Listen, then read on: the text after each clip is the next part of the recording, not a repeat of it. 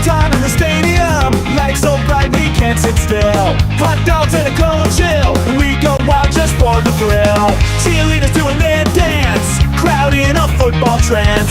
Friends and beers in every hand. Living life like we planned. Let's up and go. We won't slow down in this wild football show. Let's up and go. We'll make some noise in this big crowd we know.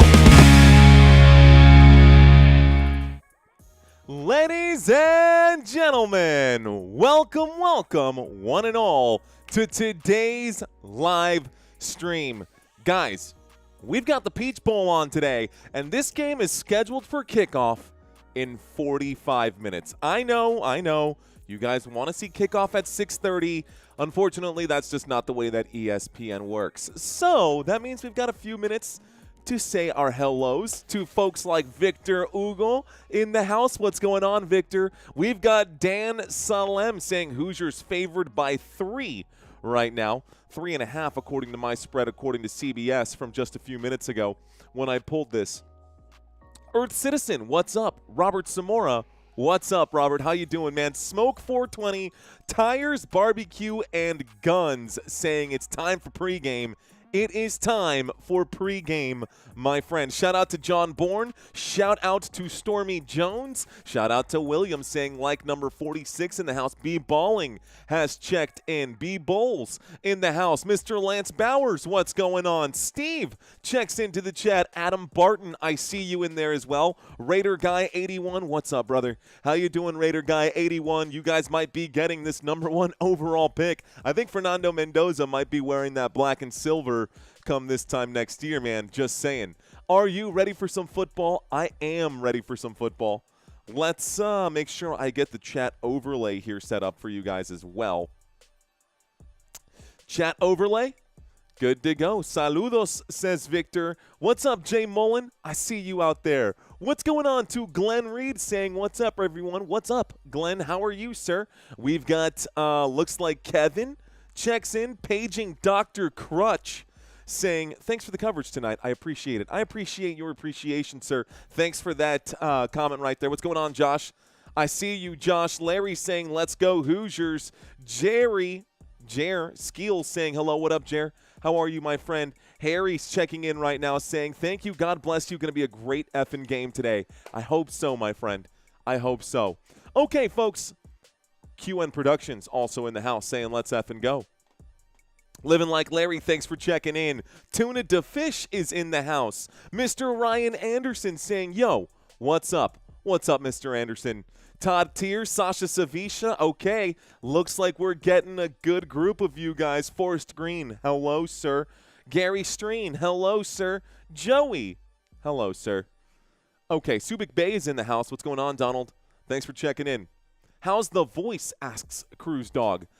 Actually, you know, the voice is holding up okay. Thank you for asking, actually, dude. It was, you know, it was going yesterday. Started to get a little shaky there towards the end, but only one game. We can do one game today as well. Tomorrow is when we start getting into the questionable territory. Sunday is when we are throwing our Hail Marys with the voice because we've got 3 games coming up on Sunday. Okay, folks, why don't we do our quick pregame? That seems fair. How many of you guys checked out this channel for the first time ever yesterday and you're back for more? Still a little early in the program. We'll hold that question for a little bit later, but I think there might be a few of you guys who are checked in for the first time after yesterday, so glad to have you guys back again for more. Okay, folks, let's start by taking a look at the, quote, away team today. That is the Oregon Ducks. The Ducks are underdogs. They have won 13 games. They're 13-1. Coming into this one, the Hoosiers are 14-0. That being said, Oregon this season, in big thanks to Dante Moore, their star quarterback, just a sophomore here out of Detroit, Michigan, but this team has averaged 36 points, which is good for 12th in college football. Overall, this team does rank number 5 in college football. Meanwhile, the Indiana Hoosiers rank number 1. Rankings are one thing. It all comes down to the actual gameplay. Anyways, points per game. Offensively, they put up 36. Defensively, they give up just 15. So defensively, the Oregon Ducks are a solid unit as well. We look at yards per game. They put up 450 offensively. Defensively, they give up less than 270. So, two categories inside the top 12, both offensive and defensive. And yards per play, same is true. 6.8 yards per play. That's good for 5th in college football. 4.2 yards per play allowed on the defensive side. That's good for 5th in college football. Towards the front side of the table, but creeping in closer towards the halfway mark. Third down efficiency just outside the top 27 here. That puts them at under 44%, but still around 44% conversion rate offensively for the Oregon Ducks. Good for 28th in college football. Meanwhile, their opponents are only averaging 36%. So offense has been tracking. The defense has been doing a fantastic job. The one place where they waver is inside of the red zone. The Oregon Ducks. And I say waver, guys, college football, I say this lightly here. I'm not even saying that they're technically wavering. 82% success rate inside the red zone is still really, really good. It's the defensive side that gives up almost 87% success rate to opposing offenses. That's where the Oregon Ducks can find themselves in some serious trouble. Oregon today. Guys, this team is really good. There are some studs on this team, and before I even break down the actual personnel, why don't we talk about some of those potential studs here, starting with Dante Moore. Now, this guy, again, is only a sophomore, but he's a 5-star quarterback, Michigan Gatorade Player of the Year, 2-time state champion in Oregon, nearly 10,000 passing yards in high school. In 2025, a 73% completion rating here, 3,200, almost 3,300 passing yards, 28 passing touchdowns, and a passer rating of 166. This guy could. Now, he hasn't made it clear or not whether he's going to put himself in the NFL draft. It seems like Dante Moore, it's still a little bit early. I believe I heard them saying something earlier about the fact that Dante Moore has only played 20 games, and the NFL really wants at least 25 games out of any players that they bring into the National Football League, at least at the collegiate level, at the college level. We haven't gotten to that point yet with Dante Moore, but this season he has been pretty good, and with a 6'3", 206-pound frame, he's a pretty solid quarterback to have, bigger than Kyler Murray for sure. I like Dante Moore. We'll see what he can do today against these Indiana Hoosiers. Now, we talked about this man a lot yesterday, which he wasn't even on the field, but this must say something. He is projected to be the #1 tight end in this year's draft, in the 2026 NFL draft. Kenyon Sadiq, projected to be a first-round draft pick in 2026, regardless of whatever happens with Dante Moore. Kenyon Sadiq, this season, 531 receiving yards, 8 receiving touchdowns, 46 receptions for the man in 2025. He runs a 4.55 on the 40 and has a 41-inch vertical. That means that if he jumps and his feet are straight down, he is getting over 3 feet of air on his vertical, well over 3 feet of air. He's technically on the Feldman Freaks list. So, yes, Kenyon Sadiq, someone that we will be keeping an eye on in today's contest as well. And our last Oregon Duck that we want to focus on today, in my opinion, is going to be Amari Washington, projected to be a second or third day pick here. 6'3", 310 pounds. Another top 5 athlete on the Feldman Freaks list. And this year, 13 solo tackles, 1.5 sacks. Interior rotation right now, and I do believe he could be a starter in the NFL. So, those are just some names that you guys might want to keep an eye on. Let's talk about this team a little more fluidly here. Someone, JP Dawson, saying my vertical is just over 1 inch. I got like a 4.1 inch vertical jump. Honestly, yeah, I mean, my gosh. Anyways, ladies and gentlemen, let's take a quick look at these players now. So, DJ Moore. Force of habit, as you can tell, we are an NFL channel. Not DJ Moore. Number 5 is Dante Moore. Dante Moore will be the quarterback today, as we mentioned, over 3,000 passing yards in this season. Next to him in the engine room, as I like to call it, a.k.a. the backfield, you will have Noah Whittington, but we will see a few carries for some other players here as well today. I do believe that we'll see some Jay Harris at some point today, and we'll see who else they employ for the running back room for Oregon today. Now, top pass catchers here. Now, we've got Dante Moore. We've also got DeCorian Moore at number 1. He is just barely a freshman here. You'll have Gary Bryant wearing number 2, lined up in the slot. He is a senior. And Malik Benson lined up as your wide receiver on the left-hand side right now. Another senior here. And both of these guys looking to show up because this team, ladies and gentlemen, has 7 or more either seniors. This is just for the offense, by the way. This team right now has 7 or more either seniors or people who will be eligible for this year's draft coming in 2026. So take a good look at your 2025 Oregon offense because it's going to look different in the next season, in the postseason. By the way, the same is true right here. You see that right there in my notes. 7 or more seniors getting ready to be drafted for the Indiana Hoosiers as well. So that's kind of just the way things go here in college football, guys. Okay, so let's run through what we just talked about. Quarterback, number 5, Dante Moore. Running back, number 6, Noah Whittington.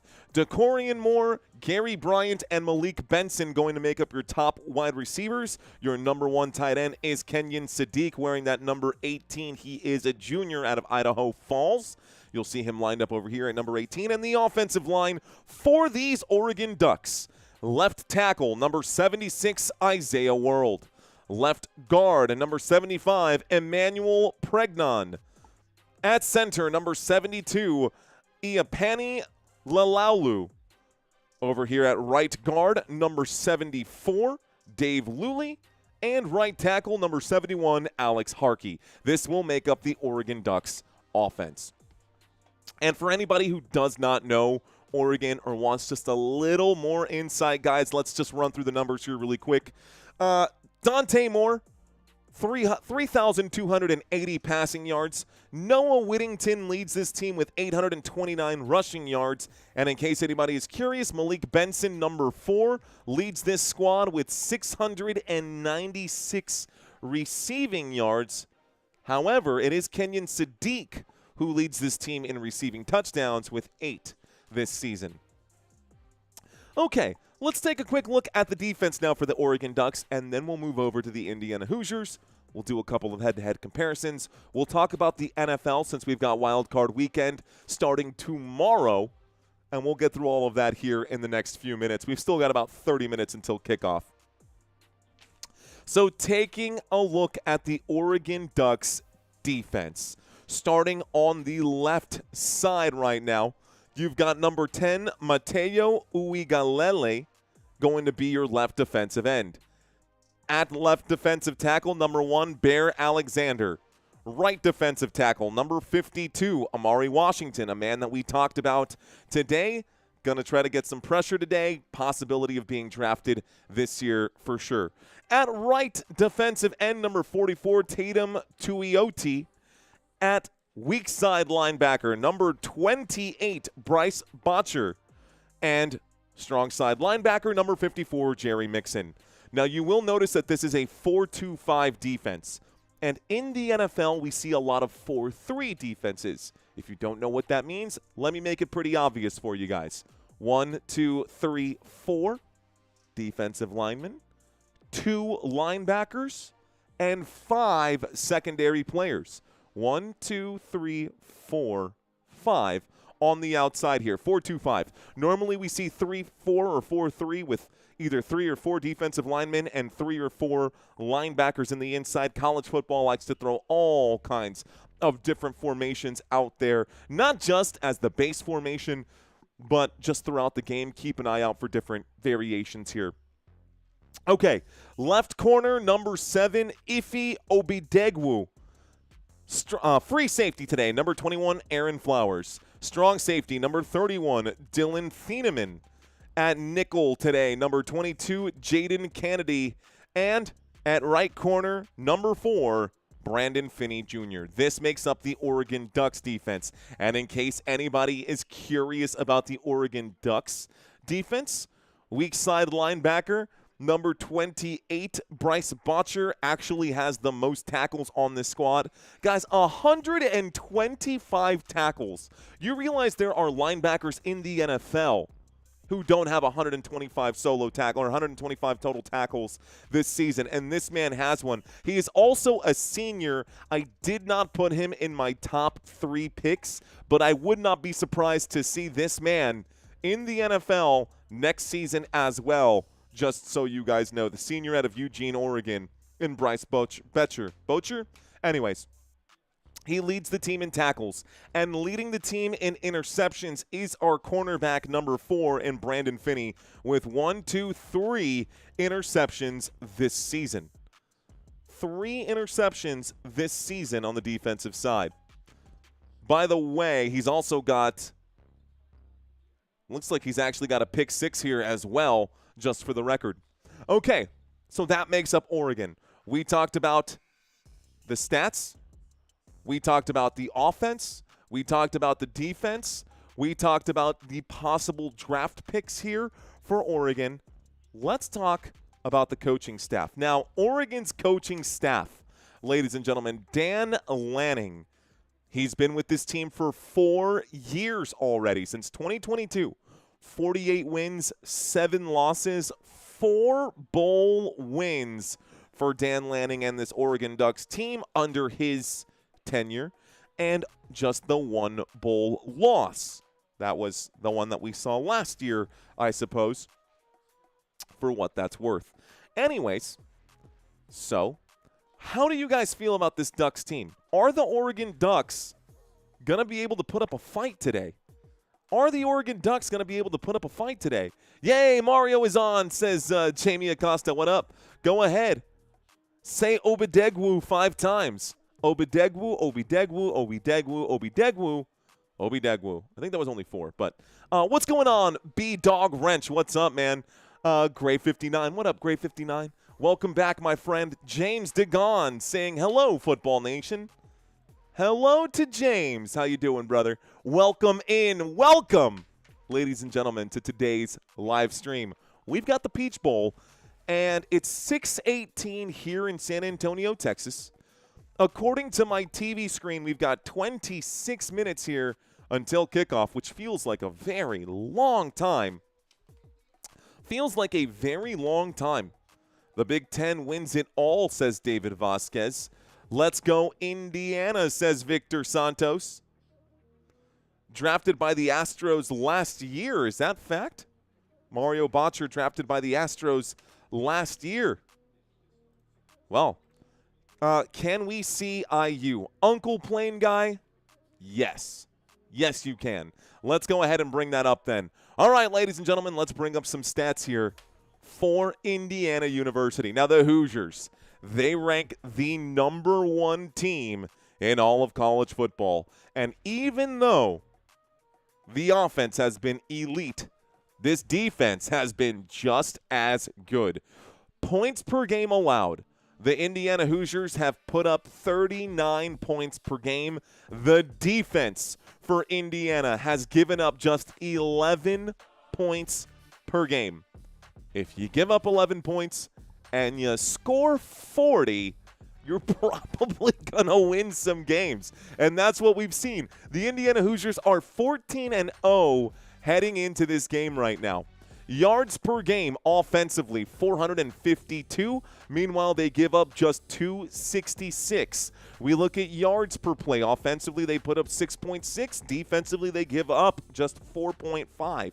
We look at third down efficiency. There is no better team in college football at converting third downs than the Indiana Hoosiers. They are literally the number 1 team in all of college football at converting third downs, and their defense gives up a success rate of less than 30%. That means once out of every 3, not even 1 out of every 3 third downs is converted here, because this Indiana Hoosiers defense is just that dang good. We look at red zone efficiency. Offensively, they have a 90% success rate inside the red zone, and they hold their opponents to less than 80% success rate. 78% success rate allowed by the defense. Indiana Hoosiers, this team is insanely good. And you know what? Let's do the same thing for this squad that we did for the Oregon Ducks. Why don't we talk about some of the draft prospects here in advance? We'll take a quick look at Fernando Mendoza. Now, right now, first of all, the man won the Heisman Trophy, won the Walter Camp Award, won the Maxwell Award, won the Davey O'Brien Award for the nation's top quarterback, and he has just been firing on all 10 cylinders. Fernando Mendoza is projected to be the number 1 overall pick for the 2026 NFL Draft.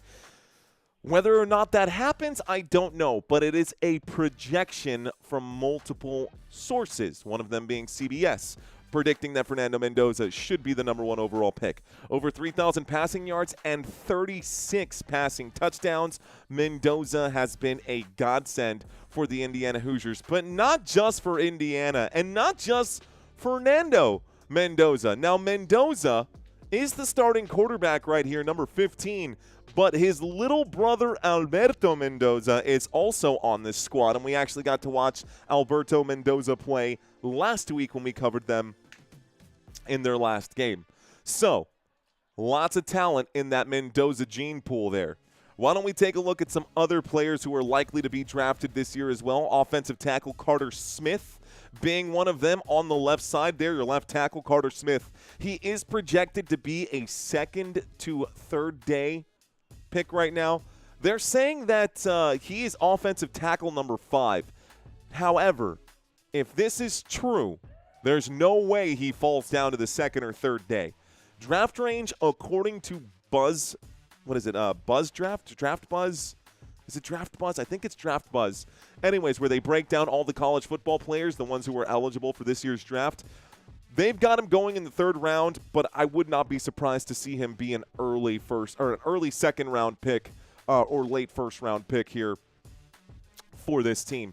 13 starts in 2024, 12 starts in 2023, but in 2025, he has allowed just 0 sacks. Take a look at this, guys.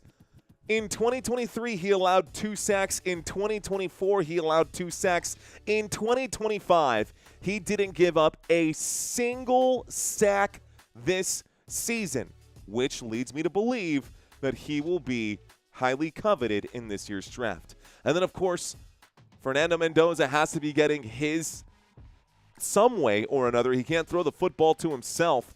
Omar Cooper Jr. is projected to be the number 15 wide receiver overall. They're saying that he could be a 2nd or 3rd round pick. I'm okay with 2nd or 3rd round pick. 12 receiving touchdowns, but he didn't break 1,000 receiving yards. I do think that Omar Cooper Jr., not just Omar Cooper Jr., guys, he's a junior this year, but E.J. Williams is a senior, a 6'4" athletic freak, not just Omar Cooper Jr. E.J. Williams and Elijah Surratt, also another senior and also a starter for the Hoosiers. I would not be surprised if all 3 of these Indiana Hoosiers wide receivers ended up making it onto an NFL roster this offseason. Let's break this down right now. Let's take a breakdown right here. Okay, Fernando Mendoza, number 15 at 6'5", 225 out of Miami, Florida. He is the best quarterback in college football right now, at least according to the reports. Next to him, you'll see your number 1 running back. That's Roman Hemby, also a senior. Kalen Black going to be your running back number 2, also a senior. And so that in and of itself is 3 players that we're probably not going to see next year for the Indiana Hoosiers offense. Fernando Mendoza, Roman Hemby, and Kalen Black. But it gets worse here for the Indiana Hoosiers moving on to next year. As I just mentioned, Elijah Surratt, E.J. Williams, and Omar Cooper Jr., all three of them eligible for this year's draft. All three of them serviceable wide receivers. And it'll be interesting to see which teams decide to roll the dice on them. And even if these teams do roll the dice on one of these three wide receivers, which one of them will actually stick around in the NFL. Riley Nowakowski going to be your tight end on the far right-hand side, wearing number 37 in the offensive line here for the Indiana Hoosiers. Starting on the left tackle, number 65, Carter Smith. At left guard, number 62, Drew Evans. At center, number 78, Pat Coogan, another senior, and someone else who will not be here after this season. Right guard, going to be number 74, Bray Lynch. And right tackle, Adedamala Ajani. My goodness. Adedamola Ajani. Adedamola Ajani. Red leather, yellow leather. Red leather, yellow leather. Anyways, Ajani is just a freshman, so I guess I got a few more years to get this name right. We'll get it right for next season. Let's take a look at the defense here. That's funny, man. That's good. Why don't we take a look here at the Indiana Hoosiers defense, shall we? Okay. Left defensive end, number 6, Mikhail Kamara, Mikhail Kamara going to be your left defensive end. Number 95 at left defensive tackle, Tyreek Tucker. Right tackle, number 97, Mario Landino. And right end, number 17, Daniel Ndukwe. Weak side linebacker, number 21, Elijah Hardy. Strong side linebacker, number 4, Aiden Fisher. Another senior on this squad, someone who's looking for an NFL roster right now. Keep an eye out on strong side linebacker Aiden Fisher in this game. Let's see how he performs. 6'1", 233. Honestly, that's about the right size for a linebacker. In the NFL, though, you'd probably want someone closer to 6'3", maybe 6'4" at linebacker. That's about the right weight there. We'll see. Anyways, he's from Fredericksburg, Virginia. Let's take a look at this 4-2-5 defense here. Starting with the left corner, number 22. Left corner, number 22, Jamari Sharp. At number 7, Lewis Moore. That's going to be your free safety. Your strong safety, number 1, Amari Farrell. Your nickel for today's contest, number 12, Devin Boykin. And your right corner, number 5, D'Angelo Pons. This will make up your Indiana Hoosiers defense. Now, coaching staff also extremely important here. And right now, 2 years in with 25 wins and 2 losses, 1 bowl win, 1 bowl loss. We've got a heck of a head coach right now. And I don't know, man. Obviously, when we compare head coaches here, Signetti versus when we compare head coaches here with Signetti versus Lanning, you can see there's a bit of a discrepancy as far as how long they've been with these teams. 2 years versus 4 years. Double the wins on one side, or almost double the wins. Also double the losses there, more than double the losses. But it should be a battle for the ages here. It should be very evenly matched. I'm looking forward to this. And when I say that it should be very evenly matched,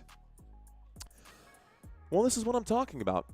Head-to-head comparisons, guys, because what's the point of bringing up all this data if we don't put it side by side? You know what I'm saying? You know what I mean, Jelly Bean? Let's take a look at this.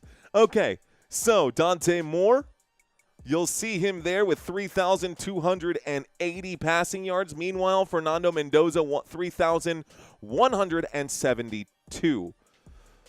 That's about 100 more passing yards. Meanwhile, Mendoza has about 100 more rushing yards. So really, when we look at total yards, it's kind of a wash between Moore and Mendoza. The real separation comes in the total touchdowns.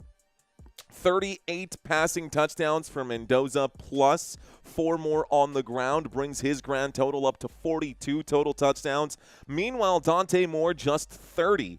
Not only that, but Moore has thrown more interceptions. He does have a slightly higher completion percentage, which is an advantage for him. And that's about where it ends. I mean, he has taken less sacks as well, but Mendoza has been very good this season. Total touchdowns through the roof, passer rating through the roof. The issue that I have with Mendoza is that he has been sacked 21 times this season, which does not bode well against this Oregon Ducks defense. The Oregon Ducks are here to play. The Oregon Ducks want to stay, and Fernando Mendoza is going to have to get the job done.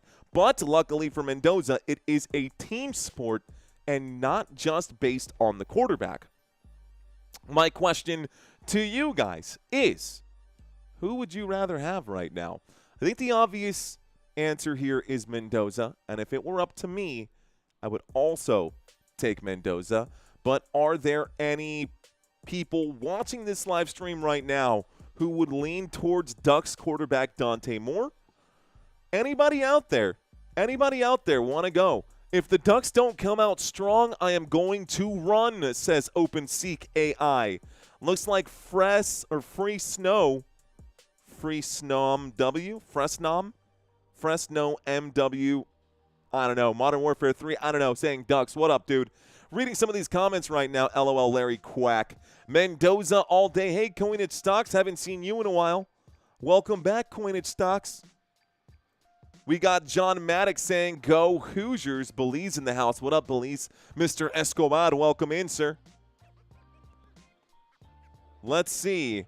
You found a great place to order sausage online. I'll send you a link. As long as it's not penisland.com, we're good with that. All right, guys, we need more Ducks, says Jeremy. Quack attack, says Marva Merriman.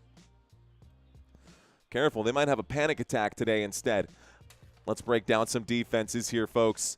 Let's break down some of these defenses. Ducks versus Hoosiers. You know, it really is close.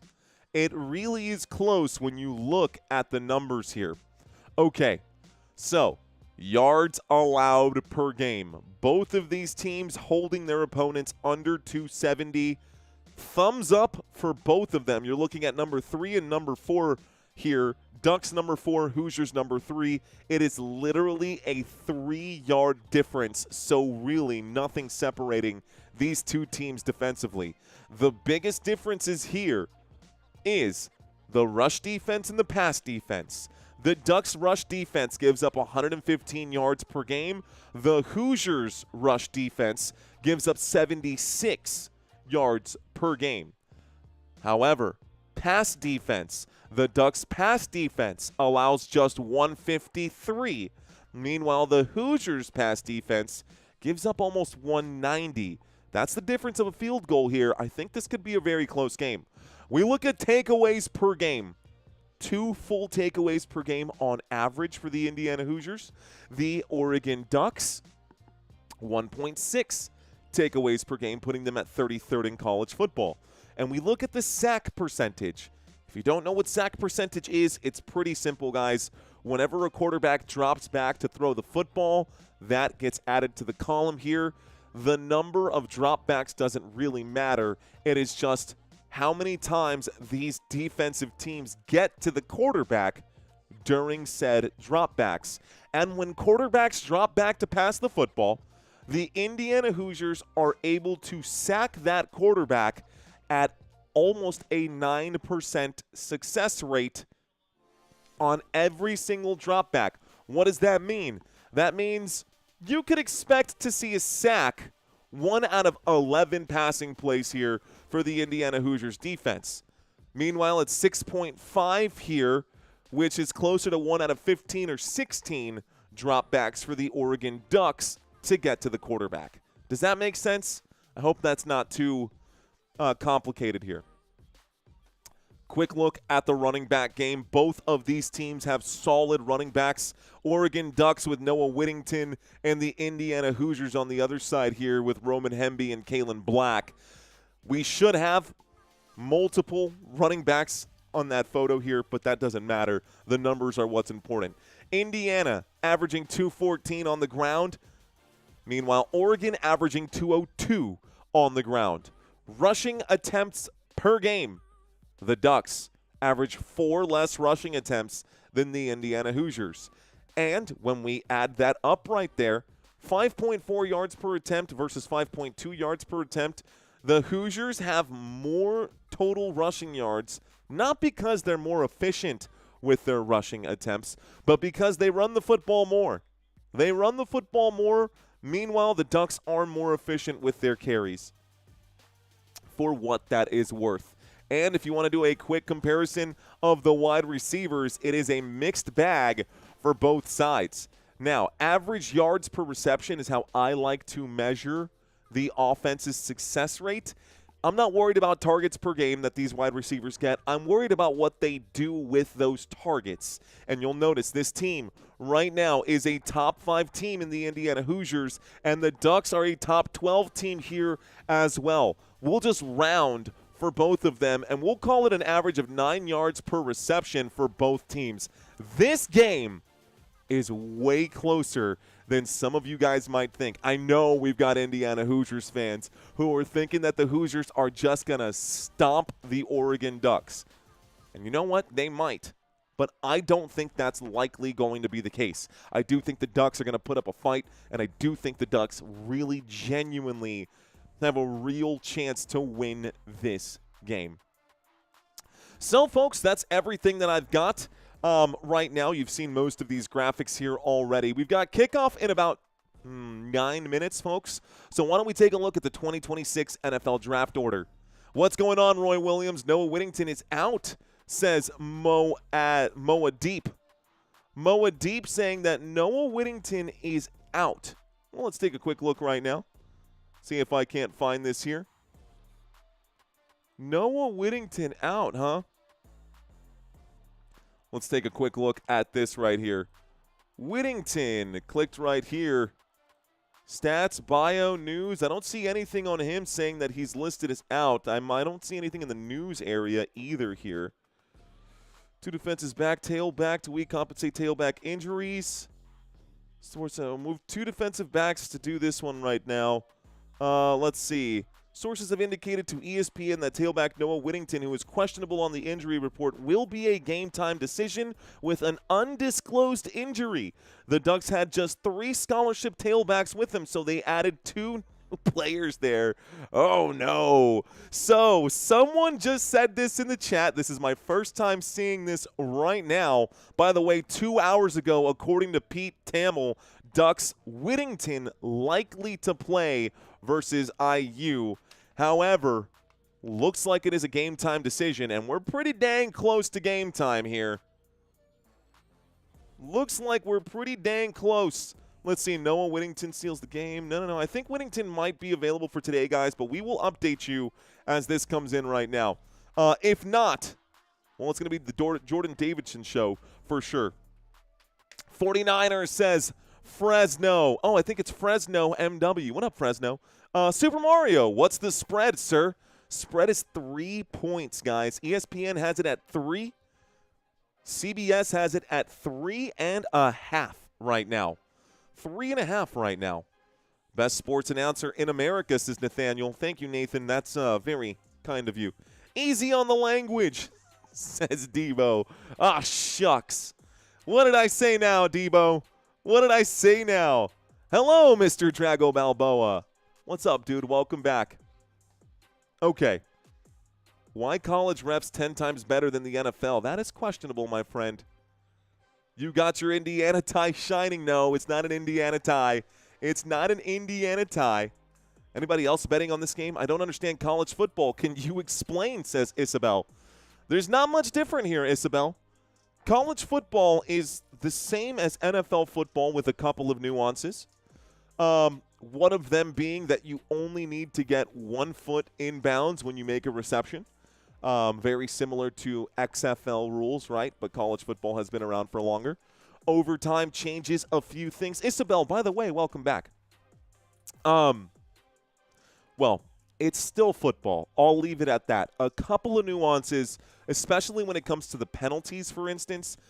For example, pass interference in the NFL is a spot foul.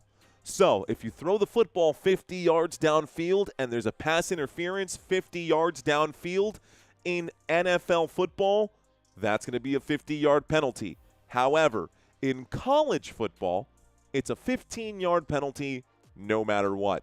So if there's pass interference that happens 50 yards downfield, it won't be a 50-yard penalty. It's just a 15-yard penalty. Just a couple of nuances here. They're very, very, very similar. Couple of differences there as well. Miami will win this game, says Power Stroke Syndicate. That's funny. A little behind right now. Yeah, Miami's got this one, says Creed. Davison is out right now. So you're saying both Noah Whittington and Jordan Davison are out. Jasper's saying that he is out. Let's take a look at that report. Didn't pop up on my reports, neither on ESPN or on Our Lads. But we can take a quick look at the personnel here. We'll take a look at Davison. News for Davison. Yes, he is out for this game. So, no Jordan Davison for this one. That's okay. Let the freshman rest. That means we've got some interesting football coming up for the Oregon Ducks. The Oregon Ducks are going to have to figure out their running back situation because they have questionable players and missing players already. Thanks, chat. I appreciate you guys for letting us know who's actually going to be available right now. These final ones here. Whittington is playing but not starting, says Florida Man. Okay, Florida Man, thank you. Earth Citizen saying congrats on 88,000 subscribers. Thank you, Earth Citizen. Ooh, Owl on the Prowl. By the way, we were just talking about you, Owl on the Prowl. Hang on. I actually got something for you, Owl. Don't go anywhere, Owl. Hang on. I got something for you, big dog.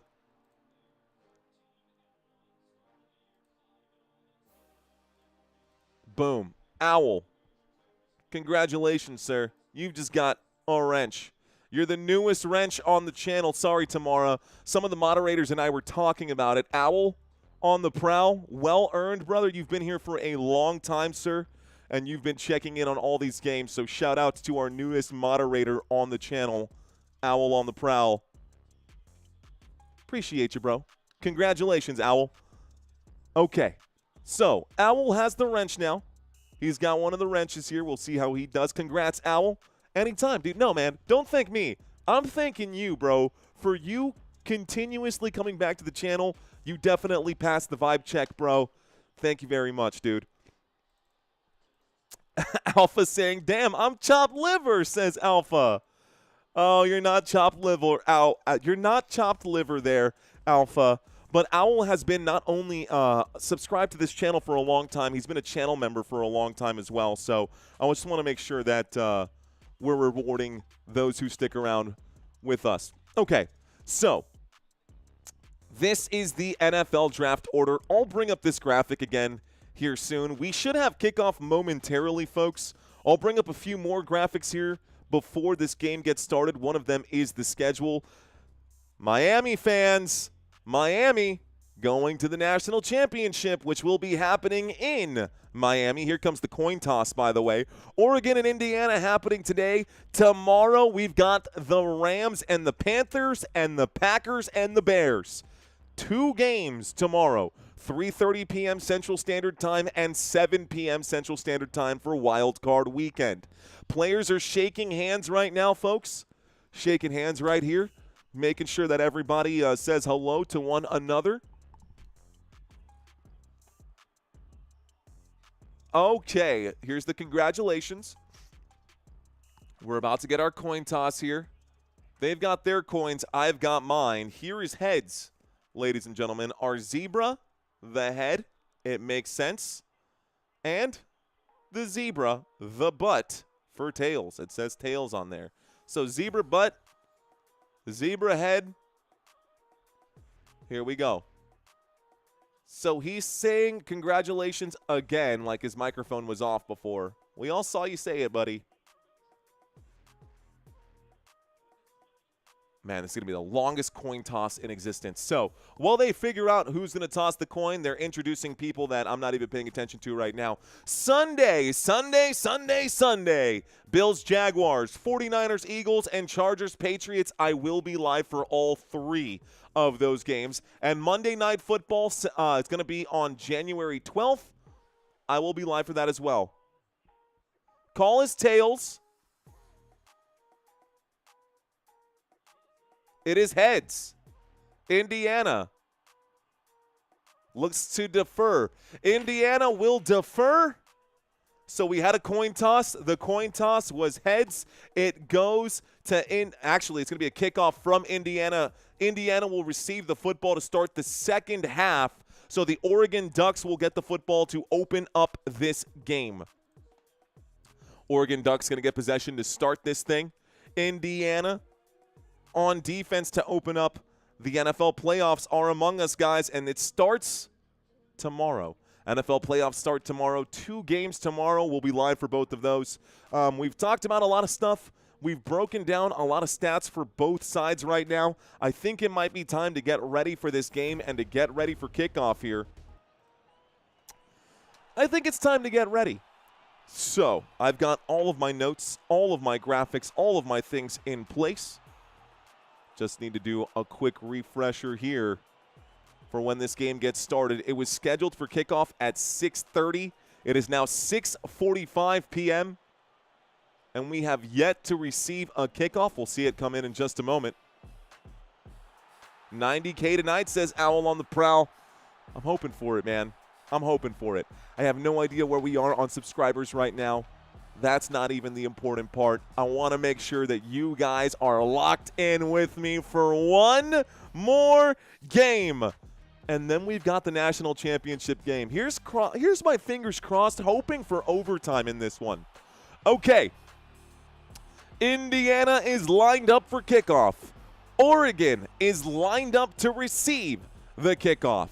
Here is the Chick-fil-A Peach Bowl coming at you right now. Opening kickoff goes to the 5-yard line. It's returned to the 10, the 15, and down at the 16-yard line. Big hit delivered by special teams Byron Baldwin, who makes the tackle here. This starts the drive shy of the 20. 14:57 coming up. We're at about the 17-yard line. It's 1st and 10. It's 1st and 10 coming up now for these two squads. So 1st and 10, the Oregon Ducks have possession here. We'll shrink this down just a hair. That's better. Okay. We start this one. They're marking it at the 20, folks. They are marking this at the 20, but we had one play, and Amari Farrell, the defensive back, a junior, is actually down and literally just had kickoff, and we are already in the middle of an injury break here. They pick up the man. He walks off. Farrell walks off to the sideline. Not a good game to get hurt in, big dog. They're clearing the injury. Guys, wow. Game just started. We've already got an injury. Someone asking me who I've got in this game. Well, that's not important. It's not for me to make decisions or to take picks. Based off of my data and my analysis, the better team on paper is the Indiana. They are the Indiana Hoosiers. However, this game is not played on paper, so may the best team win.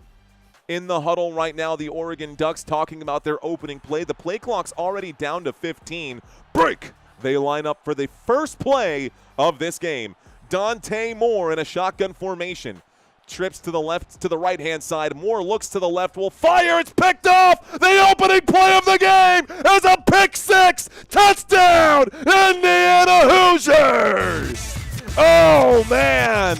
I am not kidding. It is not a drill. The Indiana Hoosiers score the opening play of the game.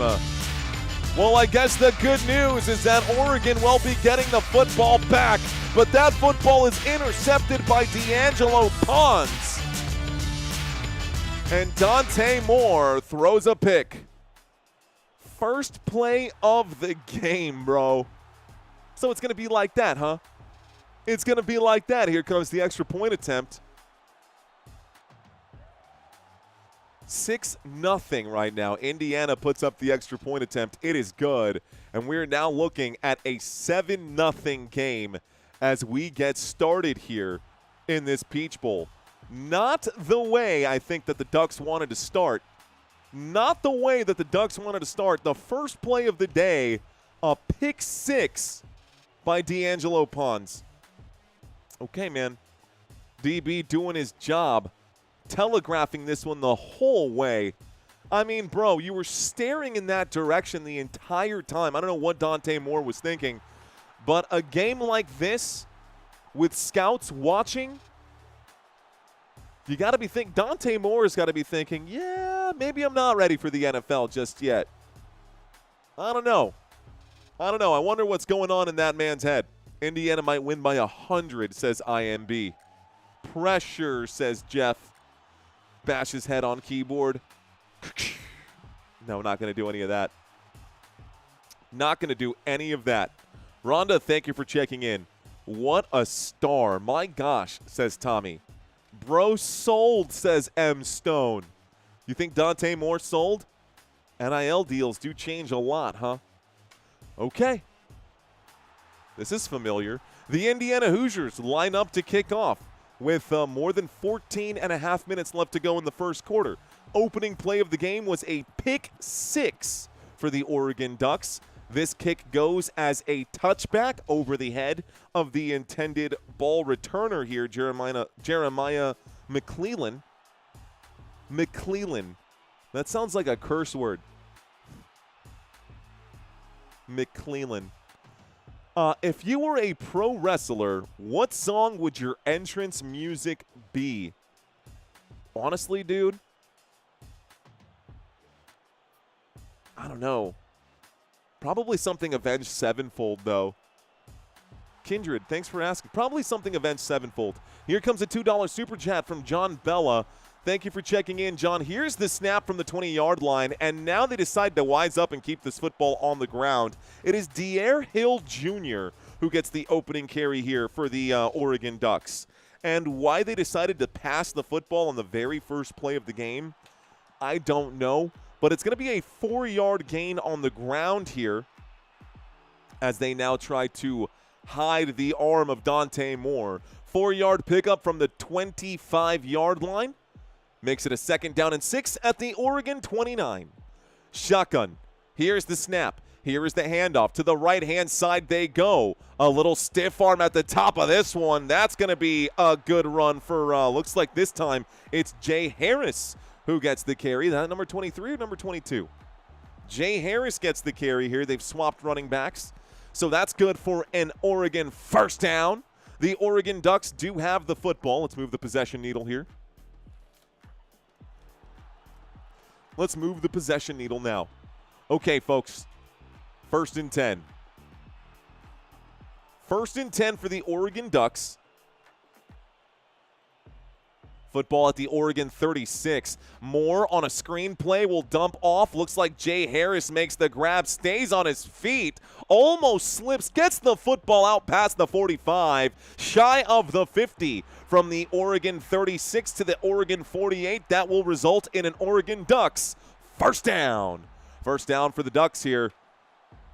They move the football well. It's a 1st and 10 at the Oregon 48. My drive chart for CBS is like way behind the ESPN stream right now, which is fine by me. Take a look at this, guys. Indiana offense has not hit the field yet, but Indiana is up by 7. We've got a pistol formation. Moore takes it. Moore hands this off to the left-hand side. Looks like a 3-yard gain here for Jay Harris. Brings up a 2nd down and 7 now. Moves the football from the 48 to the IU 49. Oregon officially in Indiana territory.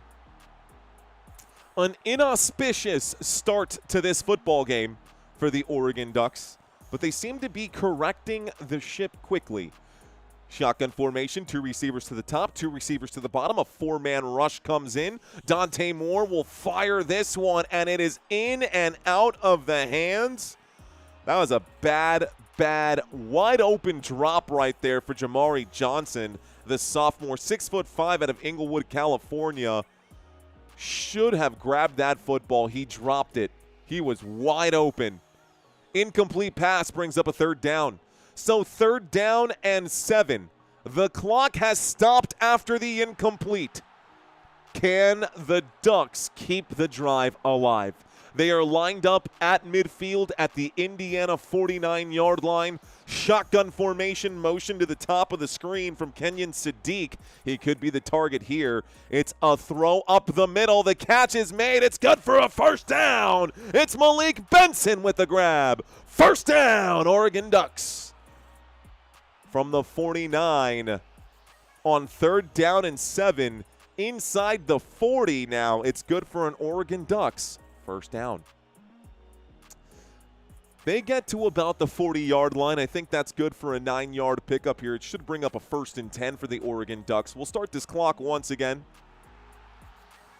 Good play made right there by Benson, and way to throw this one quickly by Dante Moore, just up the middle and let the man in full stride get those yards after catch. Single back formation. A handoff to the single back who breaks a tackle, dives forward, picks up 3 yards, moves this one from the 40-yard line to about the 37. It's De'Air Hill. It brings up a 2nd down and 7 after a 3-yard gain. 2nd down. 11:10 here left to go. I'll speed up the clock just a little bit so that it is in sync with what we're watching on the TV screen here. The football is at the IU 37-yard line. The Oregon Ducks line up over the football right now for this 2nd down. Oregon with possession. It's 2nd down. It's a shotgun formation. Moore takes the snap from the 37. He hands this off. They keep it and go up the middle here. Looks like the ball carrier is going to be Jay Harris, and we have seen these two running backs kind of split carries here. We've seen Harris and De'Air Hill get carries today. It brings up a 3rd down and 3. I got a 3rd down and 3 at the Indiana 33-yard line after that short gain there by Harris. That was his 4th carry of the day. He's good for 17 yards now. 10-15 on the board. Indiana pointing around. It's Aiden Fisher trying to direct traffic on the defensive side for the Hoosiers. Here comes the snap. Moore against a 4-man rush. Has time. Will wind up and throw. It will be caught by the running back. That's good. First down. Ducks. The Ducks pick up another first down. Jay Harris makes the grab. Moves the football from the Indiana 33. Looks like to the Indiana 28. It's just a 5-yard gain, but on 3rd down and 3, it is enough to move the sticks. So 1st and 10 coming up for the Oregon Ducks. The Big O, giggity, giggity, giggity goo, with the football. Shotgun formation. Looks like Harris has been pulled for this ensuing play, which means our running back in is De'Air Hill. Here's the snap. They're going to keep this one, and it looks like Dante Moore, a designed quarterback run, will take it up the middle for a gain of 6. Brings up a 2nd down and 4 and moves the football from the Indiana 28 to the Indiana 22 after that carry, and we are 2 yards shy of the red zone. 9 minutes here left to go. 9 minutes left to go in the first quarter of this Peach Bowl. The opening drive, the very first play of the game, the Oregon Ducks throw a pick 6. Here they are on the 2nd drive right now. It's been a very good drive. 10 plays, 53 yards so far. Here is a play action, a look to the right, and Kenyon Sadiq gets his first target of the day. Sadiq will also pick up a first down. At 2nd down and 4, he picks up 6 yards. First down, Oregon Ducks. This moves us inside the red zone now, ladies and gentlemen, so it's time to get intense. We are now inside the red zone. Tackle on this side made by Isaiah Jones as he pushes him out of bounds. 17-yard line. Oregon with the football. In the huddle right now. Play clock down to 12. Break! They line up. It's now 1st and 10 after the Kenyon Sadiq first down pickup. Play clock down to 3. We're going to need a timeout here. Timeout is going to be called, and it looks like it's called by the Indiana Hoosiers with 8:04 left to go. That's our first timeout of the game, guys. It's called by, should be Hoosiers timeout, I believe. Let's take a quick look right now. Is this Hoosiers timeout? Is this Indy timeout? It says timeout. Timeout? Timeout, Indiana. Okay, Indiana took the timeout. Good to go. All of that being said, no need to be this intense during a commercial break. Okay, folks, welcome into this live stream. My name is Mario. You're watching Football Nation. Thanks for hanging out with us today. Our goal for today might be a little bit ambitious, but maybe we can stay on track today. Can we get to 90,000 subscribers by the end of today? I genuinely think it's possible, but I cannot do it alone. If we get there, great. If we don't, it's okay, man. I will be just fine without it. But if you're new, stick around, man. Shout out to CC2 saying, "Boss man, what up, dude? How you doing, man? Thanks for checking in." We got Asphalt King saying, "Go Indiana." Heather saying, "The Mighty Ducks." Like quack, quack, quack, quack, quack. Sorry, I used to love the Mighty Ducks growing up. Rev saying, "I could subscribe again. If I could subscribe again, I would." I appreciate that, Rev. Quick pick and score for Indiana. Absolutely. Tamara saying absolutely. I got you. My name is Jeff. What's up, Jeff? Thanks for checking in, homie. The Shred Artist saying, "Please do not forget to smash that like button." Indiana can't win this, says Michael Wentz. You think so? You really don't think that the Indiana Hoosiers can win this game? You must not watch a lot of football if that's the case there, Michael. It is possible. They definitely can. Are you smoking quack? But love the Pikachu photo. That's hilarious. That's really funny. I do like that. Folks, if you're checking out this live stream right now, you're watching Football Nation. My name is Mario. I will be your host for tonight. Chances are you'll probably end up going to check out another channel or two throughout this live stream. I hope that if you do end up doing so, you decide to come back to this channel because we try to have as much fun as possible. We are in the middle of a commercial break. The first timeout has been called in this game by the Indiana Hoosiers, who were on defense here. Now, Indiana has a 7-point lead over the Oregon Ducks. I'm assuming that this commercial break is almost over. When we get back, we'll have some action momentarily. Roderick, celebrate your 3rd Super Chat ever on a live stream. Roderick Allen, thank you for choosing Football Nation to share with today. Looks like this commercial break is over, folks, so let's get locked back in. We are no longer in the commercial break, and we are inside the red zone. On my screen, ladies and gentlemen, I've got a 1st and 10 from the 17-yard line. Oregon takes the snap. They hand off to the right side, and getting dropped behind the line of scrimmage is Jay Harris. It'll be a loss of 2, and that'll be a tackle from Mr. Hosea Wheeler on the defensive side for Indiana. So 2nd down and 12 now coming up. We'll punch this clock back in. 7:40 left to go. The clock is ticking. This backs them up to the Indiana 19-yard line. It is a 2-yard loss. 2nd down and 12. Shotgun formation. Inside the red zone, the Ducks take it. And against a 3-man rush right now, Dante Moore has all day to dissect overthrows. Intended receiver, De'Air Hill. And not exactly a huge receiver here as well. De'Air Hill is the, 3rd-string running back at measuring just 5'11"? Not saying that 5'11" is short, but I don't think I would have made that catch, and I'm 6'1", so there's that. Little airmail here. Anyways, 3rd down and 12. 3rd down and 12. The Ducks inside of the Hoosiers' red zone. Play clock down to 7. They got to line up and get a snap in here quickly. Play clock down to 3. The blitz comes in. Moore will fire. This one is going to be caught. It's a touchdown for the Ducks. It is Johnson, Jamari Johnson, who makes the grab. Touchdown, Oregon. Okay. And the Ducks get on the board. Touchdown for Jamari Johnson, the tight end, a much bigger receiver at 6'5", wide open there, able to elevate. Fantastic play. Jamari Johnson makes the catch and scores a 19-yard pass from Dante Moore. Here comes the extra point attempt to tie this thing up. The kick is up and the extra point attempt is good. We have a tied game, ladies and gentlemen, with 7-11 on the board. Make a wish, hit and run. Not quite sure how that goes, but do you really want to love me forever? Oh, oh, oh, or am I just a hit and run? Okay.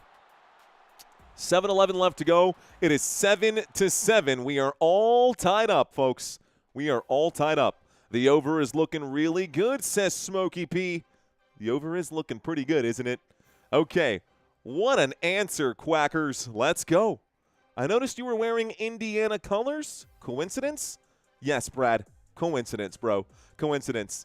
I've got, dude, if I showed you the rack of ties that I got over here, there's just too many to choose from. You know what, dude? Just to bring this up, Brad, I was thinking to myself exactly what you were saying, because someone's going to say, oh, he's wearing red.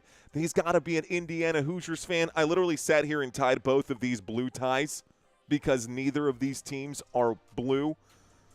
But the red just pops, man. The red just pops on camera, so I wore the red today. And I obviously can't wear green because I got a green screen behind me, and if I were to wear a green a green tie, it would just go right through me. So you can see green screen right behind me. Anyways, let's go ahead and turn that off. Folks, you're watching Football Nation. I am your host. We've got 7 minutes left to go in this one here. Let's see. Indiana time. Red pops. Panther. The red does pop, man. That's kind of what I was definitely going for. The Colts are blue, says Beverly. So are my Dallas Cowboys. My Cowboys are also blue. Joel saying, you're looking real good. Thank you, Joel. Appreciate that, brother. Cheers to you. First time here. Thank you very much. The J. Stroud. Give this man a job on TV, says the J. Stroud. Thank you, J. Stroud. The Ducks are some bad mama jammas, saying Chris. Mama jamma? Anybody who uses the word mama jamma is good in my book. What's up, Chris? Thanks for checking in, bro. Okay. So, commercial break, folks. We just had a touchdown here. Now, I understand we are covering college football. Let's do a quick comparison of these two quarterbacks. We have seen Dante Moore today. We have not yet seen Fernando Mendoza. Let's see how Mendoza does on his opening drive. Hoosiers going to get the football to start the second half. Thank you very much, Sam, man. I appreciate you here. He says, Football Nation, awesome to watch. Sam, thank you. Thank you, Sam. That's good confidence for them after that pick six. Kind of is, man. Kind of is. Okay. It's 0-0 now, says Jay. For all intents and purposes, it sure is. All intents. Intent. No apostrophe. Just plural. Doesn't matter. I'm not an English major. I'm a football major, bro. Let's do this thing. Time to kick off. Oregon sends this over to Indiana. It's going to go up, up, and away at Mercedes-Benz Stadium. This takes a touch in the end zone. We get a touchback, and Indiana will start this drive on the 25-yard line. Is there an extended halftime tonight? CJ Banning, yes, there is an extended halftime tonight because it's the Peach Bowl. And because it's the only game on today on ESPN, yeah, they're probably definitely going to have an extended halftime. Ladies and gentlemen, here comes the opening drive now for the Indiana Hoosiers. Out of the pistol formation from the 25-yard line, Roman Hemby gets the opening play. It's a 1-yard run to the left-hand side.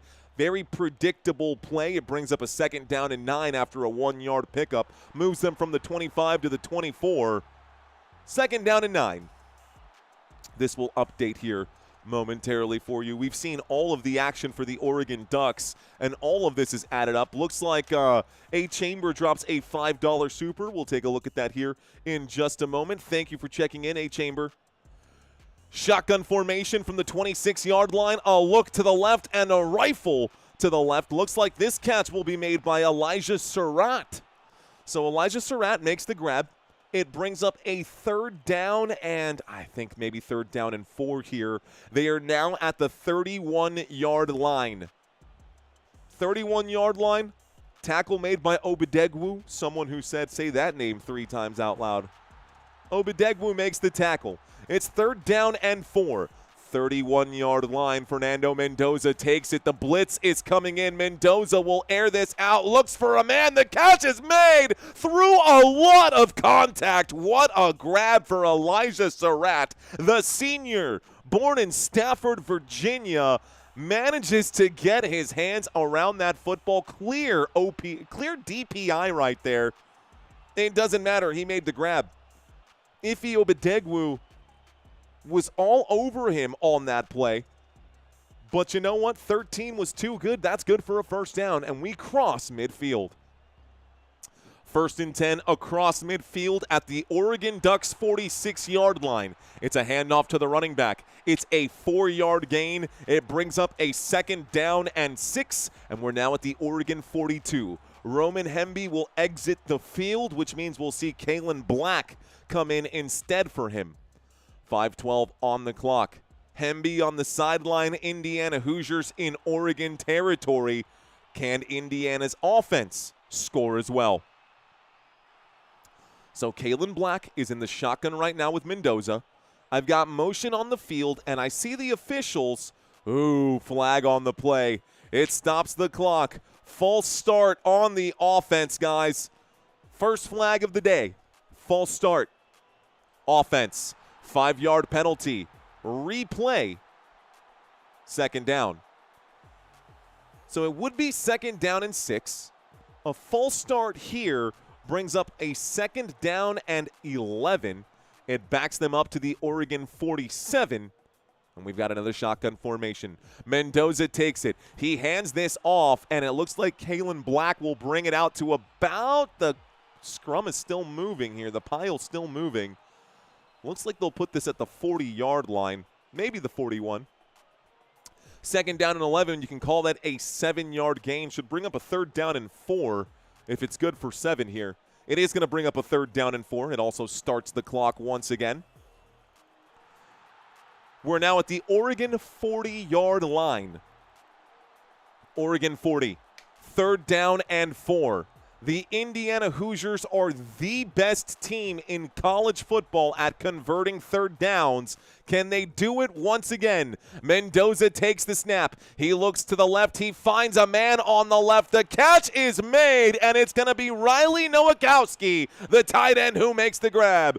1st down, Indiana Hoosiers. 1st down for Indiana. Great job by number 37, Riley Nowakowski. On a simple out route, a smart route. Make sure that he is just past the sticks. Didn't have to be a very deep one, just enough to move the chains. Fresh new set of downs, 1st and 10 from the 35-yard line. They will turn around and hand this off. That looked like it was Roman Hemby. Let's see the jersey number as he gets up. No, it's Kalen Black. Kalen Black brings this one from the 35 to the 29. That's a 6-yard gain on 1st and 10. It brings up a 2nd down and 4. Football to the Oregon 29-yard line. The Indiana Hoosiers with possession. It's 2nd down and 4. This current drive has gone 7 plays, 46 yards, and has taken over 4 minutes and 20 seconds. Mendoza takes it. Mendoza hands this off. Up the middle he goes inside the red zone. And on 2nd down and 4, we see Roman Hemby pick up about 10. That's good for an Indiana Hoosiers. 1st down. 1st down for the Hoosiers, and they are cooking up dope with the Uzi. I don't even remember what year that song was. Anyways. That's good for a 1st down for Indiana. 1st and 10 inside the red zone at the Oregon 17-yard line. 17-yard line. Mendoza takes the snap. He hands this off to Hemby. Hemby gets a block. He's at the 10. He's at the 5. Oh, I think he steps out of bounds at about the 3-yard line. Picks up another Indiana Hoosiers first down. And this will bring up a 1st and goal now. 1st and goal coming up here for these Indiana Hoosiers. Great job up there by Pat Coogan, the center. Great job by Pat Coogan, the center. What was he doing way upfield? Blocking right there. Wow, man. Talk about a player who sticks with the program here. Also a senior in Pat Coogan. You got to imagine he's looking for an NFL roster. We're actually just shy of the 5-yard line. It's a 1st and goal from the 6. This play goes backwards as the tackle is made by Ashton Porter, the sophomore here for the Ducks. This brings up a 2nd down and goal. Backs them up about a yard. 2nd down and goal from the 7-yard line. Good job by the Oregon defense. Ducks managed to make a stop there inside their own red zone. About a minute left to go in the first quarter, folks. The game is all tied up at 7-7. The Oregon Ducks have committed 1 turnover. It's been a pretty clean game for Indiana thus so far. Motion on the field from Riley Nowakowski to the bottom of the screen. Here is the snap and a shot to the end zone. It's going to be caught. Omar Cooper Jr., the number one receiver for this squad, will make the grab. Touchdown. Indiana Hoosiers. The Hoosiers put 6 points more on the board, and the score is now 13-7. Omar Cooper Jr., what a grab at the near pylon. 40 seconds left to go. Thank you, gorgeous. I appreciate you. Am I waking up the world right now with my screaming? Yeah. Extra point attempt is up and good. My wife comes up here. Okay, folks, the score is now 14-7. 40 seconds left to go here in the first quarter. What an opening drive for both. Well, opening drive for the Indiana Hoosiers ends in a touchdown. The opening drive for the Oregon Ducks also ended in a touchdown. A touchdown for Indiana. Their second drive was their first touchdown. Anyways, let's get back to baseline here, shall we? Let's get back to baseline. Crazy game so far. Game just now getting started. Let's see. Typical methodical Hoosiers drive right now, says Dan Salem. It's going to be a great game tonight, says Robin Bailey. I'm with you, Robin. I think it's going to be a really good game for sure. I agree with that. Raiders will stuck with him. You know, I do think that the Raiders should be looking at Fernando Mendoza. We talked about this at the start of the game, guys. Time to introduce Sammy? Not just yet. Touchdown every possession, says Jeremy. It is possible. Okay, so I talked some numbers, guys, at the start of this one. One of the players that I did want to bring up was the man who just scored this touchdown.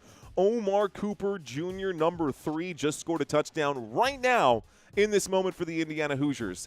He is projected to be a day 2 wide receiver, but all eyes are on the college football playoffs right now. And a couple of more of those for Omar, and we might see him end up going in that first round instead. Wide receivers, far and few between for good ones here.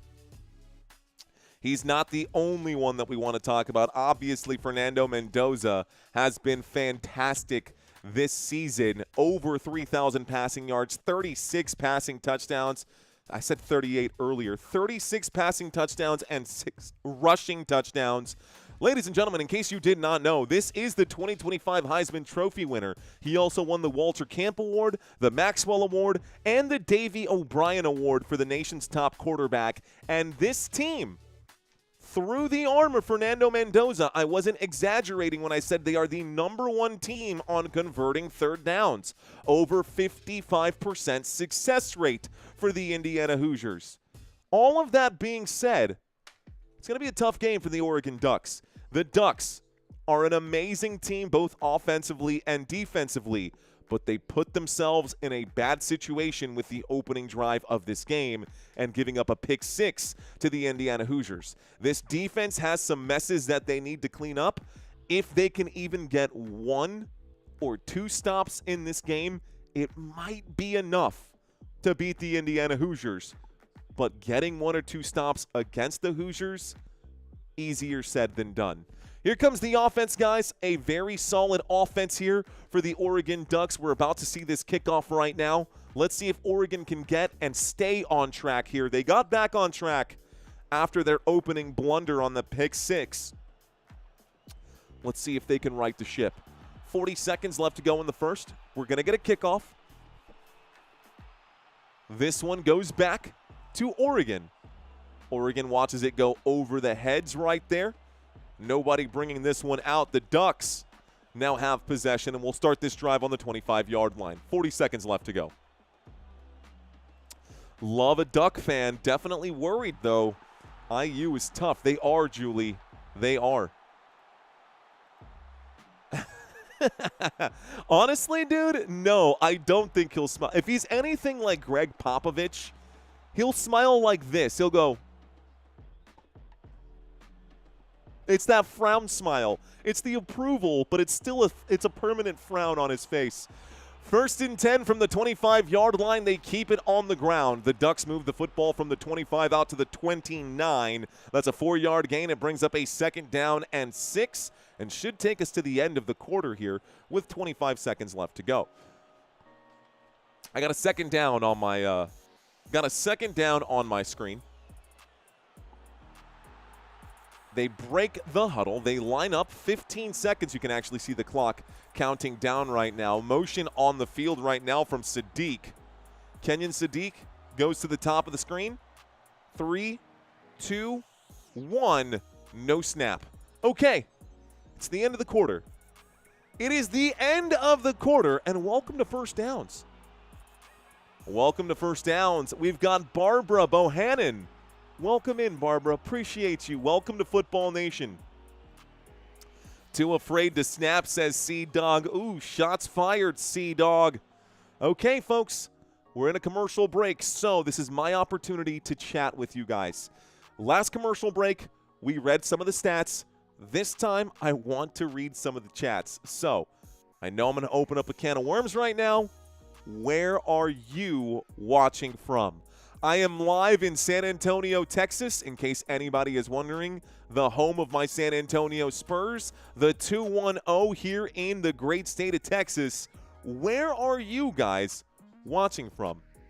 We got Kansas in the house. Oregon is in the house. Arizona has checked in right now. Face Famous says Kansas. What up, Face Famous? Central Indiana. Hello, Central Indiana. We've got Linda in Michigan. Humbucker saying, go Hoosiers. Israel saying Indiana. What up, dude, out in Indiana?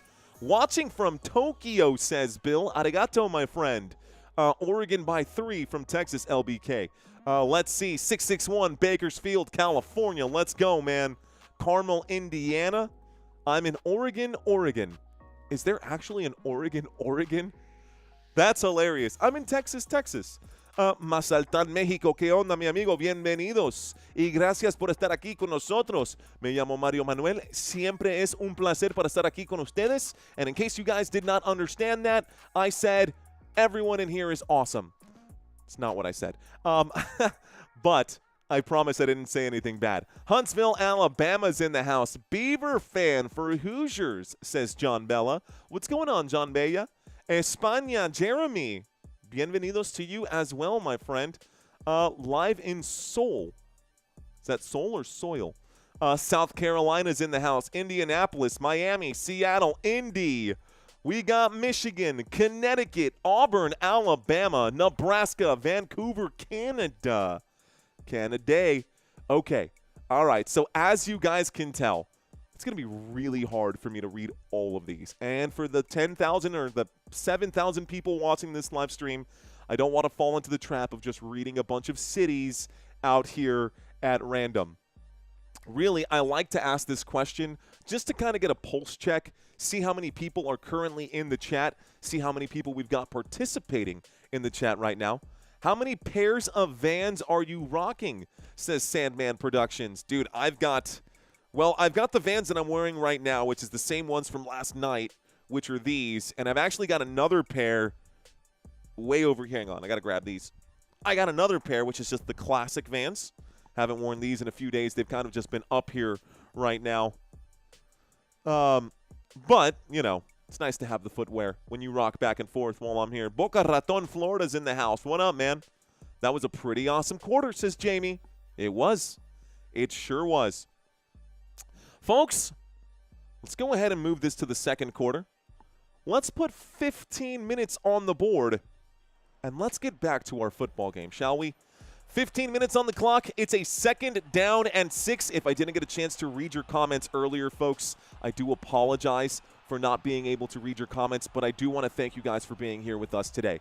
Shotgun formation, 29-yard line. On 2nd down and 6, they keep it on the ground. They will turn around and hand this off. Looks like the ball carrier is Jay Harris, number 22, who gets the carry here. It should be about a 3-yard pickup, brings up a 3rd down and 3, and we start the second quarter. It's a 3rd down. Officials will credit him for 4 yards. It's a 3rd down and 2 at the Oregon 33-yard line. 3rd down. Oregon with the football. 3rd down and 2.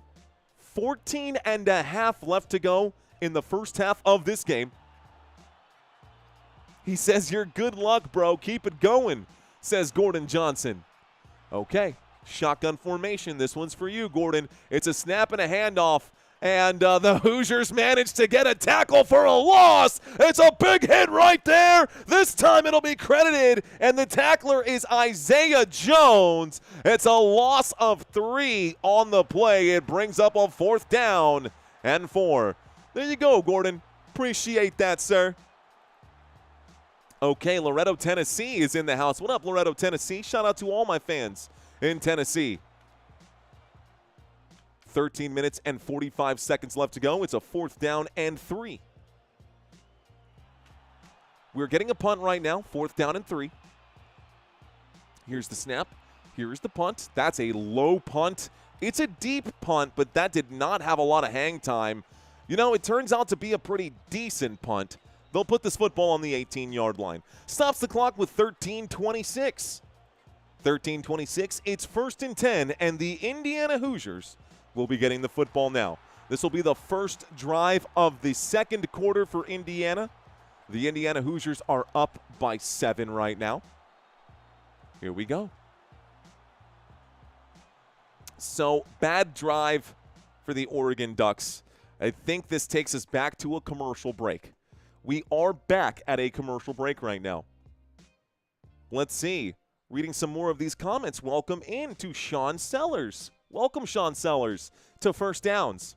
Ladies and gentlemen, if you guys are enjoying this live stream, then let's talk about the schedule coming up right now on this channel. So, I do this a lot. If this is your first time watching this live stream, welcome in. If it's not your first time watching this live stream, welcome back. I'm glad to have y'all in here. Even if you're in the background and you're just a hater giving some extra watch time, I'm here to keep you entertained, and I appreciate you guys coming back.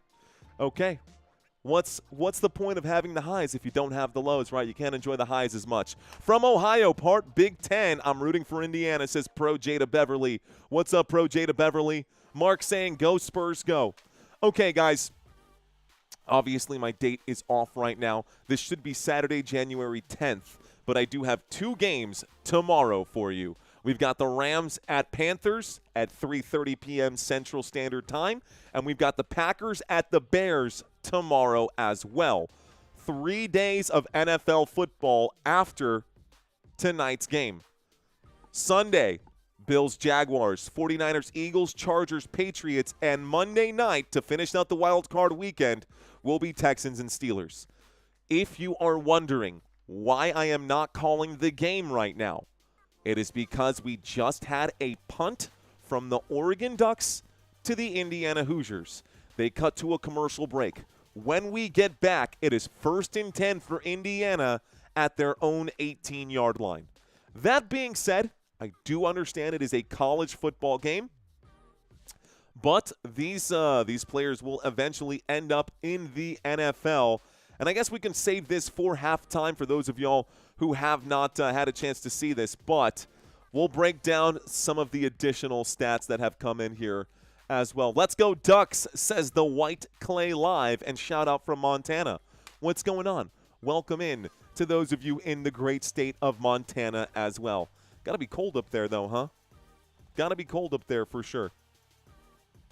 Okay, folks, so far in this game, the Oregon Ducks have done okay, but they have not done enough. We're about to see this Oregon Ducks defense take the field, and they're going to be going up against the offense here for the Indiana Hoosiers. Fernando Mendoza going to take the field on his opening drive today, guys. Fernando Mendoza is 100% from the field. He has completed 4 of 4 passes for 41 yards and 1 passing touchdown. Break! They line up right now for this opening play. It is 1st and 10 from the 18-yard line. The Indiana Hoosiers have possession. Appreciate you, man. Here is the handoff, and it looks like Black is going to go backwards on the play. Kalen Black going to lose some yardage. Looks like no gain, actually. 2nd down and 10 coming up. Looks like Servant Chris saying, you, Tom Grossi, and Wrestling Days are my go-to for sports. Just wait till we start doing basketball here if you want to check those out. Okay, guys. 2nd down and 8. Someone asked me some personal questions. Actually, a 2nd down and 10. My apologies. From the 18-yard line, number 8 gets the carry on 2nd down and 10. It's a 2-yard gain, moving the football from the Indiana 18 to the Indiana 20. Some of y'all asking some personal questions, and I'm more than happy to answer those, but right now it's not about me. This game is way bigger than I am, so I'm not going to answer any personal questions right now. Matter of fact, I'm stepping away from the chat altogether. 3rd down, 20-yard line. Shotgun formation, the blitz coming in. Mendoza squeaks out to the left-hand side using the legs. Mendoza past the 35, and he goes from the 20 to the 37-yard line. It's a 17-yard scramble for Fernando Mendoza, and the team that converts the most 3rd downs in college football has done it again. 1st down, Indiana Hoosiers. This moves them from the IU 20 to about the 37-yard line. Well done by Fernando Mendoza to stay on his feet. My gosh, they actually put him out at the 41. So that's a conversion. It's a 1st down. 11:45 left to go. Mendoza in the shotgun, takes the snap, hands this off to the left-hand side. Kalen Black goes down at about the 45. It's a 4-yard gain. It's a 2nd down and 6. Flag on the play. Stop everything. There's a flag. Let's find out what this is. Laundry comes out. So we got Laundry here.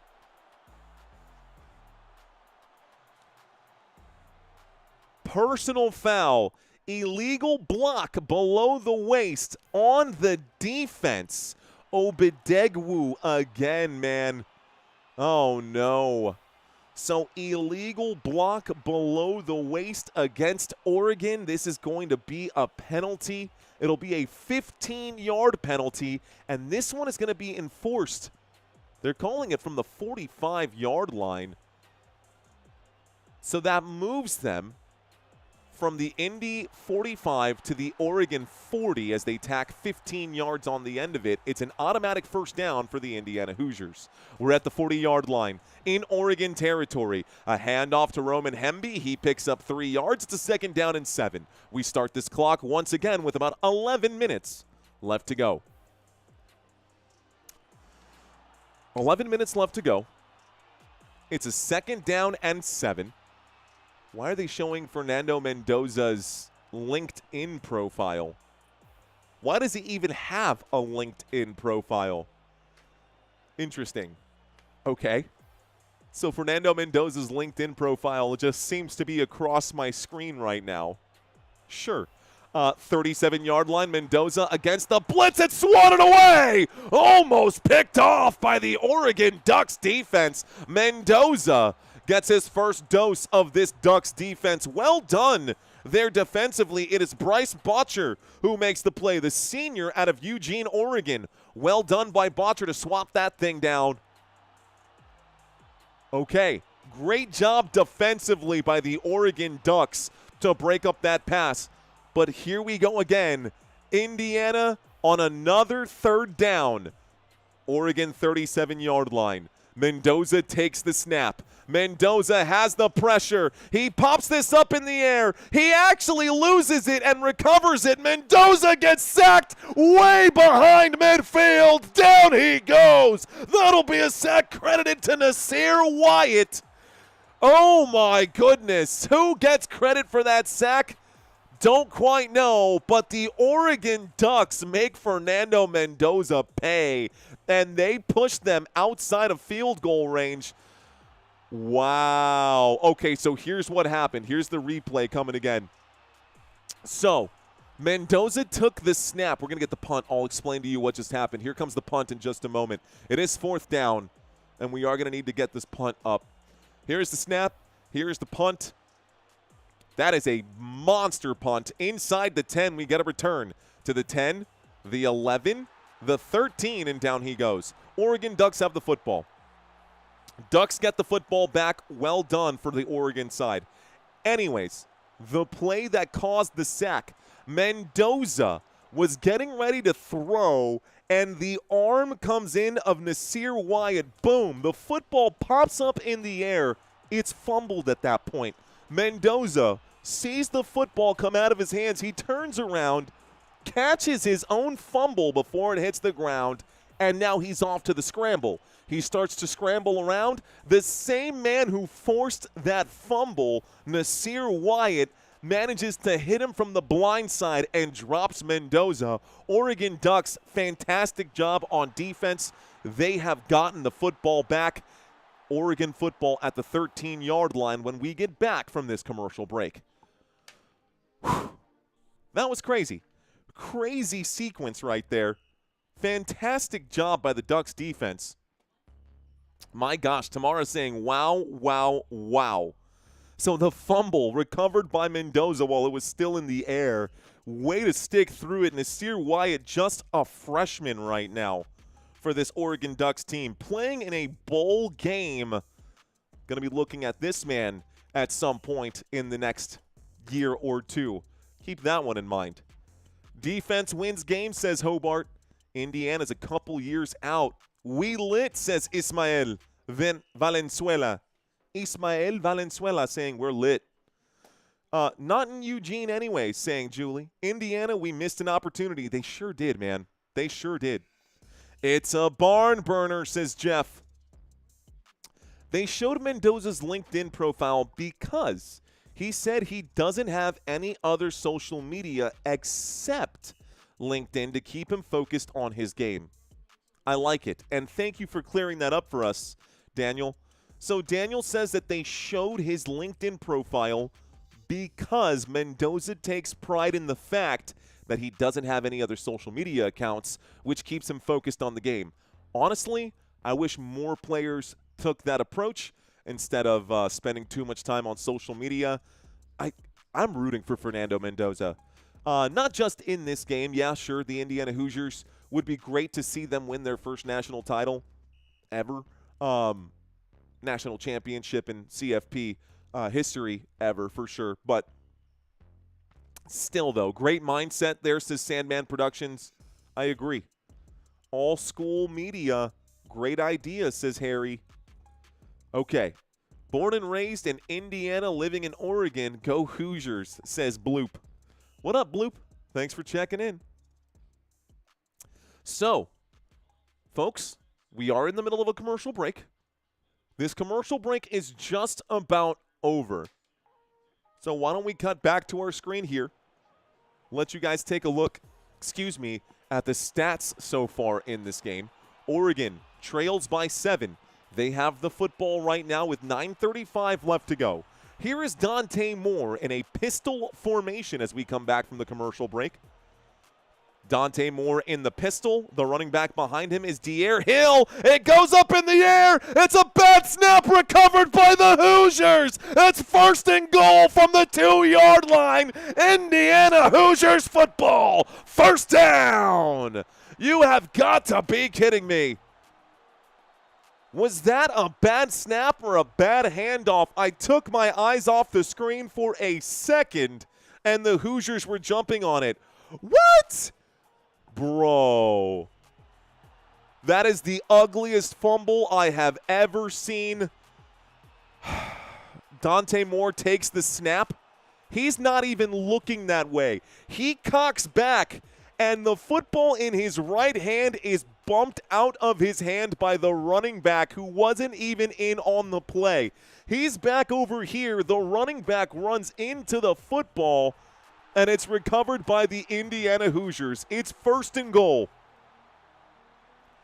1st and goal for the Indiana Hoosiers at the 2-yard line. Moore now has a fumble and an interception. I will firmly blame Dier Hill on that play. Shotgun formation. They're calling it the 3-yard line. A toss to the right-hand side. Looks like Black is going to pick up just a yard. So Kalen Black picks up one.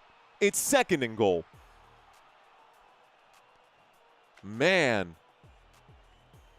Redonkulous. 2nd and goal coming up right now at the Oregon 2-yard line. The Indiana Hoosiers kind of just having their way right now with the Oregon Ducks. Hoosiers defense honestly did nothing on that play. That was all Oregon Ducks unsynchronized offense here. Looks like this will bring up a 3rd down and goal. They hand this off and keep it on the ground. They hand this off and keep it on the ground, and it looks like the ball carrier there was Omar Cooper Jr. Yes, the wide receiver lined up at running back. And my guess is that they're trying to do this on purpose. Anyone for fried duck? Hey, man, duck wings, a little frogois. That's liver, right? Duck liver? Anyways, je ne parle pas français. 8 minutes and 20 seconds left to go. Mendoza hands this off to Kalen Black, and he says, "Give me that." Kalen Black gets in. It's a touchdown, Indiana Hoosiers. And the Hoosiers will score yet again. It is 20-7. The Indiana Hoosiers will continue the onslaught now. Oregon Ducks fans in a bit of disbelief. Well, you better believe it, because it's happening now. Here comes the extra point attempt, guys. Extra point attempt for the Indiana Hoosiers. The kick is up. The kick is good, and it's 21-7. Okay. It might be overreaction time, but are the Ducks cooked? Are the Oregon Ducks cooked? Type Y for yes, type N for no. Game over. Oh, here come the overreactions. Here come all the overreactions. I love it, by the way. I'm a fan of overreactions. Replace him. Some of y'all saying yes. A lot of y'all saying yes. Hey, Coach Lenny's in the chat. What up, Coach? Let's see. Indiana going duck hunting today. The feathers are plucked right now. They still have another half, says Asphalt King. That is correct. That is true. That is true. A lot of football left to go. That is also true. So, it's a 14-point game. When we get back from this commercial break, it'll be kickoff, and the Oregon Ducks will have the football once again. Let's see, Mario, who do you think is going to be in the national championship? I don't know. I think anybody can really get into the national championship. I really think it's going to be a very even game moving forward right now. Something tells me that this is going to be very confusing for some people, but I think that it's going to be a very close battle as to who's going to win the national championship or who's going to get there. Anyways. Okay, lots of football left to go in this game. The Indiana Hoosiers, though, are up by 14. I think it's possible. I think it is possible. In all fairness, guys, that was me just trying to be funny here. This game's not done. I do think the Oregon Ducks have enough. They managed to get a stop on the last drive, right? So that's a positive sign for the defense. The Oregon Ducks defense is okay right now. The Oregon Ducks defense is okay right now. The offense is not doing them any favors. You've got an interception on the very first play of the game. Then your defense finally manages to get a stop against the Indiana Hoosiers, and your first play after that stop is a fumble? Come on, dude. Come on. So here's my guess on all of this. Let's see. Started watching when you covered the Chiefs versus Colts. Been here ever since, says Off. Thank you, my friend. Appreciate you being here. Appreciate you being here. Okay. Look, man. I'll be the first to tell you that from a business standpoint on Football Nation, the best case scenario for me as a content creator is a very close game with overtime. And I would love nothing more than to see that happen. But I'm reading the tea leaves right now, and it is leaning more and more towards the Indiana Hoosiers. And according to ESPN right now, the Hoosiers are 90% favorites to win this game. As it sits right now, 21-7, Oregon about to receive the kickoff. Oregon about to receive the kickoff. All right, Indiana. Boom, there's the kick. We do get a return. Looks like we got a new channel member here as well. That's going to take a bounce right there. New channel member for Lisa Murky. What up, Lisa? Thank you and welcome. ESPN don't know squat, says Chris Johnson. I'm surprised you're not exhausted for last night's game. Oh, you must be new, Night Guide. You must be new. We do this a lot, brother. We do this quite a bit. Honestly, I should be taken in and studied over how I don't lose the energy. Hoosiers eating duck tonight. Honestly, I wouldn't be shocked if that's what they got for room service. Here's a snap and a handoff on 1st and 10 from the 25-yard line. And this is going to be no gain here on the left-hand side. Ball carrier for the Oregon Ducks is Jay Harris. Folks, I'm stepping away from the chat. We've got a 2nd down and 10 now coming up. 7:57 here left to go. Camera is focused on Noah Whittington, who seems to be ready to go, but the coach has not put him in.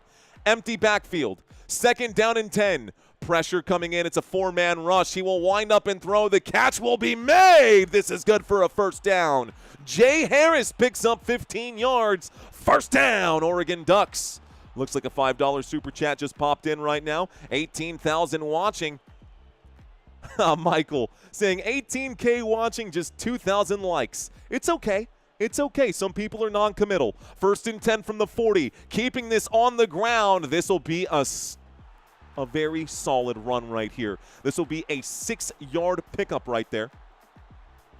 Thanks for that super, bro. I appreciate that a lot. But I don't want to twist anybody's arm. I just want you guys to hang out. Give me 10, 15 minutes of your time tonight, and we'll call it all square, shall we? If you guys want extra credit, you can smash that like button and subscribe if you're not already subscribed. Ladies and gentlemen, 2nd down and 3 at the Oregon Ducks 47-yard line. Another shotgun formation.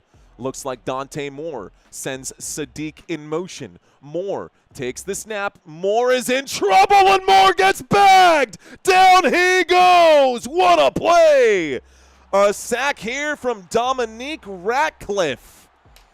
And it brings up a 3rd down and forever.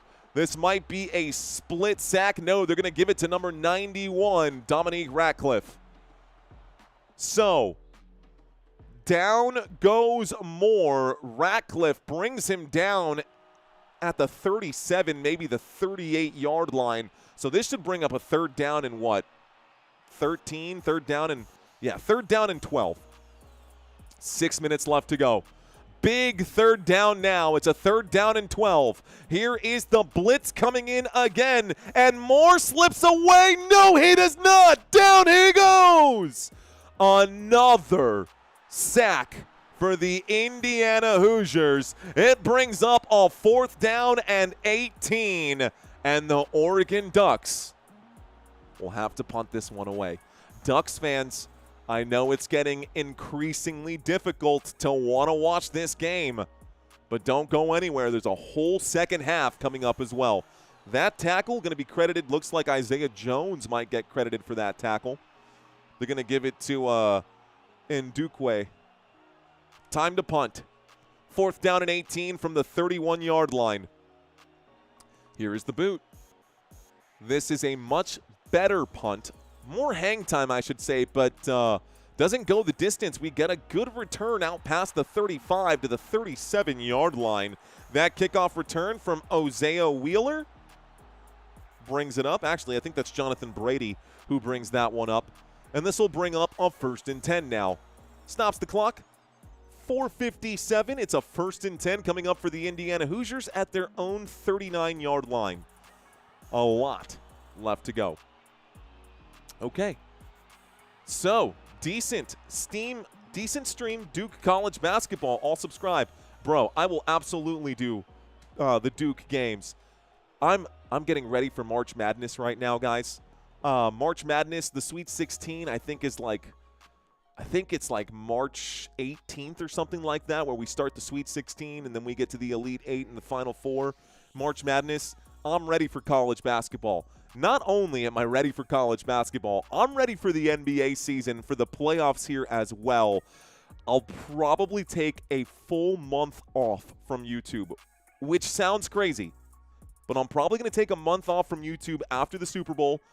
It's been a crazy, crazy season, guys. We've been doing, 8 games a week for the past 18 weeks, however many games we can squeeze in there. Football as much as possible. Baseball and the MLB playoffs. We covered a lot of those games wherever we could as well. Basketball whenever we can. We got the World Cup coming up this summer as well. So, a lot to get calibrated with. Looks like John celebrating your very first Super Chat ever. Let's go. John Zag with his very first Super ever. Me and Mrs. Jones, we got a thing going on. Okay. Indiana, fantastic this year. Whooped the Buckeyes. Oh, my goodness, the Buckeyes. I do like the Buckeyes for sure. Did I do Game 7? I did do Game 7 of the World Series, but there was an issue.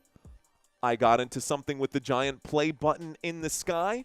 The giant play button in the sky did not allow me to show this or keep Game 7 of the Major League Baseball World Series on my shelf, and so it cannot be found. I have the screenshot to prove that I did it. But yeah, 750,000 views on that game. It was crazy. Try dodgeball, says John Bella. Yeah, I don't know that dodgeball has I don't know that dodgeball really has much demand right there.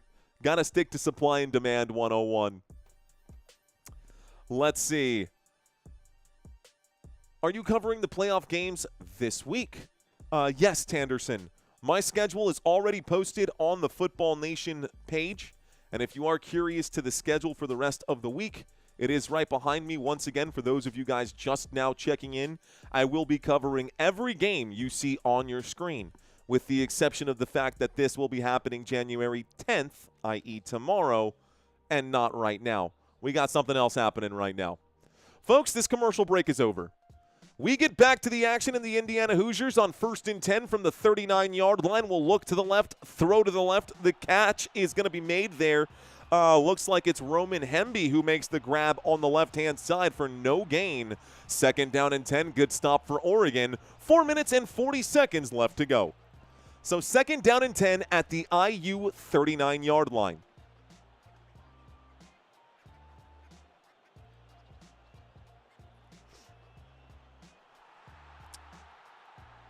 Jazz saying, can I get my name mentioned for $2? Wow, I can be famous for $2. It's not about that. No one's trying to get famous off of this. They're just, it doesn't matter. 4 minutes and 15 seconds. You can also be infamous for, let me weigh that for 2 seconds now. Nah, they say. Okay. There's a flag on the play, guys. They're going to call this pass interference. That's actually going to be declined because the catch was made by Surratt. The catch was made by Surratt. So this will bring up a 1st and 10. 1st and 10 at the Oregon 43-yard line. We are across midfield. They did drop a flag for pass interference on the Oregon Ducks defense. That's going to be Theron Johnson who got hit with that. Here's Fernando Mendoza taking the snap on 1st and 10. Looks to the right, throws to the right, and it's Omar Cooper Jr. who picks up another 1st down. 1st down coming up right now. Okay. 3:40 left to go. Another 1st down. We're now at the Oregon 30, actually beyond the 36 here. We should be pretty darn close to the red zone. Let's see where they mark this. It's 2nd down and 3. So we are at the 36-yard line. It is a 2nd down and 3. Mendoza airs this out deep, shot to the end zone. Upstairs, it's caught by Becker. It's a touchdown, Indiana Hoosiers. Oh my gosh, Charlie Becker. A 36-yard touchdown grab for Becker. And the score is 27-7.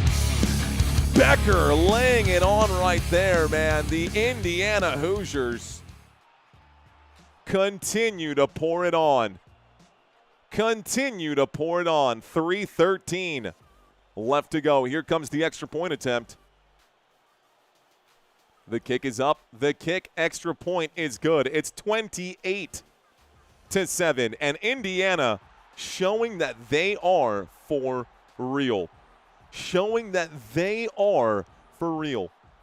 So the Hoosiers now have a 21-point lead with 3:13 left to go. We always play Madden. We play 21 skunk. I think it's time for Oregon to pass the sticks here. It would be the largest comeback I've ever seen in a bowl game. It would be the largest comeback I've ever seen in a bowl game, and Fernando Mendoza has just done a great job offensively for the Indiana Hoosiers. The Raiders could really use a man named Mendoza on their squad. And the defense got absolutely cooked there. Brandon Finney Jr. had no chance. Waving the white flag right now. Waving the white flag right now. Indiana going to kick off. There is the kick. It goes to Oregon. The Ducks now have the football. It'll be a 1st and 10 at the 25. Alabama is better than Oregon, says Bobby G. Mack. What up, Bobby G? Mendoza showing why he's the Heisman winner right now, says Coach. I agree, sir. I agree. Throw in the towel, says Call of Duty King Slayer. Rutrow. Miami ain't beating Indiana, says Sean. Hot Ducks on a stick. I just arrived. What did I miss? You missed a lot, my friend. Okay, guys, stepping away from the chat right now. Oregon has possession. Oregon at the 25-yard line. Here is a snap and a handoff. They move this one out to the 29-yard line. It's a 4-yard gain, and it starts the clock once again. So 3 minutes here left to go in the first half as we approach the 2-minute timeout. That ball going to be carried by De'Air Hill once again. About 2:55 here. It's 2nd down now. 2nd down and 6 after a 4-yard pickup. We're lined up at the 29-yard line. Oregon, shotgun, trips to the left. Here comes the snap. Moore with time. Moore out of time. He fumbles it. I think it's recovered by the Hoosiers. I think it's Indiana football. It is 1st down Indiana again. Sit this guy down. This moment is way too big for Dante Moore. This sophomore cannot handle it. He has fumbled twice now. Get him out, coach. Time to cut it. Cut your losses. Indiana Hoosiers football, 1st down. A fumble and a recovery from Mario Landino this time. That fumble is going to be forced, looks like by Daniel Ndukwe, and it is recovered by Landino. So great job by the defensive line here of the Indiana Hoosiers. It's 1st and 10 for Indiana. And they basically just told the Ducks to bite the ground, to bite the curb here. Looks like it's duck hunting season for sure. Quarterback keep. Fernando Mendoza does a great job slipping away, takes it inside the red zone from the 21 to the 19. It's a 2nd down and 8 here. This should take us to the 2-minute timeout. Yeah, so when I did that whole thing earlier, when I was saying it was going to be Indiana advancing, yeah, do we have doubts now at this point? This is a one-sided beatdown. This is a good old-fashioned molly-whopping right now. Looks like we got a super chat coming in right now. I think Miami will have an upset, says Avery Walters. Avery, thank you for the super. Are you feeling okay, Avery? Do you genuinely believe that the Miami Hurricanes are actually going to get an upset? It's possible. It is possible, but I guess anything is possible. Well, we come back, and this has been pretty bad. Ouch. Even Oregon got 7. Alabama only got 3. An absolute pounding. You know what this is? Oh, no. This is last year when Oregon got absolutely crushed by Ohio State. It's happening again. It's literally, I'm watching it happen again, except this time it's Indiana delivering the whooping. Except this time it's Indiana delivering the whooping. Oregon, just a fantastic job all the way until the moment gets too big. I took broadcasting back in the 80s. This would be so much fun. You should try it. It is a lot of fun. It was a hard grind to get to 10,000, 12,000, 15,000 people in the chat. And it doesn't happen for every game. Obviously, this is a major sporting event right now in the Peach Bowl. But it has been a heck of anyways. Are you saying last year OSU versus Indiana? No, bro. I'm saying last year OSU versus Oregon. I'm saying OSU versus Oregon when Oregon just got absolutely slaughtered. Let's see. Been here since 23K, says Gray. Let's go, Gray. We're close. We're close to that 89 number. We are close to that 89 number. We need about 70 more to get there. He says, here, hold this L right now. Oof. Oof. Will quarterbacks go pro after this? Will quarterbacks go pro after this? Yes. YouTube BP 2026. So the quarterback that I believe is going pro is this quarterback right here. It is definitely Fernando Mendoza, projected the #1 overall pick for the 2026 NFL draft. Miami here, hold this L. Let's see. So, projected #1 overall. And, yeah, I do think Fernando Mendoza is definitely going to get there. So, Bobby Duck seems to think I am rude. Well, I'm sorry you feel that way, my friend. Sorry. I don't want to misjudge our relationship here. I'm just doing my job, sir. That's all I'm doing, man. Let's see. Found you because of the NFL not showing some of my team's games on local TV, and I enjoy your program. Thank you very much, A Cup Place. I can't remember a better team than this IU team. Facts. Facts right there. Okay, folks. I am going to step away from the chat right now as we are back to the action from the 19-yard line. They're going to turn around and hand this off. Kalen Black will pick up about 4 yards on this 2nd down and 8 as we come back from the commercial break. The 2-minute timeout is over. It's a 4-yard gain. Call it a 5-yard pickup on 2nd down and 8. It brings up a 3rd down and 3. Looks like ERV J72 with another super chat. Thank you very much, sir. Fist bumps to you, bro. And Indiana hanging on to a 21-point lead. Looks like a timeout has been called this time by the Oregon Ducks with 1:54 left to go. So the Ducks will stop the clock. One timeout taken for both sides. It looks like Oregon wants another chance right now. Looks like Oregon wants another chance right now. This game is over right now. Yeah, I'm reading a lot of these comments right now. Okay. Stepping away from the comments. 1:54 left to go. It's 3rd down and 3. Fernando Mendoza in a shotgun formation with motion on the field. The throw to the motion man. The catch is made. He picks up the 1st down inside the 10. It's 1st and goal, and the grab is going to be made here. Looks like this catch made by Pons. Interesting. Pons makes the grab right now. And if I'm reading that right, D'Angelo Pons, the defensive back, just made a catch on 3rd down and 3 and picked up a 1st down. So now we've got Indiana with two-way players. You're kidding me. D'Angelo Pons makes the grab, picks up a 1st down. The Indiana Hoosiers have the football. My apologies for having the possession arrow on the incorrect side of things. Had another super come in right now. Thank you, Roy, for checking in, sir. Appreciate you, man. Says great show as always. Okay. Thank you, Roy. Had another one come in saying Indiana playing so good it makes me want to. Thank you, Mr. Sheep. Thank you, Mr. Sheep. Thank you, sir. I'm going to step away from the chats once again. Look, man, I appreciate the supers. Thank you guys for those supers.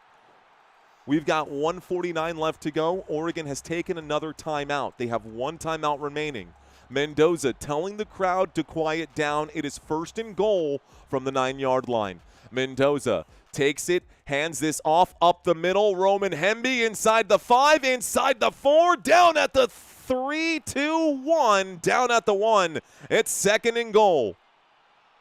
So, as I was saying, super chats very much appreciated. It's just hard to stay on track and read the super chats and give you guys credit for your donations while I'm calling the game at the same time. I'm doing my best, and I want to thank you guys. So let's just put a pin in the supers for now. Let's put a pin in the supers for now so I can give you guys the credit y'all deserve. 2nd and goal at the 1-yard line. Indiana, a toss to the right-hand side. Roman Hemby gets dropped right here. Great job by the Ducks defense. Tackle going to be made this time by Tion Gray. This brings up a 3rd down and goal. It's 3rd and goal at the 2-yard line. Final timeout will be taken here with 1:02 left to go. Final timeout taken by the Oregon Ducks. We had ERV super. Thank you, ERV, for that super. We had another super from Roy. Thank you, Roy, for your super. We had another one come in from Mr. Sheep. Thank you very much, Mr. Sheep. Let's put a heart next to that. And another one come in from Avery Walters saying, my first time watching you, and I am thoroughly amused. Avery, were you not here yesterday? I could have sworn I saw your name in yesterday. Either way, I digress. 3rd down and goal.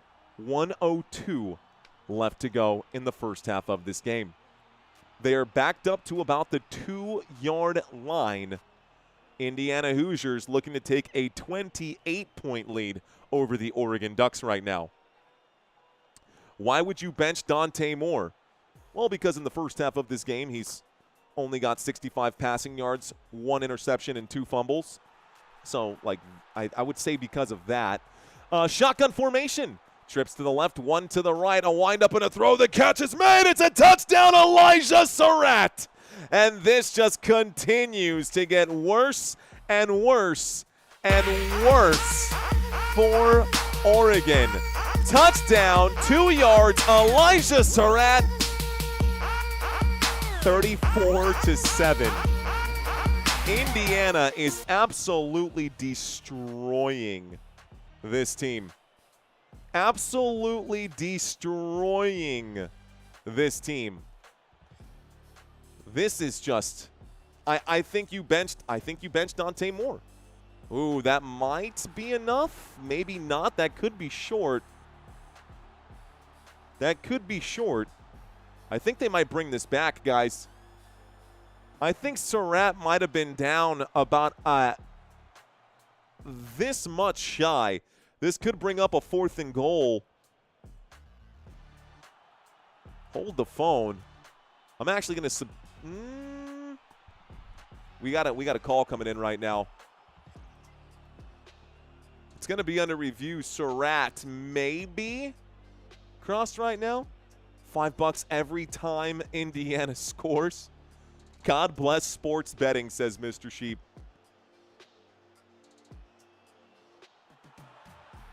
After review, the ruling of a touchdown is upheld. So,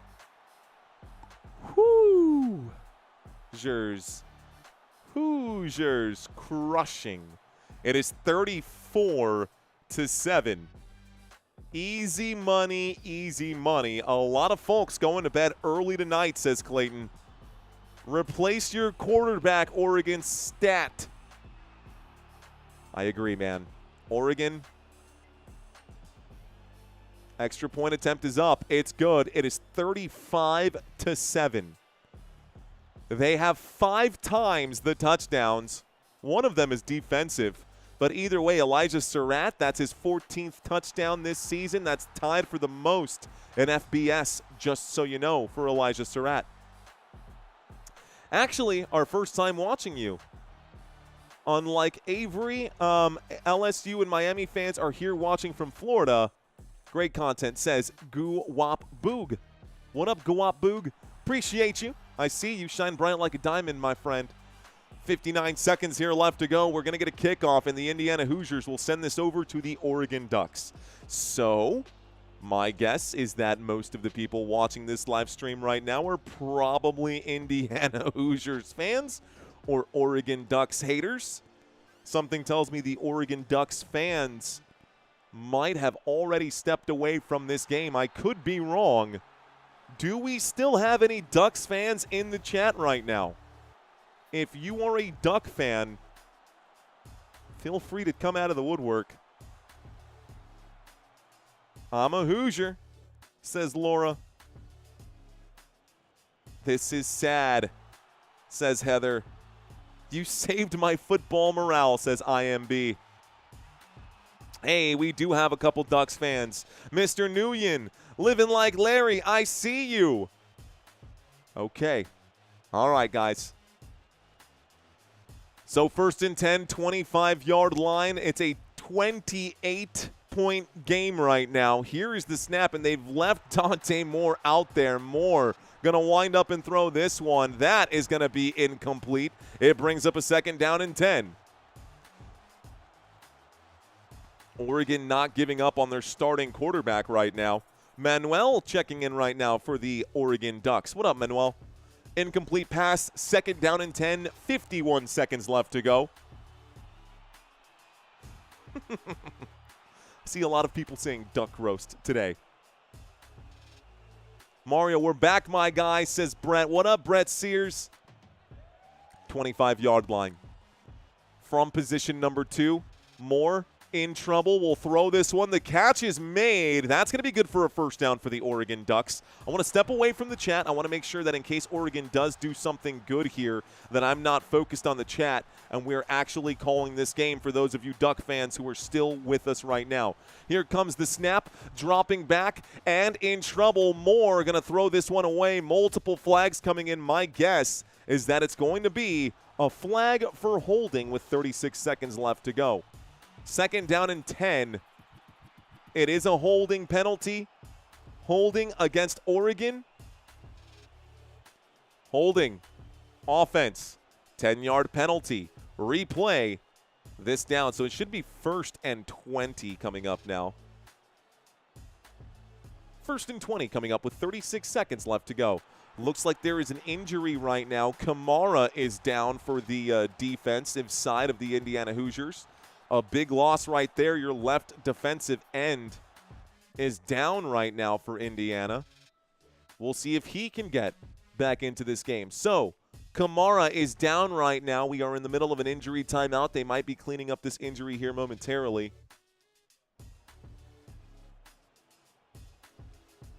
Okay. 1st and 20, 36-yard line. Football at the Oregon 29. It feels like everything, all the energy has just been sucked out of the room for Oregon. Oregon, I was genuinely hoping for a close game. And right now, The Ducks look like a wounded animal. Here is the snap, dropping back, looking right, throwing right. Incomplete pass will stop the clock. It's 2nd down and 20 with 32 seconds left to go in the first. We will have a halftime trivia quiz. We will have a halftime trivia quiz. This is brutal, man. Yesterday's game was so much fun. It would be insane to have a comeback here. Okay. Dropping back, way back, checking this one down on the left-hand side. Finally forward progress on 2nd down and 20. Looks like a gain of 14. The catch is made by De'Air Hill. Should bring up a 3rd down and 6. Maybe a 3rd down and 7 here. But time winding down. We're going to need a Hail Mary play with 11 seconds left to go. The throw, the catch, down inside the 40. They got to get back to the line. Actually, no, they don't. It's college football. 6 seconds here left to go. As soon as this official places it, the clock will start. We're at the 37-yard line. It's 1st and 10, spiked with 3 seconds left to go. So now at the IU 38, the Oregon Ducks looking for a 38-yard touchdown pass, unless they're going to bring out special teams to make this a 25-point game. How long would this field goal be? Are you kidding me? Okay, so a field goal attempt from the 38-yard line. This will be a 56-yarder for Oregon. Okay, 56-yard field goal attempt for the Oregon Ducks to make this a 25-point game. It would still be a 4-possession game here. There's the kick. It is up, and this kick is short. It had the trajectory, but not enough leg there for Ferguson Reynolds. The kick is no good, and this takes us to the end of the half. So it is halftime, and it is a very much one-sided game right now, but that's okay. We'll put 25 minutes. We'll start the clock right now. Let's do our trivia quiz. All right, ladies and gentlemen, whether you're a Ducks fan or an Indiana Hoosiers fan, I think it might be time for a palate cleanser. So let's do our trivia quiz right now. Let's start asking questions here. We'll start with the Oregon Ducks. You guys talk to me. Let me know what you think. All right, folks, who is leading the Ducks in rushing touchdowns entering today's game? Rushing touchdowns, who has the most for the Ducks? Is it Jordan Davison, Noah Whittington, or De'Air Hill? Let's turn that down just a hair, a little bit on the loud side. Still got the energy, though. $5 super chat came in as well. Appreciate that, man. Appreciate you out there, Awesome Stein. The answer to question number 1 is Jordan Davison, guys. Jordan Davison leads this team in rushing touchdowns with a lot of them. 15 rushing touchdowns entering today's game. Let's do another pulse check question here really quick. Let's go on to question number 2. Question number 2, folks. Who was leading the Indiana Hoosiers in receiving touchdowns entering today's game? Is it E.J. Williams, Omar Cooper Jr., or Elijah Surratt? We just talked about Surratt. We literally just talked about him, so please don't get this one wrong. Who is leading the Hoosiers in receiving touchdowns entering today's game? E.J. Williams, Omar Cooper, or Elijah Surratt? A, B, or C? The answer is Elijah Surratt, and he's got another one. Good job, guys. Almost everyone got this one right. Almost everyone got this one right. Let's move on to question number 3. Okay, question number 3, guys. Here we go. So, who holds the all-time record for receiving touchdowns in Ducks franchise history? Is it Josh Huff, Troy Franklin, or Demetrius Williams? All-time receiving touchdowns record for the Oregon Ducks. You guys remember any of these players? You guys remember any of these players? All-time receiving touchdowns? The answer is Troy Franklin, guys. It is Troy Franklin. Let's see. Taking a quick look right now. I'm actually going to double check this fact right here. I got something else that says Joey Harrington unless this changed. So we'll go back to this one in a moment. Let's move on to the next question, guys. Who holds the all-time record for receiving yards in Hoosiers franchise history? Is it Ty Freifogel? Is it Nick Westbrook? Or is it James Hardy? Who holds the all-time record for receiving yards in Hoosiers franchise history? A, B, or C? A, B, or C? The answer is James Hardy, guys.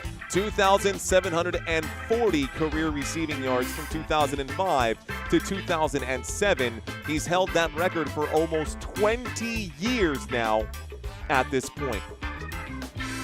Okay, guys, question number 5.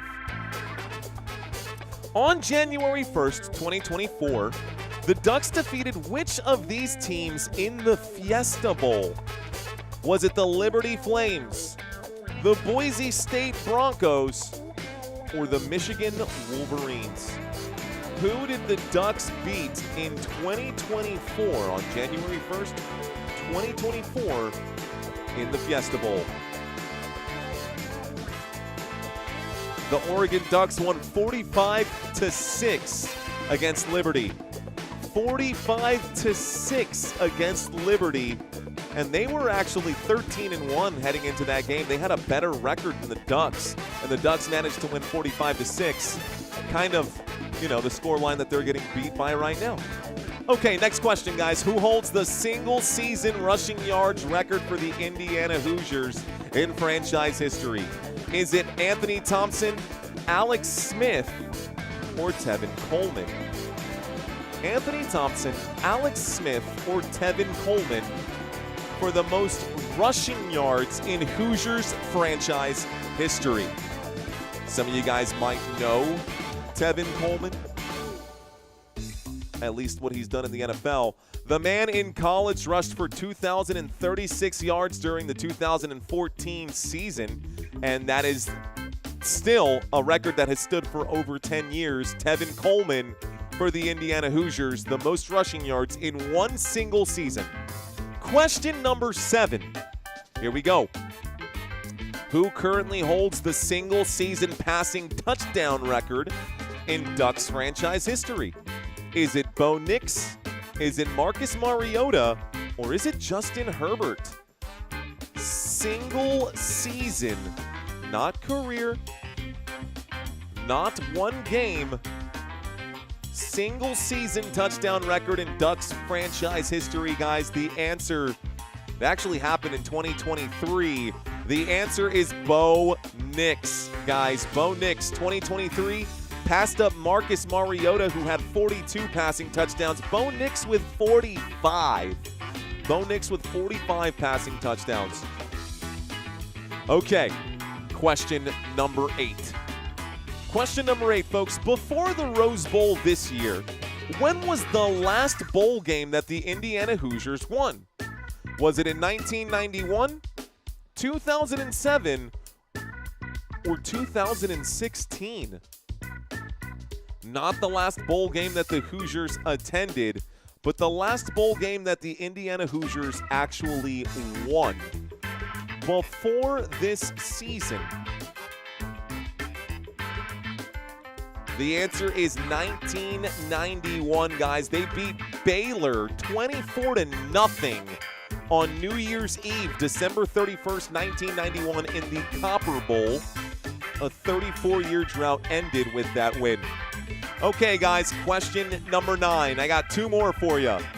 The founders of what sporting brand graduated from the University of Oregon? Is it the founders of Adidas, the founders of New Balance, or the founders of Nike?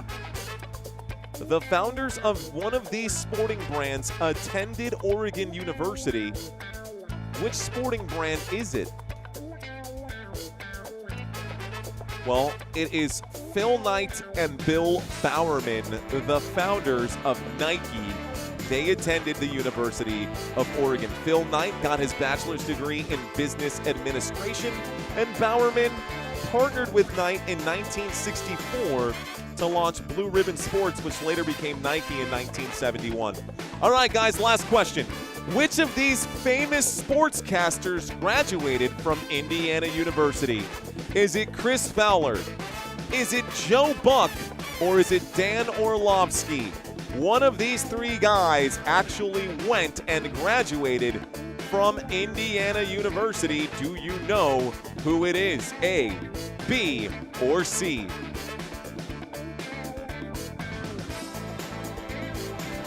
The answer is Joe Buck, guys. Joe Buck attended university.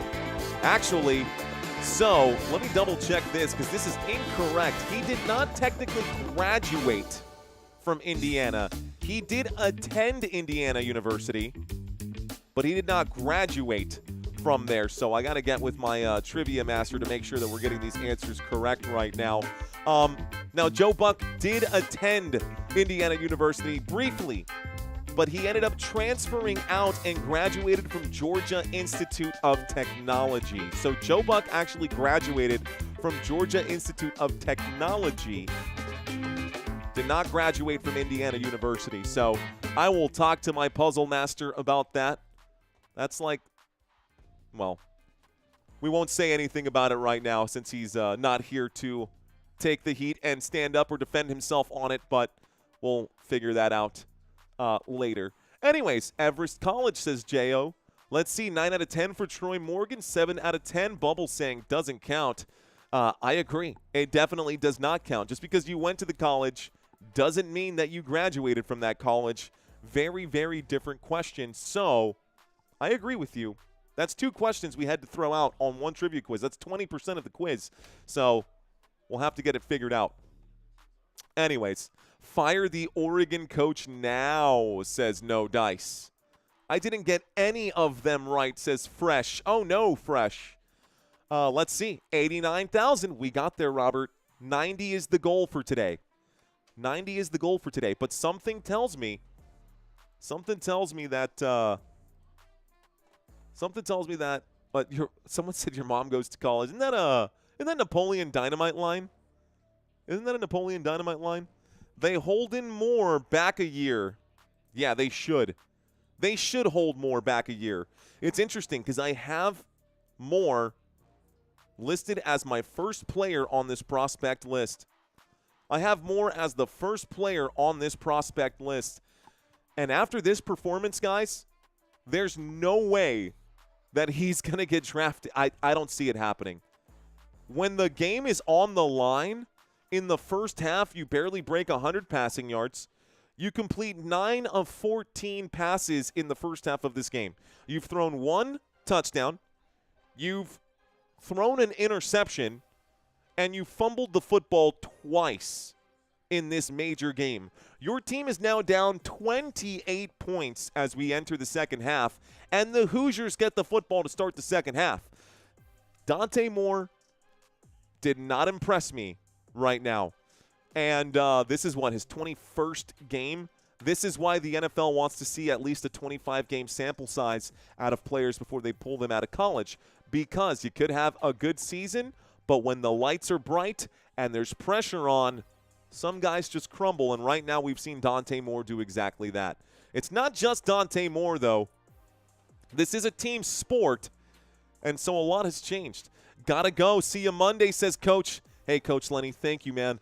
Thanks for checking in, Coach. We got a lot coming up. Oh, you're going to be watching the Houston Texans game. Okay, cool. Coach Lenny letting us know that he'll be back.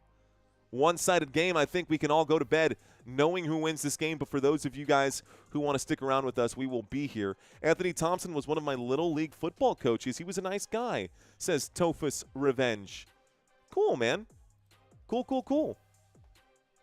Not going to be in Oregon next year. Calling Dante Moore is out as the quarterback. No, I don't think he'll be out as the quarterback. I mean, who else are they going to bring in? Brock Thomas? No. Austin Novosad? No. Dante Moore will probably be the Ducks quarterback next season. How many passing yards does he have, says Johnny. Johnny, in this game so far, Dante Moore, 112 passing yards. Sure. Fernando Mendoza, 110. That's fine. But Mendoza has actually completed 90% of his passes today. Moore has completed, 66% of his passes today. 3 touchdowns for Fernando Mendoza, 3 turnovers for Moore. Which quarterback do you think is going to be looked at first? IMB saying I'm a Stay Kazuda bomb. Thank you, man. Looks like Leave It is a flop, I hear, says CD Dogs. Mike, the voice actor, says, thanks for doing this, buddy. Forget ESPN and their paywall. I live in Indiana, and I need this team to redeem Indiana football. No more losers. It's all Hoosiers for now, says Mike, the voice actor. Mike? I'm actually going to take a look at your profile right now. Let's take a look at Mike, the actor's profile, the voice actor's profile. Just because I really like your, where's Mike's right now? Where is Mike, the actor's profile right now? I wanted to take a look at it and see what's going on there. I may not get a chance to see it. Tophus checks into the chat right now. Tophus says, I found your channel recently, and you are my favorite to watch. Keep it up, brother. Appreciate that, Tophus Revenge. Cheers to you, sir. Mike, the voice actor. I'm going to write your name down so I can check out your channel after this. Mike, the voice actor. It's interesting because I actually do have questions about that. Maybe we can help each other out, brother. It's all about collaboration. People seem to forget on this platform that at the end of the day, folks, it is still social media. So when we get people in here who decide to be, you know, let's call it disagreeable or difficult, they forget that, yeah, YouTube is free, but just like on Facebook or just like on Instagram, I will gladly block your ass and think nothing about it. Looks like 99% of you guys are at least cordial, which is all I ask on this channel. And I'm very thankful that you guys are here today. All 12,000 of you watching this live stream right now. There are others to watch, says Jason. I agree, man. I agree. Anyways, nothing about that. Forget about that. Positive energy. That's what we want. That's what the Oregon Ducks need right now. The Oregon Ducks need some positive energy. Give the Oregon Ducks some love. As a matter of fact, let's try to give the Oregon Ducks a few points right now just so they can feel better about themselves. I don't see a way that they're going to be coming back. Patrick says Dante Moore leads a comeback. I'm telling you this right now. The 12,000 people watching this live stream right now, if the Indiana Hoosiers lose this game, I will shave my head on camera tonight at the end of this live stream. I said it out loud for 12,000 of you guys. If the Hoosiers blow a 28-point lead, I will shave my head on camera. Didn't think I'd be saying that, but I feel that strongly about it. Bet says is the one. That's it, man. I'll stick around for that, says Jay Hensley. I'm pretty confident about it, guys. I'm pretty confident about it. Always positive is the way to be in life. I agree, positive energy. I agree. If you can be in a bad mood for no reason, why not be in a good mood for no reason? I promise you life is much easier if you're in a good mood for no reason than in a bad mood for no reason. Looks like Marcus letting everybody know that he just ripped it right now. Bro's going to jinx it, says Hurricane. I'm not going to jinx it. I'm not going to jinx it. There's absolutely, I'm telling you right now, Jay, there is no way. And you misspelled the word quack. He's on quack. Get it? Oregon Ducks. Ba-dum. There's no way it's going to happen, Jay. A full body waxing, says Ricky. Second game I've listened to you call. You're cooler than the other side of a pillow, says Jack Reedus. What up, Jack?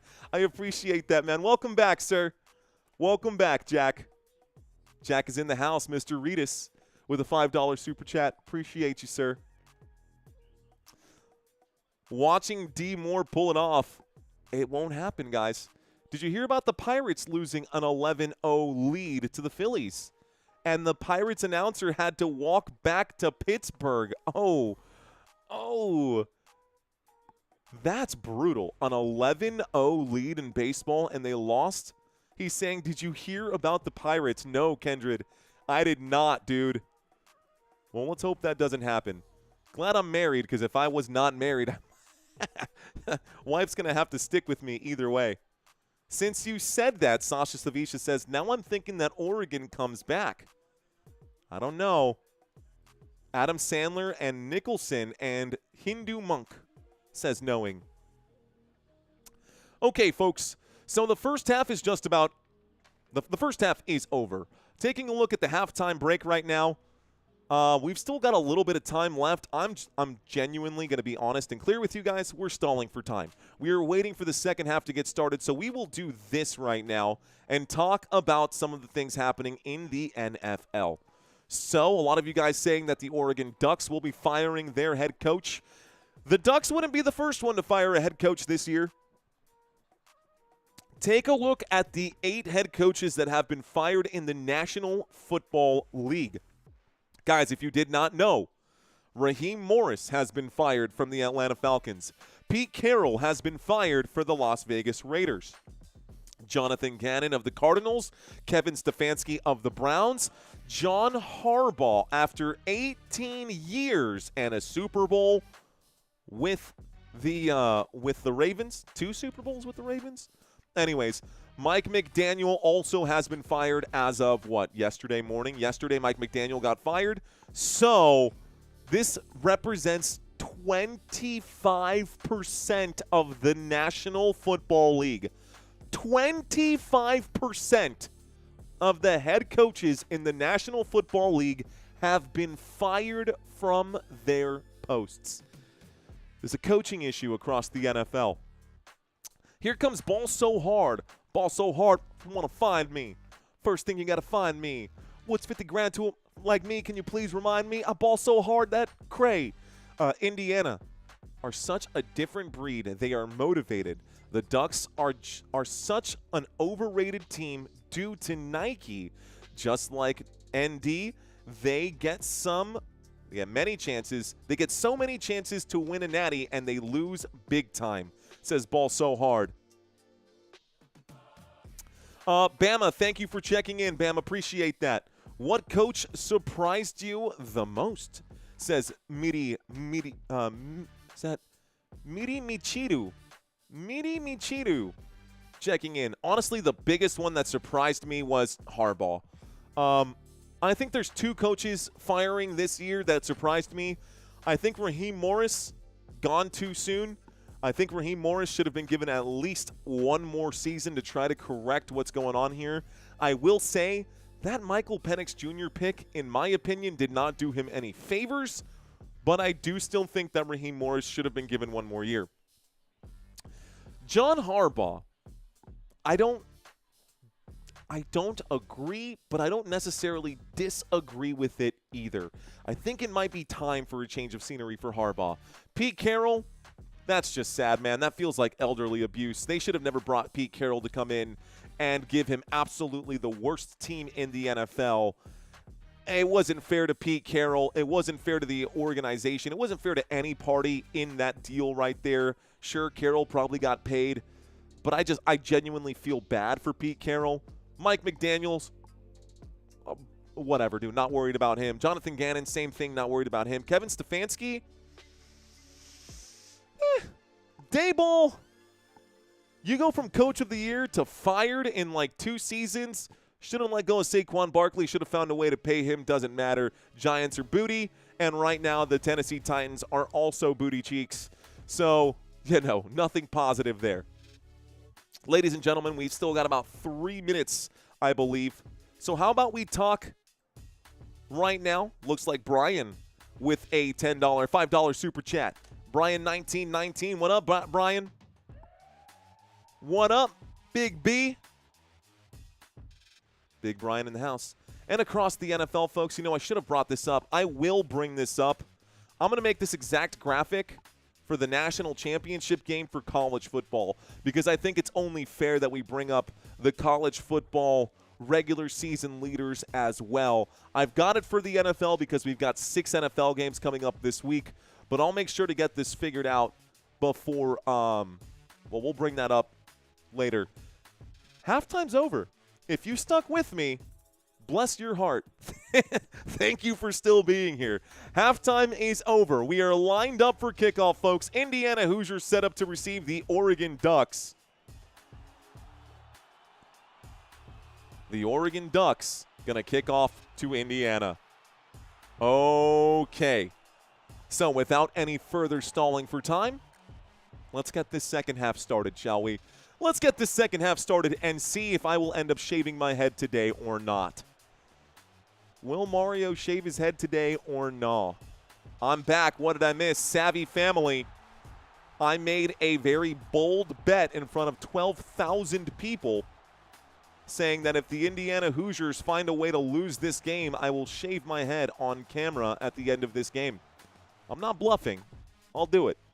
And I just got a haircut like 3 days ago, so that's annoying. I'm really hoping Indiana wins. Here's the kickoff that goes into the end zone. We get a touchback. It's 1st and 10 for the Indiana Hoosiers, and they will take over on the 25-yard line. Ducks OC Will Stein was just hired as head coach for the Kentucky Wildcats. Yes, that was announced on Christmas, or was that announced December 1st, 2025? They just announced it. This game gives us nothing to be excited about, says Hank. That is true. What he just said right now, Stein is going to be the head coach of the Kentucky Wildcats. That is facts right there, and thank you for the super and letting everyone know. 15 minutes on the board. We start the third quarter. Opening play before the snap even comes in. Flag. False start. Okay. So it's going to be a false start. Offense. 5-yard penalty. Replay. First down. 1st and 10 coming up. 15 minutes still on the board. Okay. Mario Dominicano, yo, there's some duck sauce out here.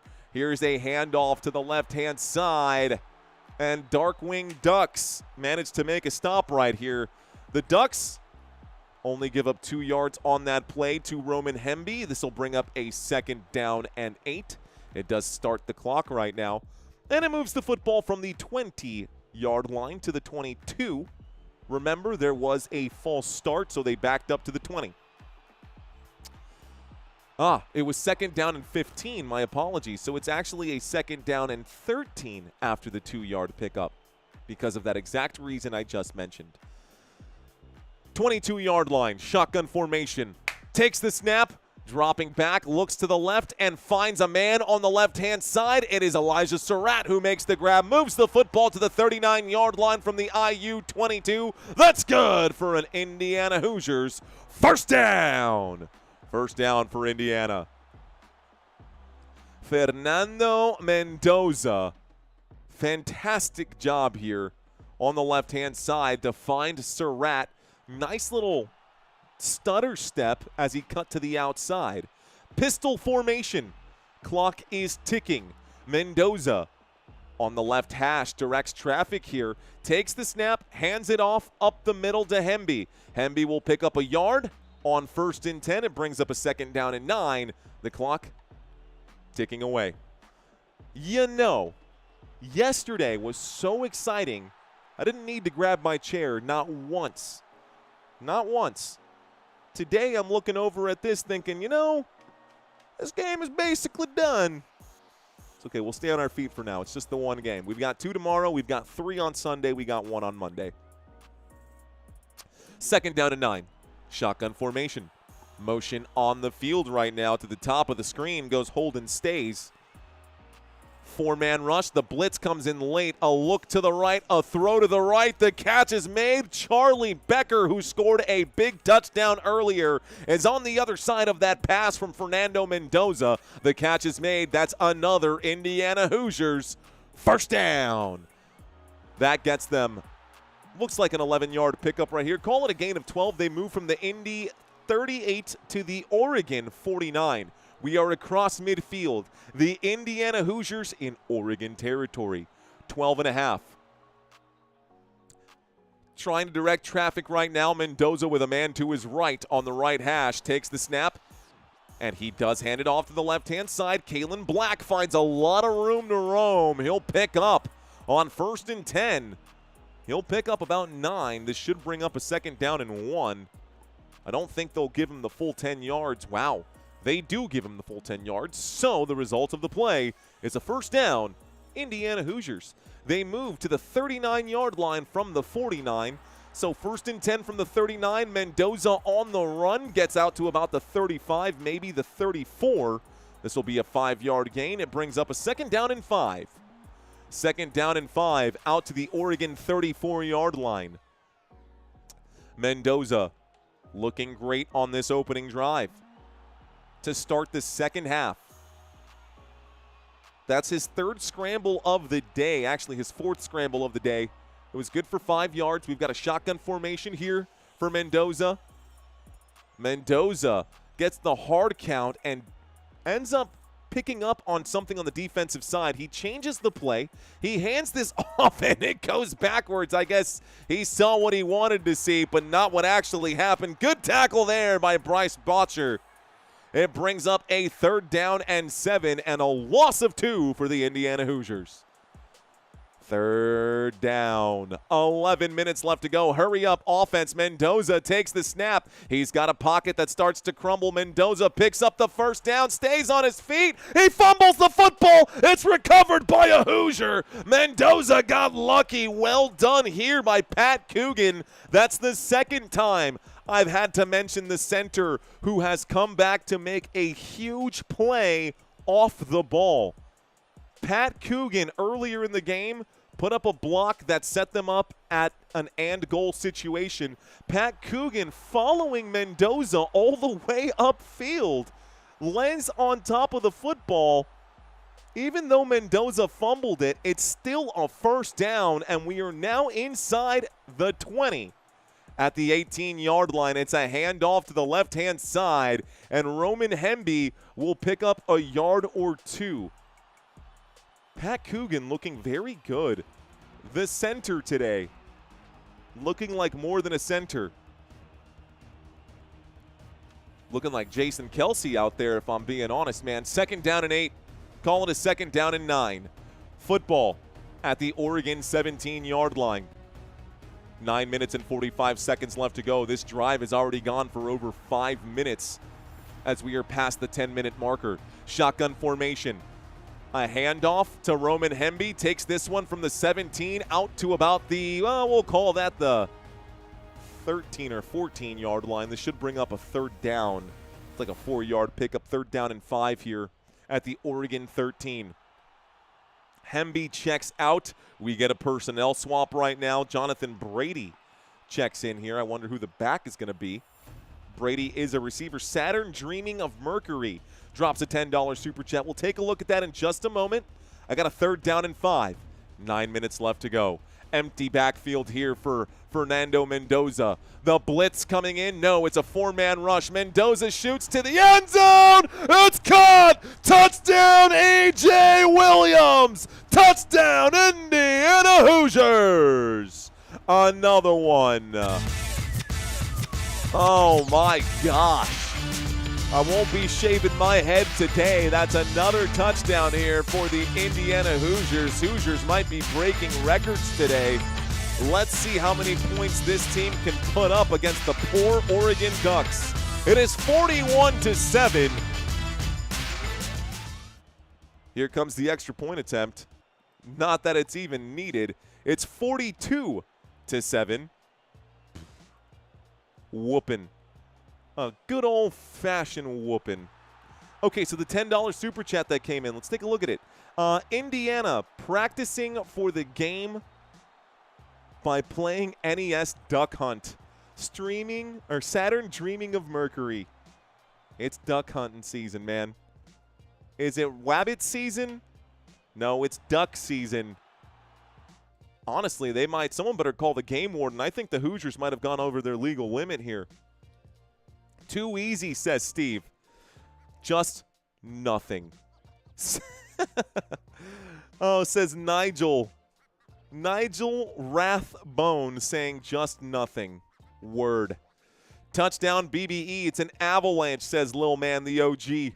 Duck Dynasty. Miami Hurricanes got a defensive game plan. Hope they do. I hope they do. It's over. My Ducks are cooked, says Stormy Jones. Yay, Indiana. Yeehaw, says Drago Balboa. Time to forfeit like in the Little League right now. They got to pass the sticks, dude. They're down by 35. They're down by 35. I'm grabbing the chair. They're down by 35, man. Oh, my legs are so sore.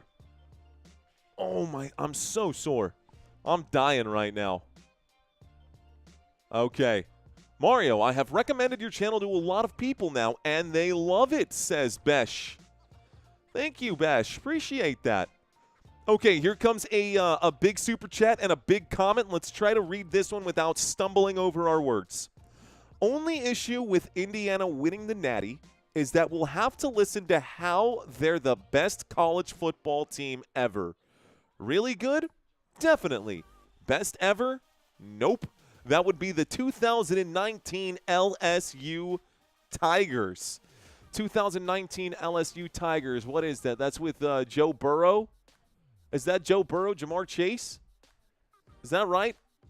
I could be wrong. I could be making things up, but I think you might be right about that. Keen Reeves asking, where's the game? What game? This game is way over, bro. This game is way over, my friend. Indiana is up 42-7 right now. We are in the middle of a commercial break. When we get back to the action, Indiana will kick this off over to the Oregon Ducks. Oregon Ducks. Going to get a few more chances here. I stay for the chat, says Heather.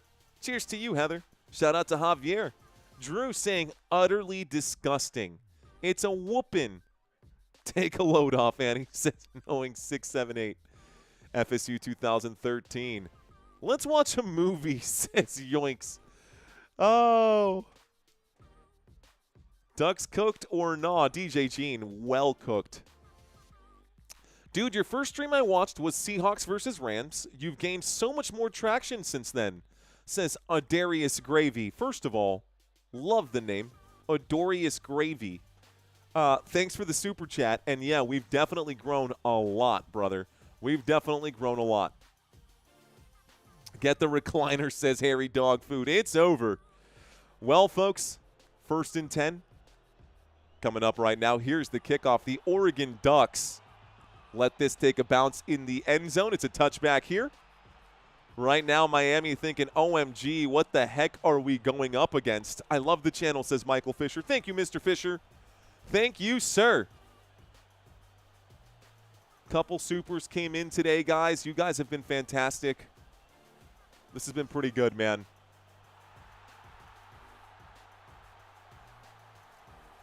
Okay. Hey, Remy Pipes saying, hello, Mario. What up, Remy Pipes? Welcome back.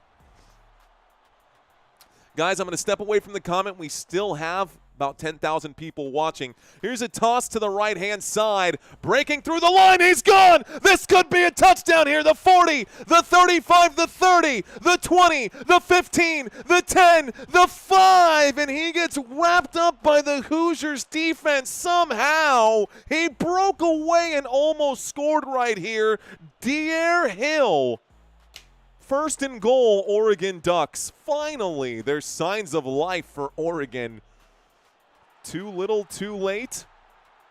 I think so. The Oregon Ducks, it's 1st and goal from about the 4-yard line right here. Indiana said, you know what, let's let them get one. We'll give them one. Why not?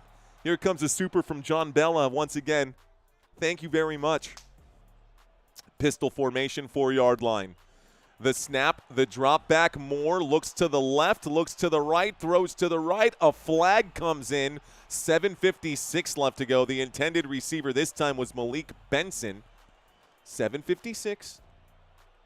It's going to be a pass interference here.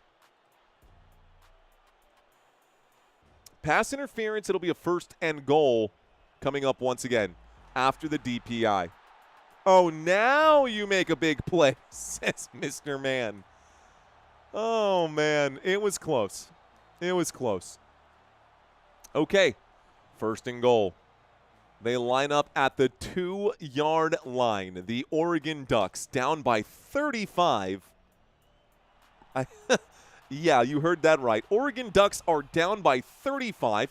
Here's a handoff up the middle. That's good for a touchdown, in my opinion. They are in. It is a touchdown, Oregon Ducks.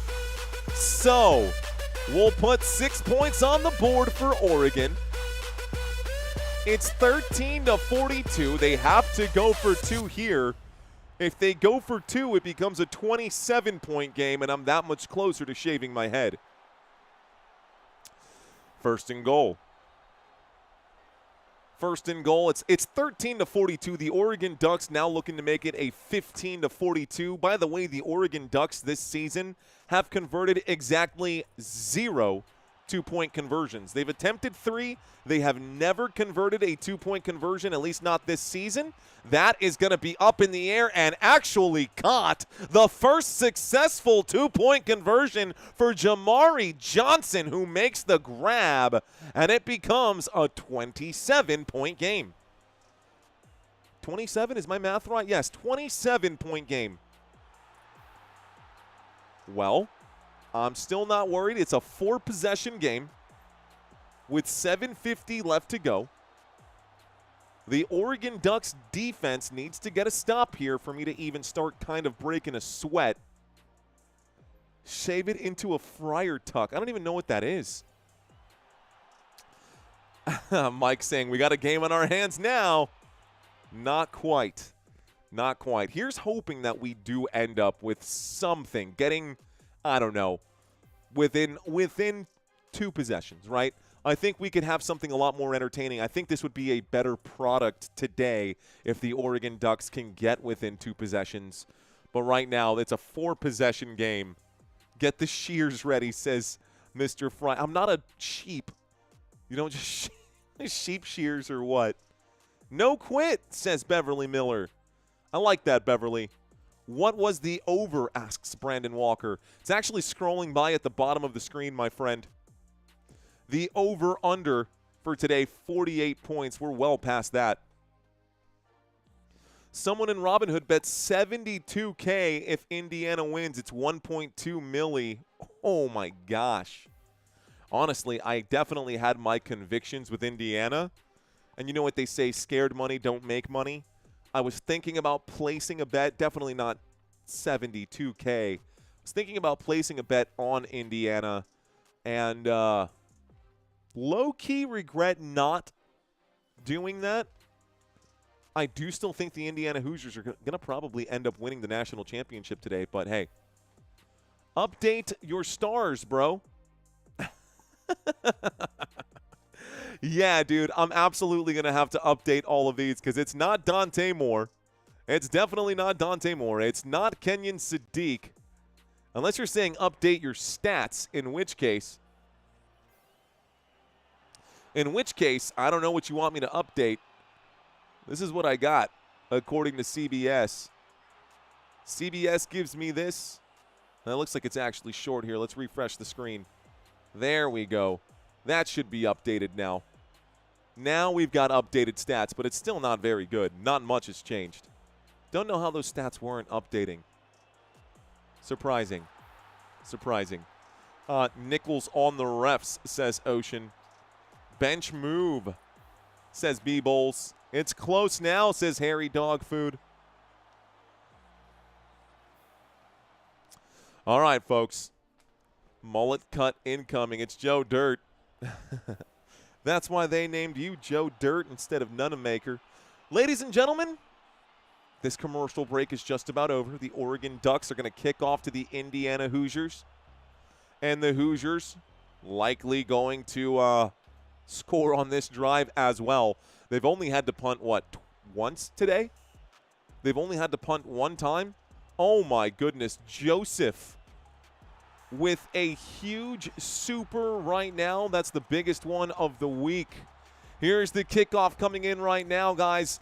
$200 super chat saying UK big brother, UOFL little brother, IU middle bro. I'm cool with that. king of Big Ten, candy stripes, home uni next season, Joes and Bros, Joseph Dudick, thank you very much on that super chat, bro.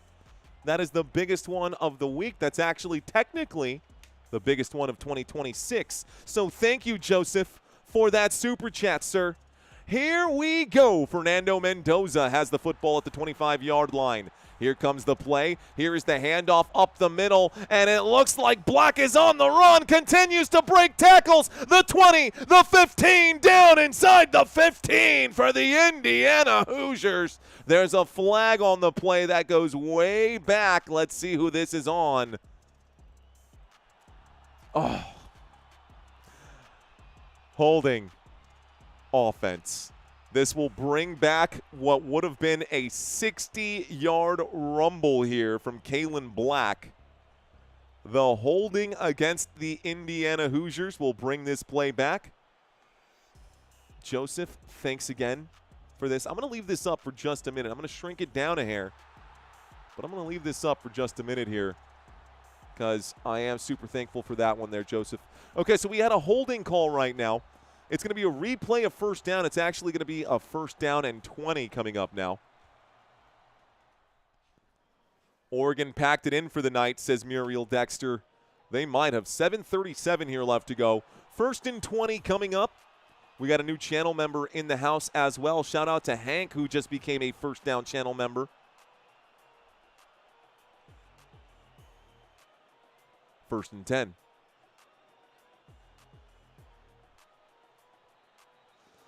So they started the clock again.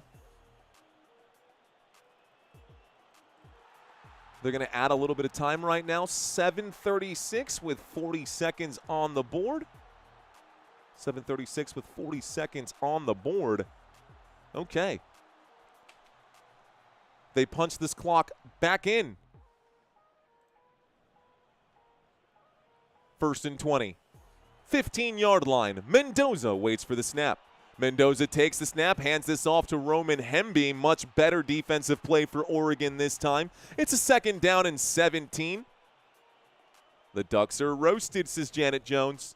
If this was a fight, it would be stopped, says Nathaniel. I agree. I agree. If this was a fight, this would have been ended by the officials. This is, we've got Anthony Joshua in red and Jake Paul in green right now. 18-yard line. It's a 2nd down and 17. Fernando Mendoza takes the snap. He will wind this one up and deliver the pitch up the middle. The catch is made by Riley Nowakowski. This will bring up a 3rd down. And I think that's a gain of 10, so maybe a 3rd down. Call it a gain of 13. 3rd down and 4 coming up now. This is a runaway game, says Charles Wood. 6 minutes and 20 seconds left to go. The Zebras are going for the win, says Sasha Savisha. Fax says touchdown incoming. Here comes the snap quickly from the 31-yard line. A helmet pops off here. It's Pat Coogan who loses his helmet, but that doesn't matter. He will find a man upfield. Fernando Mendoza finds Elijah Surratt once again, and this is good for another Indiana Hoosiers. 1st down. 1st down. Coogan has to check off the field, so the center has to swap out for one play per the rules of the NCAA rulebook. The officials have punched this one back in as they've set the football on the 1st down here. I heard another super chat come in. Let's go to the chat area and see what popped in right now. Looks like Aldevel Knight checks in again. Thank you, my friend, man. Bold move. Bold move. So you decided to wear the red tie after all, he says. I did. 1st and 10, folks. This will be a 3-yard gain. It's a 2nd down and 7. Clock stops for no one right now. All Dave, all night. I think that's what that says. I think that says all Dave, all night. All Dave, all night. Thank you. You know what? I spoke to my wife. Someone just asked. I had a lot of people ask about the Super Bowl. I will be doing the Super Bowl this year, guys. Here's a handoff to the left-hand side on 2nd down and 7. Maybe a 2nd down and 6. Kalen Black will pick up about 4 yards. This should bring up a 3rd down and 3, maybe a 3rd down and 2. It moves the football from the Indiana 43 to about the Indiana 46. Let's see where they place this one. It is at the Indiana 46, 3rd down and 3. 4 minutes and 30 seconds left to go.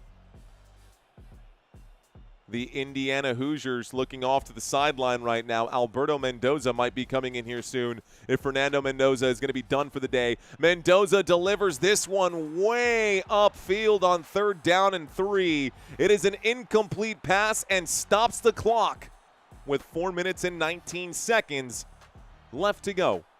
Indiana Hoosiers on their own 46-yard line. It's likely that they will punt. Big brother might come off the field. Little brother might take over for the rest of this game if they're still up by 4 possessions as we start the 4th quarter. Let's see if Oregon can find the trail. Get it? Oregon Trail? No, it actually looks like Oregon is dying of dysentery right now. 4th down and 3. Time to punt this thing away. Indiana takes the snap. There is the punt. Not a very high-hanging punt, but it does have some distance to it. As a matter of fact, enough distance to take a bounce. Ooh, is that at the 5-yard line? I think it is. That is a great punt at the end of the day by the Indiana Hoosiers. They put the Oregon Ducks at the 5-yard line. It is 1st and 10 for Oregon. And they take the field now. Man, that is rough. I saw Parker saying something about, I don't know, something about, he said the word donkey twice, so I don't get it. Anyways, uneven chronicles of balancing. The uneven chronicles of balancing. Bye-bye, Oregon. Pick 6 incoming. Ooh, it's possible. Mia Orion checks in. Might bring in the little brother. Football Nation and Sammy. That is the suggestion right there. Well, what would you do if I sang out of tune? Would you stand up and walk out on me? Let's see. Pack saying, hey, Mario, you may want to update your possession and field possession graphics. Just saying. I genuinely don't know what you mean by that because the Oregon Ducks have the football right now. And as indicated on the drive chart down below, the Oregon Ducks also have the football right now. And I don't see anything off about this right here, Pax Humana. My guess is that you have good intentions with what you're saying right now, but I don't see any issues with my drive chart at the moment. So, anyways, Mario plus Super Bowl equals good times. Let's see. Didn't see a $ near the thumb like, says Bird. I don't know. I'm not even worried about that right now. Remy Pipes. I'm doing well. Thank you for asking. Thank you for asking. Will San Antonio ever get an NFL team? No, they will not. I doubt that they will. That's okay, though. That's okay. Mercy rule? No. Did he quit singing yet? No, Daniel. I will never quit singing. It's part of my character. And I'll give you 2 options, man. You can take it or leave it. Those are your options there. Change? I ain't changing, man. Change comes from within, and we're good right now. Okay, another super chat coming in here from All Dave All Night. For the Hurricane homers who disagree with me about the 2019 LSU Tigers, go check the stats. You're incorrect. The 2000 Canes beat 2 top 10 teams, FSU and Virginia Tech. The 2019 LSU Tigers beat 7 top 10 teams. And for those of you who don't speak acronyms, GTFOH means what that means. I'm not going to go ahead and say that out loud. Okay, 1st and 10. 4 minutes and 10 seconds left to go from the 5-yard line. They keep this on the floor. Keep it on the ground, I should say. To the left-hand side go the Oregon Ducks, and the Ducks looks like they are ready to roll over. Looks like the Oregon Ducks are ready to roll over at this point. Looks like they just want to go home. Oregon doesn't look like they believe they can win this game. And you know what I always say, guys? Whether you think you can or you think you can't, you are right.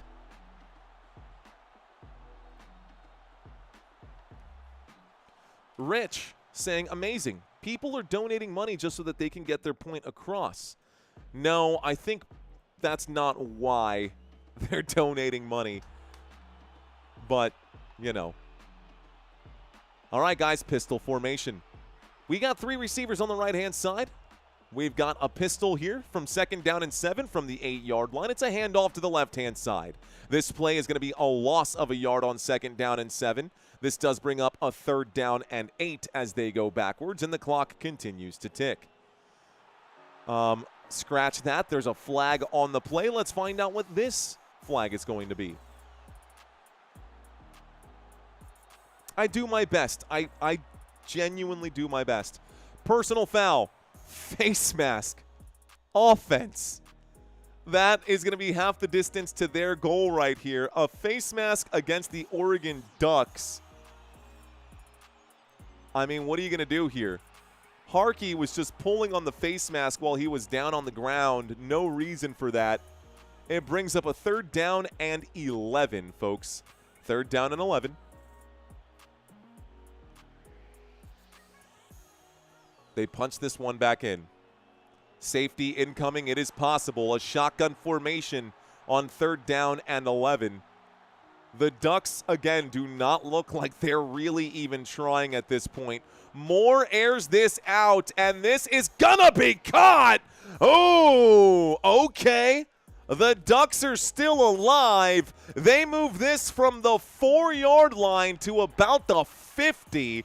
Grab is made by Jeremiah McClellan.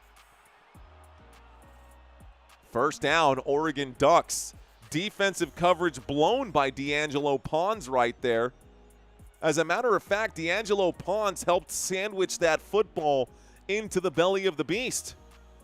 So the Ducks, go get your shears, says Ozai 420. No, not yet. Definitely not yet. Looks like we are in the middle of a timeout here. There's an injury timeout with 2 minutes and 48 seconds left to go, folks. So 2:48 here left to go. We've got an injury timeout. Haters gonna hate, says Larry. That's right, That's right, Larry. Haters gonna hate. That's okay. I'm honestly groovy right now. We are good. Kick him in the footballs. Heather. Harry Dogfood says you're worth a couple of bucks and way more, says Harry Dogfood. I appreciate it, man. Thank you. Honestly, y'all know me, man. Look, those of y'all who are watching this live stream, I don't ask for supers on this channel. I don't want to. I don't want to be chat sports. I don't want to get hammered on camera. I don't want to beg for super chats or have a super chat menu so that way you give me money and I get drunk and act a fool. That's not the way we do things on this channel. And you know what? It's okay. If you want that, there is an experience for everybody out there on YouTube. And if you don't have that experience out there on YouTube, you are always welcome to start your own channel and build the experience that you want for your friends and for your audience. I won't tell you how to run your show. Most of you guys are pretty good about not telling me how to run mine. And at the end of the day, man, we're just here to have some fun. We all are here for one reason. It's the fact that we love football. Whether it's college football, whether it's NFL football, whatever it is, we have at least that much in common.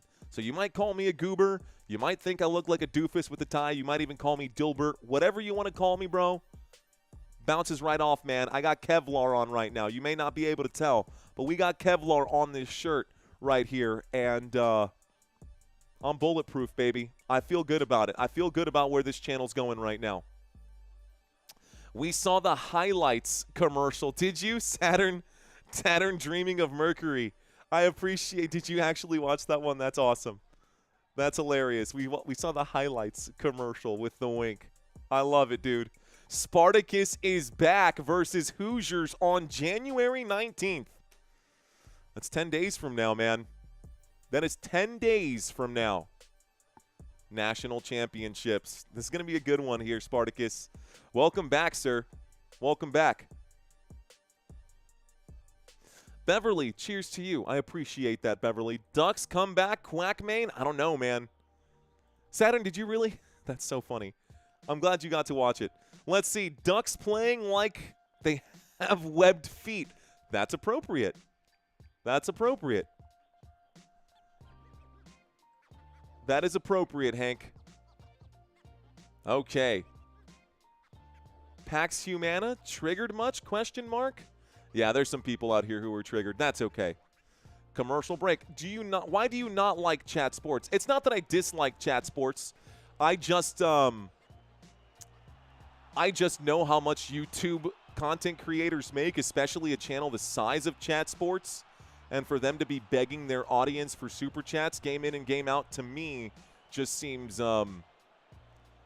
greedy. That's all. 1st and 10, 40-yard line. Oregon airs this out. Too far, incomplete, 2nd down and 10. 2:07 left to go. It stops the clock. Again, I don't dislike chat sports. I just want to make it abundantly clear that we are not chat sports on this channel. That's all. That's all it is, Heat. What's going on? Looks like Lorenzo Amos saying great to see you again. It's great to see you again, Lorenzo. Ladies and gentlemen, I am stepping away. Excuse me. I am stepping away from the chat to call this game. 2nd down and 10 from the 40-yard line. Motion on the field right now for the Oregon Ducks. It's a handoff. This one goes nowhere. Big tackle going to be made there. Looks like it is Mario Landino who makes the stop. Carry for Jay Harris. Looks like it went backwards for a loss of 1. 3rd down and 11 at the Indiana 41-yard line. Ooh, my eyes deceive me. They went the opposite direction. They're calling it a 3rd down and 9 at the Indiana 39-yard line. Shotgun. Audible being called to the right. Looking to the left. We've got Dante Moore in a shotgun on 3rd down.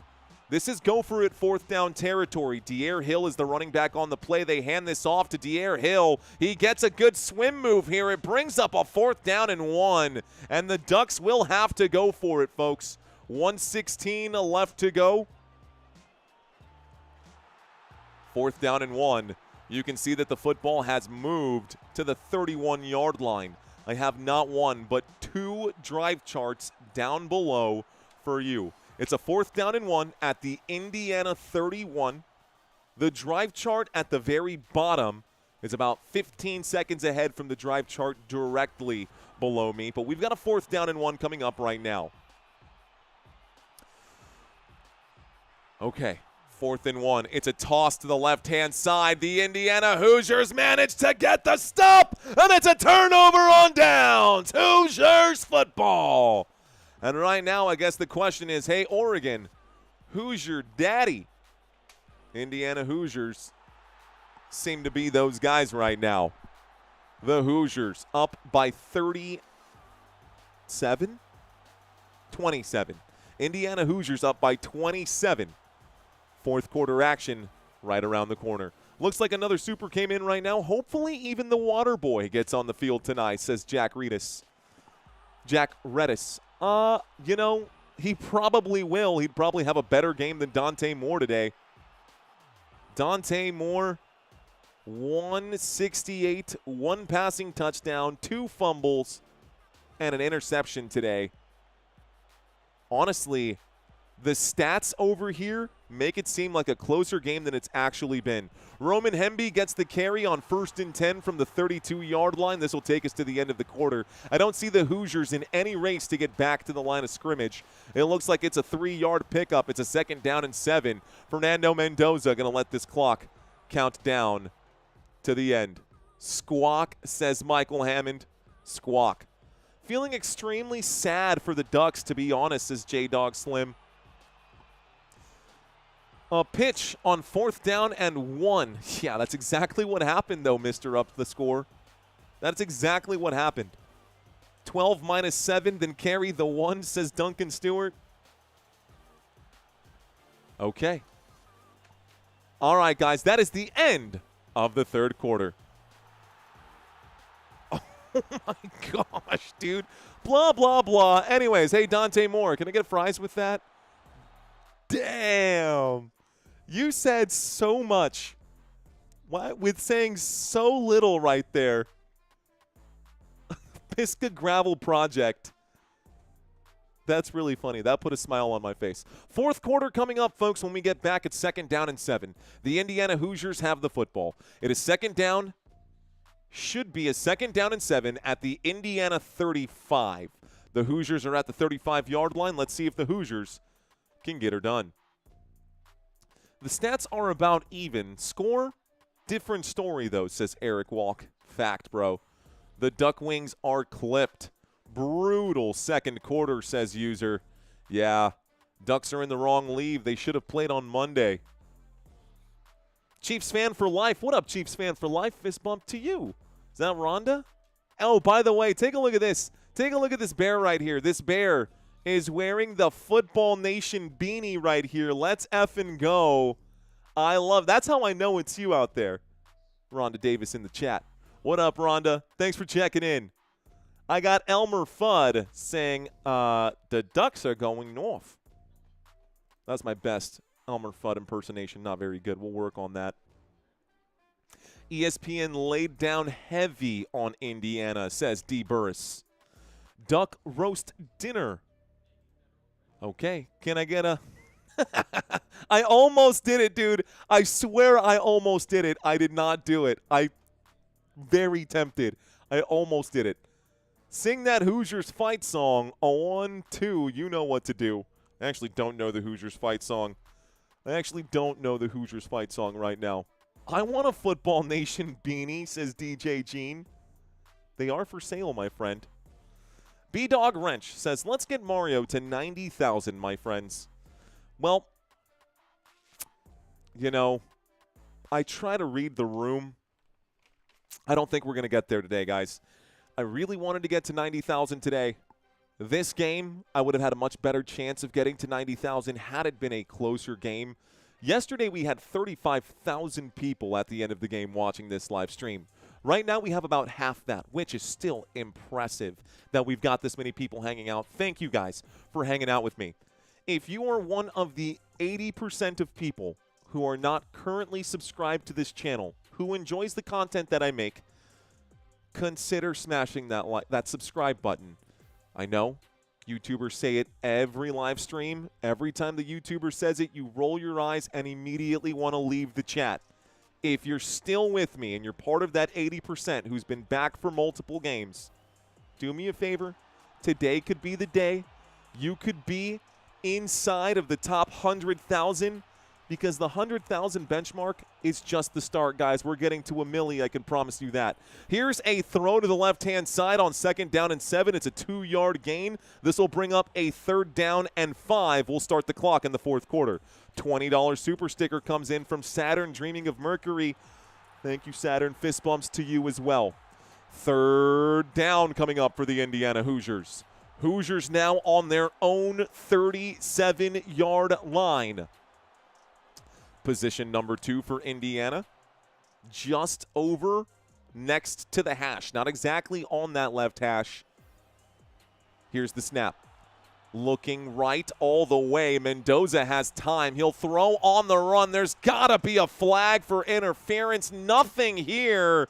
That pass goes down as incomplete. It stops the clock and brings up a 4th down and 5. A lot of boos coming in right now from the crowd. Looks like Omar Cooper was looking for the foul, not going to get it. Omar Cooper definitely pulled down to the ground. I cannot believe the officials did not call that. That was awful. Terrible no call here. The Oregon Ducks going to get another chance. How no flag, says Janet Jones. That's what I'm saying. He clearly dragged him to the ground. The punt, the return, the 20. Running on the 20. Still running on the 20. Gets to the 25, out to the 28-yard line. He ran the entire width of the field before trying to run vertically here. Going to pick up a couple yards. Also going to see a flag hit the deck here. 14:04 left to go. Let's find out what the call is. Holding. Receiving team, the Oregon Ducks. That'll be a 10-yard penalty from the spot of the foul. It'll be a first down. So 1st and 10 at the Oregon 28-yard line after that penalty. It was a holding on the receiving team. Holding receiving team, 10-yard penalty. Okay. 14:04, down by 27. What are the chances, man? What are the chances that the Oregon Ducks come back? Probably pretty slim. Okay, guys, let's see. Welcome to First Down, Sparky Witt. Appreciate that. Looks like Jack, another super here. Coaches, please play anyone in a uniform, says Jack Redis. Very, very, very interesting game so far, Jack, huh? Thank you for that super, my friend. Hey, guys, and thank you all for helping me inch our way closer and closer to that 90,000. I don't think we'll get there, but you guys definitely helped push. That being said, we will get to 90 by the end of tomorrow. Come hell or high water, it's happening. And if we don't get to 100,000 by the end of the season, we're going to take a page out of Tom Grossi's book, and we'll do a 100,000 or 100,000 stream where we stay live as long as it takes to either raise $100,000 for a charitable cause or 100,000 subscribers, whichever comes first. We'll see how that one goes. I've also got a few $100s already that I need to put in thanks to a few other donators or donations on this channel. Don't think I've forgotten about you guys. Those are going to be the first ones that go into the pool here when we start. DJ Gene believes we'll get to 100K during the playoffs. Maybe. Maybe. Cool as a fan says, I'm a charity case. Why would you say that, though? Why would you say that? Noel, thank you, sir. Looks like Greer family dropping all the emojis right now. Sprinkling emojis and love across your screens, folks. Shout out to the Greer family. Thanks for checking in. Looks like Kelly, I see you saying let's effing go. We'll get there. We'll get there. Will Santino be coming over for the Super Bowl? Maybe. I got to see if he works that day. He does bartend on the side right now. So, let's see. Someone said something about the Grossi Posse. I saw that in the chat. Looking for it here. Looking for what someone said about the Grossi Posse. It disappeared. Got buried in the chat out there somewhere. Anyways, Lauda Carpenter saying, great stream. Let's effing go. Favorite song to sing at karaoke? Again, I like to read the room, but I'll do Handlebars by the Flowbots. I'll do Look at Me Now. Yeah, you heard that right. Look at Me Now. Oh, I'm getting paper. And a lot of other songs. I got probably 30 different songs that I cycle through. I Believe in a Thing Called Love by The Darkness, one of my favorite songs to do. That song's a lot of fun. I also do a lot of I'll do like Kill Switch Engaged if the karaoke bar has it, or I'll do Hawthorne Heights and bring out my emo kid. Anyways, we're stepping away from the chat. 1st and 10 from the 15-yard line. The Oregon Ducks with possession. A look to the right-hand side, a throw to the right-hand side. The catch will be made by Sadiq. We'll start the clock here. 13:55 left to go. It's a 2nd down. Looks like very minimal gain, if any, made on the flat. 13:45 left to go. It's actually a loss of 1. Sadiq going to lose a yard. A look to the right. A catch will be made. Number 9 makes the grab, and this time it looks like the catch is made by Jamari Johnson, who scored a touchdown earlier. This brings up a 3rd down and 8. 3-yard pickup here. Maybe a 4-yard gain. Could be a 3rd down and 7. They're calling it a 3rd down and 6. Okay, so a decent catch right here. We're now at the 19-yard line. 3rd down and 6 at the 19. Looking to the left. Gonna throw this. Almost picked off right here. Incomplete pass. 4th down and 6. Stops the clock with 13 minutes and 12 seconds. And it looks like Pons almost picked that one off. Pons almost gets the interception there. And time to, they got to go for it here. It's 4th down and 6 for the Oregon Ducks. They trail by 27. If they even want to take a shot in the dark here, they got to convert this 4th down play. 4th down and 6. The Indiana Hoosiers continue the onslaught. As a matter of fact, the Oregon Ducks are going to punt. 0's on the clock. Flag comes in. What is this, delay of game? 0's on the clock. Flag comes in. Delay of game. This will be another 5-yard penalty. From bad to worse for the Oregon Ducks, and now they will have to punt. It's a 4th down and 11. I think they were trying to get the Hoosiers to jump off sides. Hoosiers defense too disciplined right now to fall for something like that. I heard another super come in.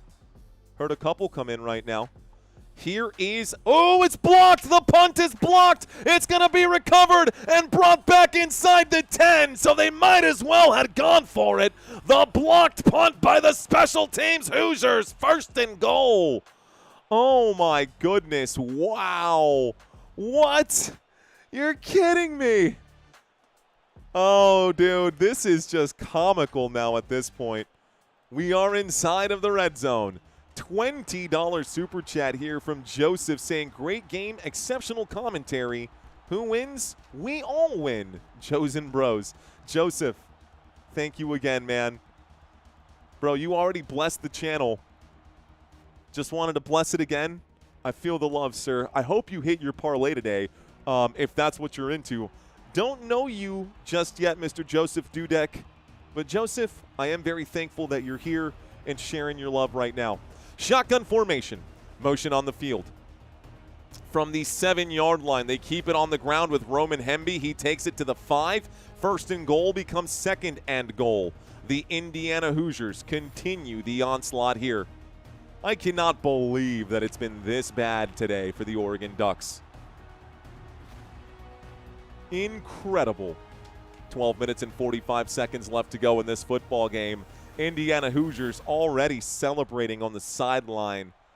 Time to do a gritty celly. Sorry, I can't gritty. I don't even know what I'm doing. Another shotgun. Roman Hemby to the left of Mendoza. Mendoza keeps Mendoza to the left-hand side. He will pick up about 2 yards on the play. Dangerous move there. This brings up a 3rd down and goal. And honestly, at this point, I can't understand why they're keeping the starters out there. Outside of the fact that obviously they're being scouted by NFL scouts. Still, though, you lose Mendoza before the start of the next game. You're going to have a lot of egg on your face. 3rd and goal right now. 3rd and goal. 11:45. Waiting for the snap. Play clock down to 3, 2, 1. Timeout will be called with 11:41. I believe the Indiana Hoosiers will use their first timeout. This does stop the clock. It is 3rd down and goal at the 5-yard line. Mendoza to the Jets. Joke's on you. They got 2 Mendozas. They do have 2 Mendozas. That is absolutely true. Fernando Mendoza, 6'5", 225. He's a junior on the team. Alberto Mendoza, his little brother, is 6'2", a freshman on the squad. And once this Mendoza is out, the next Mendoza will come in. It'll be a Peyton Manning, Eli Manning kind of thing. Anyways, timeout has been called, folks. So I guess we can turn down the intensity. Timeout has been called. Let's see. Yeah, probably to the Raiders, if I'm being honest, guys. Those of you who are still with me, here's the NFL draft order. Here's the NFL draft order, and Fernando Mendoza expected to be the #1 overall pick in this year's draft, which means he would end up going to Las Vegas. Unless, of course, Las Vegas does something crazy. And I don't know, man. I think it would be really cool to see Ashton Genty alongside right now with Fernando Mendoza. But it doesn't matter who they have in the backfield if their offensive line is trash. I think the Las Vegas Raiders, you guys can correct me if I'm wrong, I think the Raiders should try to package a deal with Max Crosby, ship Max Crosby off, and just try to get some sort of improvement on this offensive line. The Las Vegas Raiders offense could be something special next season if they can just get an offensive line. We said the same thing about the Chicago Bears. We said the same thing about the Chicago Bears, that it doesn't matter who they have in their backfield. Doesn't matter if you've got Caleb Williams. You can't protect your quarterback. You can't push the football forward. So that's kind of where I'm at with that. Last night's broadcast was excellent, and your delivery tonight just as sharp. I appreciate your consistent energy you're bringing to the booth, says Jesse McDavid. Jesse, thank you, my friend. Stick around, man. We do this, again, I've said it multiple times today. We do this a lot. If this is your first time checking out this channel, please come back. I try to uphold a level of professionalism and consistency because consistency is key, especially on this platform. Okay, another super comes in right now. Daughter Laura and I in the shop watching Football Nation. Best stream I found, says Thomas Carpenter. Great job, Mr. Carpenter. Shout out to you and your daughter Laura. Thank y'all both so much for watching this live stream. I'm honored and humbled to be your host for tonight. Folks, this commercial break is over. The Indiana Hoosiers are now getting the football here on 3rd down and goal from the 3-yard line, folks. 3-yard line. 3rd and goal from the 3. Indiana with it. 11:41 left to go in the football game, at least in regulation time of this football game. Fernando Mendoza is the quarterback on this play, with Kalen Black standing to his right. Motion on the field. Dropping back, looking left, going to wind this up and fires. It's Elijah Surratt. This is just going to be another one. Touchdown, Indiana Hoosiers. Boom, baby. Another touchdown for Indy. Are you seeing this score? My wife just walked in right now. She looked at the score and is thinking, what? 11:36 here left to go. Touchdown, Indiana. It's about to be 49-15. Yeah. Not so under now. Is he okay? Okay. Extra point attempt is up. The extra point attempt is good. The score is 49-15. Wow, bro. 49-15.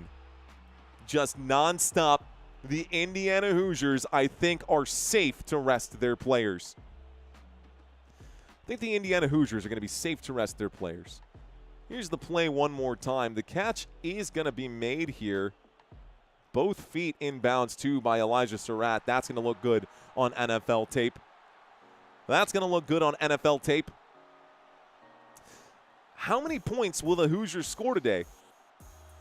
How many points will the Hoosiers score today? It's never over, says Parker. How does Oregon keep making it to the finals and then crashing every time, says Last Resort. 60, says Bobby. 56, says Chris. Tell her about your bet. She'd definitely have something to say about that for sure. Christopher asking if I like camels. It's a very specific question. I don't think that I know enough camels to have formulated an opinion on camels. Let's see. Sasha Savisha says 6'7". Looks like our Beatles friend checked in right now. Who do you think the Ducks are over?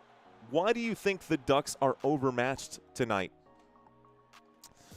Honestly, the Indiana Hoosiers defense has just been lights out, man. This Hoosiers defense has given up very little. Here comes the snap for Dante Moore. A screen play goes backwards for a loss of 3. It's second down and 13 after the kickoff here. They go from the 25 to the 22.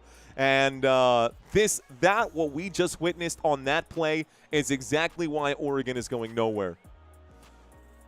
Maybe Indiana is in the wrong playoffs, says J.J. Carver.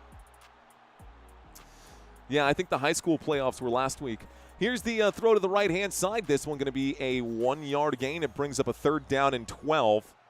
Looks like Drago with a $10 super saying, good music, bro choice. I like the change. Thanks, Drago Balboa. Thanks, bro. I know you told me your real name in that email that you sent me. I don't know if you want to be called by your real name or not, so I'm just going by your pseudonym, by your stage name here. It's a third down and 12 coming up. The Oregon Ducks have the football right now.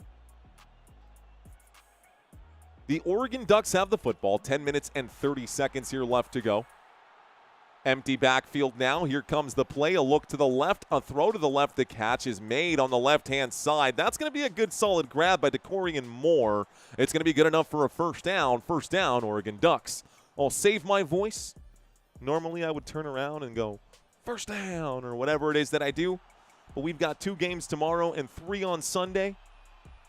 So we'll save it for tomorrow's games. Ducks drop back on the 30. It's tipped in the air. Incomplete pass. That is going to be tipped in the air. It brings up a second down and 10. That pass incomplete, stops the clock with 9:54. Ducks have way more than turnovers for problems, actually, Hoosiers. Wow, says Harry Dog Food. Have an 80% win with you. Do you really, Robert?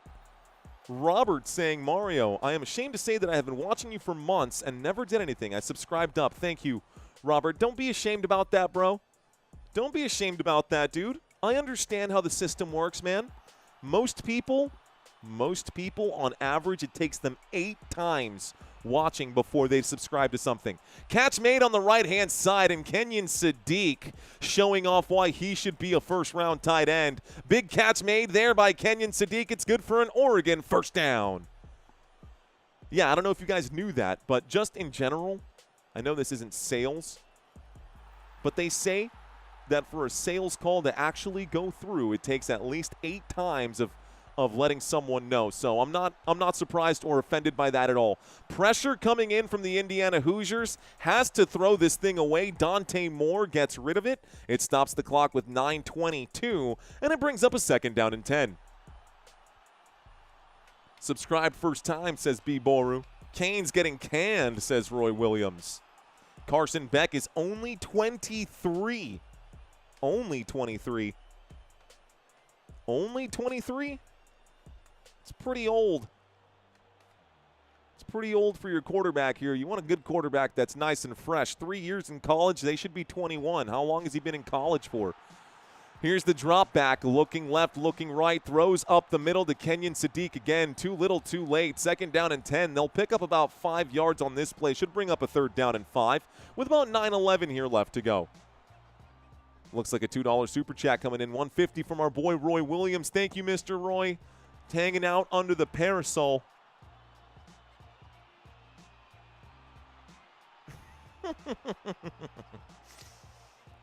Oh, my goodness. Just hit the like, says Rev Green. Guy Tuber says, be ashamed. Don't be ashamed. It's all good, guys. It's all good. I understand how it works. A lot of people do go to college for 7 years. They're called doctors, says David Dellis. Yeah, tell me how many doctors play college football, though, when they're trying to make sure their hands don't get stepped on and crushed.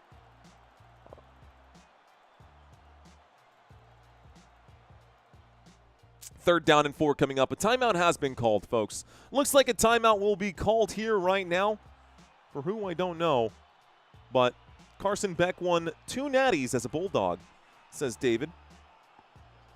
FanDuel has Indy minus 7.5. Reading some of these comments. Who called that timeout? I think it was the Ducks. Actually, this could be the Hoosiers who called it. I don't see any update here. on that side. Okay. I love the smell of victory, says Thomas. IU having Peking duck. Man, this was a bad day, man. This was a bad day. But we do have the NFL playoffs around the corner. My whole house full of 5 just subscribed. Stay humble and true to what you got here. Keep it up. Keep God first, he says, and you will succeed. Congrats. Heat Miami, thank you. Miami Heat 23 in the chat. Those go to doctors, says Saturn, dreaming of Mercury. So, it's been a very good day, guys. It's been another good day.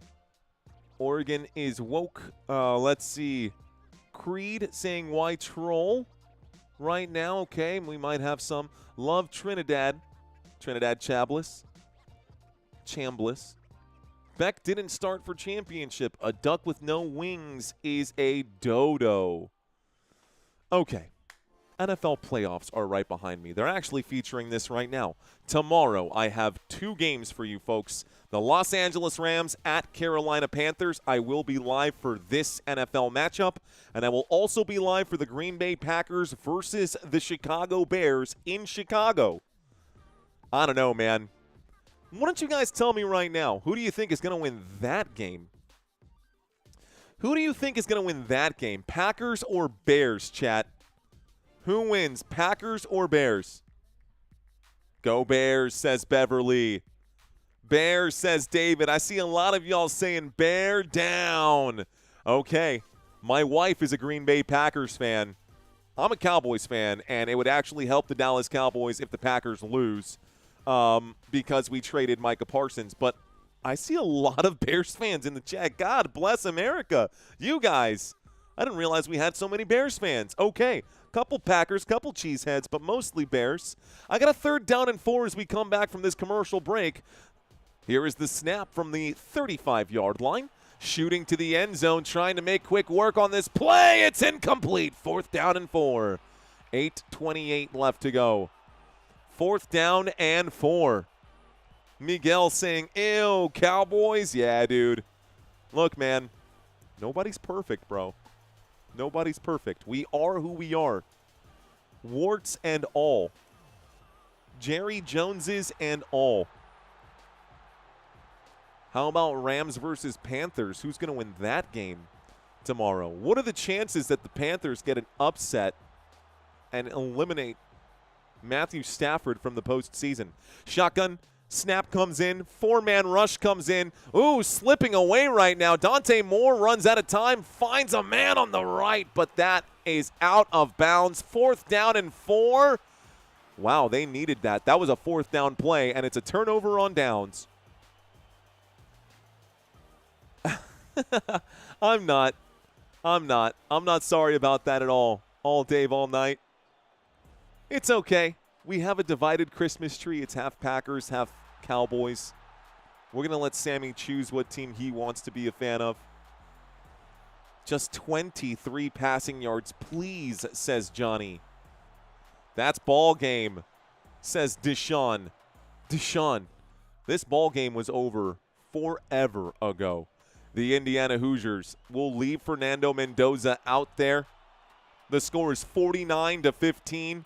Mendoza will take the snap and hands it off to Kalen Black to the right-hand side. Actually, it's not Kalen Black. This ball carrier picks up about 12 yards. That's going to be Kobe Martin who gets the carry.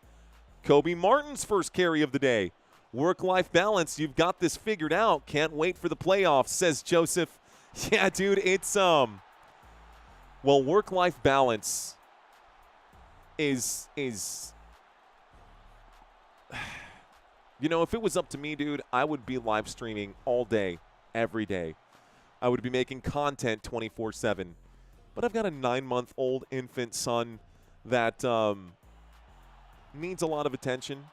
And luckily right now the football season is about to be over, so we can, you know, pivot some of our attention and give the son the attention that he deserves. A big run to the right-hand side.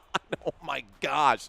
Another 20-yard gain from the IU, looks like from the Indiana 45 to the Oregon, 30-yard line. Another huge run right now to the Oregon 29. First down for the Indiana Hoosiers. And not only are they running away from this, not only are they running away with this game, they are running the football down the Ducks' throat.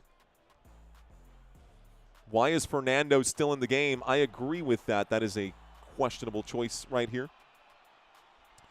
Another handoff. They keep it on the ground, and it is still Kobe Martin who is showing off the wheels. Martin stuffed on that play after picking up just 2. It's a 2nd down and 8. We're now at the Oregon 27. The Packers are hurt, says Bernard. You don't have to shave your head, says Beverly. Good. I feel good about that. I can smile about that as well. Go Denver, says Greg. 56-15 incoming, says LaToya Smith. LaToya, you was savage, girl. No mercy, says Lake Shaw Smith. Lakeisha Smith. I think I got that one right on the second time. A handoff to the left side, and Martin tries to stiff arm out there. Lakeisha, thanks for checking in. This will bring up a 3rd down and about 5 right now. 3rd down, touchdown pass, says John. Okay. 5 minutes and 45 seconds. Thank you, Tiger Shark. Roll Tide, says Cloven Vaughn, PWN. Scouts out there. Mendoza is staying in, says LT Dog. Lieutenant Dog, you might have a point. So Fernando Mendoza stays on the field. He's driving the bus right now. Hasn't been asked to do much. It's a 3rd down and 4 from the Oregon 23 on the left hash. Mendoza takes it and hands this off up the middle. Kalen Block will score another one. Touchdown, Indiana Hoosiers. Oh, my gosh. It's brutal, dude. This is a metal scoreline right now. This is one of the sickest scores I have seen in a while. It is 55-15. And Indiana, bro, just brutal. That is so nasty. The disrespect to take the lead by 40 points. This is to be 41-point lead here. The snap, the hold, it's a 41-point game with 5:13 left to go. Oh, my gosh. 41-point game. Wow. Just wow. I need 1 point to win 570, says B-Way 1983. Oregon is a joke. Patriots versus Seattle in the Super Bowl. They ain't done, says Gleam. Take the 2, says Derek March. TCU, you're not alone. Yeah, that's brutal, man. That's a tough one. Red versus red in championship. It'll be orange versus red in this championship. Maybe even green. We'll see what happens. All right, B. Boru, we'll be here. No kidding. Wow, says Harry Dog Food. It's a 55 burger, 56 burger. 90K incoming, says Pergues. Okay. Mario, guess what? I'm an Oregon fan, says Eric. Oh, no. Sorry, Eric. Tough loss, dude. Tough loss, huh? The Oregon Ducks get the football back. The score is 56-15. It is 9:52 here in San Antonio, Texas. Laura saying 90K, can we do it? I'm already over it. It's okay. It's okay. We'll get there tomorrow. Again, guys, I'm not going to get upset over the numbers. We've had a fantastic day today either way. Today and yesterday, very, very good. Look, there's people out there taking photos with Mendoza's parents. There's something in the air tonight. I can feel it. Something in the air tonight. Fernando Mendoza. First down picked up for the Oregon Ducks. Bagpipes for Eric. Oh, no. The bagpipes, the pipes are calling. 4:53 left to go. 1st and 10. They are doing handshakes. Fernando's dad shaking hands with a big smile on his face.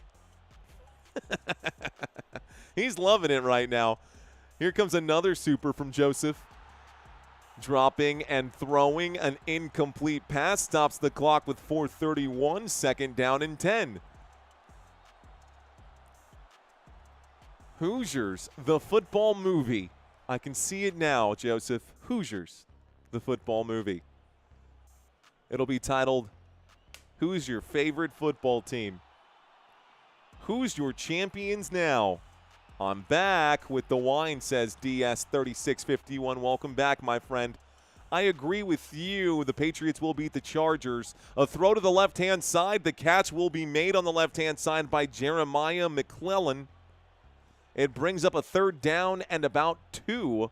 Good run here from the Oregon 39 to about the Oregon 48. It's a 3rd down and 1. 3rd down and 1. 4 minutes left to go in this football game. We've got a 3rd down opportunity here coming up now for Dante Moore. Moore, does he have the resolve? Oh, the Hoosiers going to get, they're going to get it. It's going to be a 1st down for the Oregon Ducks. Play stays alive, drive stays alive. More importantly, the clock is ticking. 3:41 here left to go. Looks like a super sticker just came in right now. Is this your first super ever on a live stream? Kimberly Gordon with her first super ever. Kimberly, thank you very much. Glad that this channel has inspired you to donate to content creators out there. Thank you very much, Kimberly, for your first super ever. Here's the snap. Looking to the right, looking to the left. Moore is now on the run. Gonna throw this thing away. Incomplete pass, 2nd down and 10. 3:11 left to go. 3:10 left to go.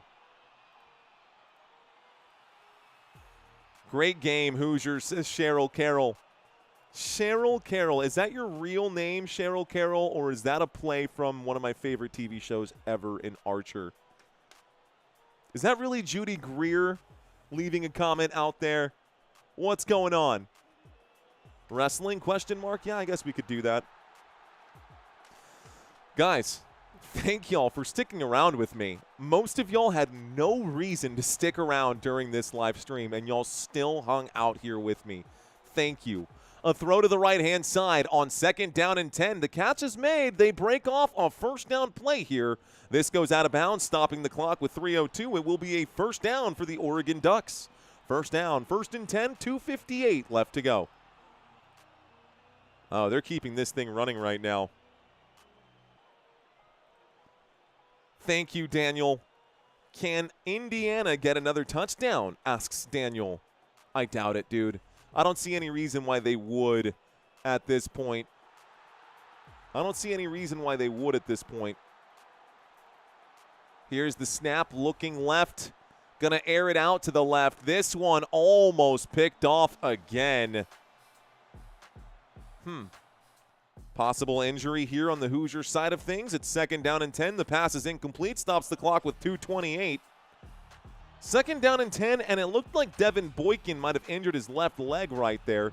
Turns out he's okay. I got a 2nd down and 10 at the Indiana 39. So the Oregon Ducks in Indiana territory right now. That's what I'm saying, Rocky Trout. This was not a good game, but we still had so many of y'all hanging out with us here. It feels like the real true OGs are in the chat. This play goes backwards on 2nd and 10. It brings up a 3rd down and 12 as they lose yardage. We'll start this clock again. This should take us to the 2-minute timeout. The Oregon Ducks likely going to bow out of this game here gracefully. This will take us to the 2-minute timeout. It'll stop the clock, and then we'll have just 2 minutes left to go before we can announce the winner of the Chick-fil-A Peach Bowl. Do you think they can come back, says Drew. I don't know. Gary saying who will win, Miami or Indiana? Well, we had almost 17,000 votes right there. Why don't we start a poll for that one? Who will win the Natty? Question mark. Hoosiers? Hurricanes? Who will win the Natty, the Hoosiers or the Hurricanes? B-Way says, please, God, I just need one more point. 60-plus points in the last two? I don't know, Laura. Will Chick-fil-A serve duck tomorrow? Eat more duck is what it's going to say instead of eat more chicken. Reg saying that the Hurricanes have been upsetting everyone lately. I agree. Indiana is making Oregon look like JMU, says @is_the_one. Tony saying, I'm new here, bro, but love the stream. Welcome, Tony. Appreciate you, sir. Welcome in, man. Anybody can do this. Anybody can do this. You just got to have the right personality for it and the tenacity to go out there and go get it, to separate yourself from the rest. Let's see. Midwest's finest, says Roy. Hoosiers by 6-7. Fair enough. Thank you. Thank you very much. Look forward to the future coverage. Thank you, Myers Red. Cheers to you. Here's a fist bump, Myers Red. Okay. Larry Bird is French licking roasted duck. How do you French lick something? Lucinda. Welcome in, Lucinda. How are you feeling? How are you these days? Always great to have you in the chat. Always great to have Lucinda in the chat. Let's see. What is the score? Says Nux Nostalgia. Nux Nostalgia, I'm going to give you a second to look at the screen. I trust you. I trust you, bro. Nux, you were able to type your chat in. So, I'll give you a second to look at the screen and take a look right now. Jay Buck, thanks for checking in, man. Appreciate you, Jay Buck. Another blessing on the channel. Saturn Dreaming of Mercury.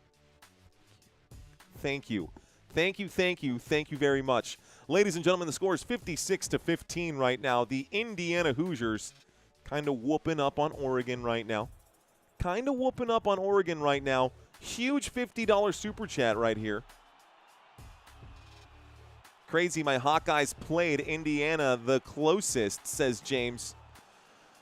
3rd down and 12. We come back from the 2-minute break, and someone called a timeout already? Second timeout going to be called here by Oregon. What, was that 2-minute break not long enough? Was that entire 2-minute break not long enough? You guys didn't get a chance to talk about it here? Another timeout is called right now. Dynasty Builder saying, Mario, do not sell out to the mainstream. You're the best broadcaster since Ernie Harwell. I don't plan to sell out right now. It's not just me anymore, man. It's not just me anymore, right? What we're doing here with Football Nation also helps keep food on the table for other people. We've got something going here, man. We've got something going here. 3rd down and 12 for the Oregon Ducks. A one-handed grab is going to be made out to the 30, the 25, the 20, the 10, the 5, brought down. Steps out of bounds at the 2-yard line with 1:48. It's a 1st and goal coming up now for Oregon. Oregon looking for a consolation prize, someone who needs just one more point right now. Let's see if you can get it. Yeah, I did gain some subs along the way. I know, Lucinda, big leap, huh? Mystery, Mr. Reynolds, first time watching. Thank you, Mr. Reynolds. My name is Mario. Appreciate you watching, sir. Well, we've got about 90 seconds left in this football game, which means we've got about 90 seconds to pick up 150 subscribers. Here is a handoff. No gain on 1st and goal. It brings up a 2nd down and goal. And again, guys, if we don't get there, it's totally fine. I have a good feeling that we will get there tomorrow since we have 2 more games tomorrow. They will likely not be as jam-packed as this live stream was, but we've got more opportunities. About 10 games left here in this football season, maybe 12 games left here in this football season.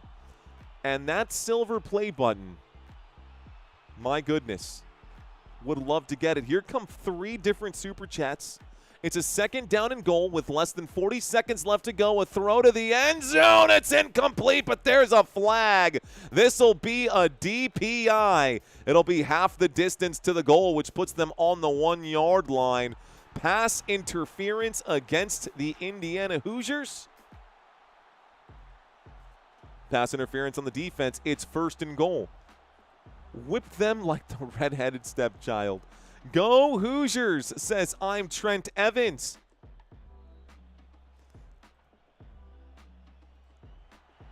Oregon wants to sink a frigate. I got your battleship, says Saturn. Says Saturn dreaming of Mercury. 1st and goal coming in right now, guys. A bad snap right here, throwing this away. How do you do a bad snap there? 29 seconds left to go. Just take the knee, guys. Just take the knee. Just bow out. It's fine. Mackie, thank you, Mackie. Or Mac Yenjai saying, thank you for a very entertaining stream. My son was a good friend with the Mendozas. They met while he was in California. Go IU. Hey, man. Thank you. Mac on a $10 super as well. 29 seconds left to go, folks. In this football game, it is almost over. Pistol formation. Here is the snap. It's a hand. No, it's a little play action. He'll fire this one into the end zone, and it will be caught. It is Roger Saleapaga. Roger Saleapaga makes the 1-yard grab, and we'll put points on the board here for what it's worth. Let's put 6 points on the board. It's now 21-56. At least it's not a mockery of a game. At least Oregon was able to put up 21 points against the Indiana Hoosiers. But the Hoosiers' offense has just been way too good. You can make instant rice in 90 seconds, says Robbie G. For sure. You sure can. Okay. 1st and goal. The snap, the hold, the kick, it's up, it's good. And the score is 22-56. 22-56. Oregon likely to attempt an onside kick here. I think Fernando Mendoza has taken off his helmet. Alberto Mendoza, going to take over to take the few knees and make sure that Fernando Mendoza doesn't lose any yardage right now. By the way, this is his 3rd game with 5 passing touchdowns for Fernando Mendoza, which is the most in FBS. Just so you guys know, those are the numbers. Fernando Mendoza, 5 passing touchdowns, 177 passing yards. For fantasy football purposes, you do the math. You do the math. Chris, first time here listening. Chris P. Bacon. Oh, I just got your name. Crispy Bacon, thanks for checking in, sir. Is the one, you are very welcome. At is the one, you are welcome, sir. Here comes the onside kick. My guess is that this is going to be an onside kick. They're not lined up to recover an onside kick.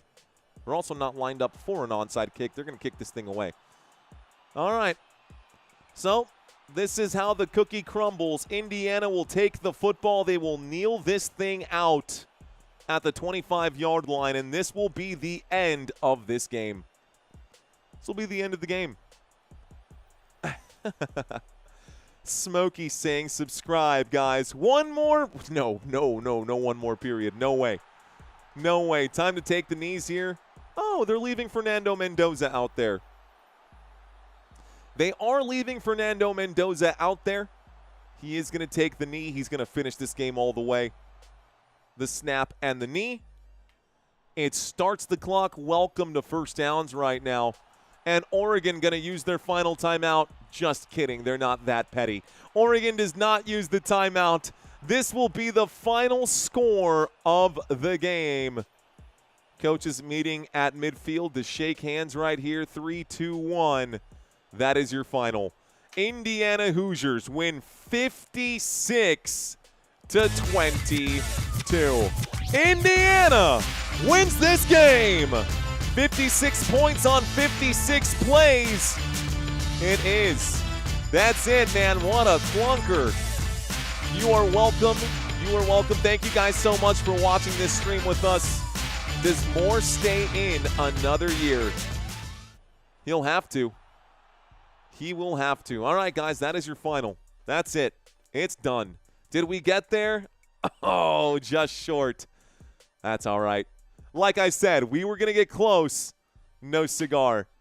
About 34 subscribers short. 90K, close, Smokey, close. But that's okay. We didn't get there. It's okay. We got close. Another super coming in. Looks like All Dave All Night saying, excellent work, Mario. You might need to change your chair to a recliner for Sunday's games. Doing it for 3 games is heavy work. I really appreciate it. Hey, man, it's you start to build those muscles as you get more and more confident. I'll tell you the truth, bro. It's not really calling the games or being on my feet that gets taxing. It's honestly staying engaged with the game and engaged with the audience through the camera for 12 hours because your mind starts to wander. You start to get off track. You start reading chats that come in right now. I'm reading a lot of these chats right here, right now as well. And, yeah, man, it's one of those, right? We try not to get distracted, and that's actually the biggest challenge out of all of it. More so than being on my feet to call the games. Great stream, says Lynn Frazier. Thank you, Lynn Frazier, for checking in. 10 Football Nation. Hey, 90,000 on the dot. Thank you, ladies and gentlemen. We got there. We got there. Let's effing go. Let's go, bro. We can actually get to 100,000. We can actually get to 100,000 before this football season is over.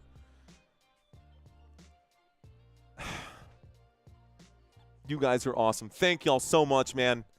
Let's see. See you tomorrow, says Rev Green. I'll be here, man. I will be here. Hell, I remember the 3 bowl games, says Scott. Thank you, Mr. Robert Samora. Oh, wow. Folks, we're going to get there. 100K before Super Bowl. Fingers crossed. 100K before Super Bowl. If we get there, we got it. If not, I guess March Madness. No, we'll get there. We'll get there before the basketball seasons. We're going to do the 100K or 100K if we don't get there. We might even just do a fundraiser just because I want to start giving back to the community as well. Purgis, have a good night, my friend. Saying peace, Mario. See you later, but not for the Bears. Sorry, no worries, bro. I'll be here if you change your mind. Cover FIFA next year, and subs will rise higher. I'm actually covering the World Cup this summer here. I'll actually be covering the World Cup this summer. The games here in the United States and in Mexico and in Canada. Very much looking forward to the World Cup. We'll get there for sure. What if the injured Packers beat the Bears? I guess I wouldn't be that subscribed right now. Or I wouldn't be that surprised right now, I should say, Paulie. What is the early line? I actually don't quite know off the top of my head. Reggio, 90,000. That's a lot. Have a great wild card weekend. I prefer the day afternoon games for my Packers, old men, to get to bed early sunset, says Reggio. Brian, I see you out here, brother. Let's go. I'll do a chat and have you on as a guest that inspired me. Sasha Savisha, I would be honored to do that. I'll tell you this, Sasha. First of all, you know how to reach me. If you get to 1,000 subscribers and your channel actually becomes monetized, ping me. I'm open to collaborating. I would be happy to chat with anybody out here who's a content creator who wants to chat a little bit more, and maybe you guys can be featured on my channel as well. I think it would actually be better that way if you guys jumped onto my channel or vice versa, whatever works for you. Let's see. I've got another super from Scott Perkins. Thank you, Mr. Perkins. Thank you again, Saturn Dreaming of Mercury, for those 10 Football Nation memberships being gifted out right now. Let's see. All right, guys. Are there playoff pick'ems? There are not, DJ Gene. There are not. The pick'ems are over. If you guys are interested in doing the NFL pick'ems, we're done for this season. We'll probably do something for basketball. But I'm going to leave this graphic up for just a little bit, ladies and gentlemen. This game is now over. This game is now over. So, final score 56-22. Indiana gets the win. Indiana will be playing the Miami Hurricanes on January 19th, 10 days from today, right? Yeah, I think 10 days from today. So that'll be a lot of fun. In the meantime, I've got 2 games tomorrow, Rams and Panthers, Packers and Bears, and then the rest of the weekend is right here, guys. I'm going to go ahead and hang out with my wife and my son downstairs. Dino, thank you for the super right there. Shout out to John Bella. Thank you for the super right there. Welcome to First Downs, Isaac. Thank you very much. Isaac Raxter in the chat right now. I appreciate that super, or I appreciate you becoming a First Down channel member. Thank you, my friend. All right, guys. I'll be live. Is it number 6 or is it a first? I don't even know what that means. But there it is, guys. I'll be live tomorrow. I'll be live 30 minutes beforehand, by the way, at 3 p.m. for the pregame. Probably not going to have a pregame for this game. That's it, y'all. I'm done. We're off. It's been an absolute pleasure. My name is Mario. You've been watching Football Nation. I hope to see as many of you guys as possible tomorrow. But if not, I'll be here for the rest of the season. I'll be here for basketball. I'll be here for baseball. I'll be around, guys. We'll see y'all soon. Y'all have a great night. Let's effing go. Peace out.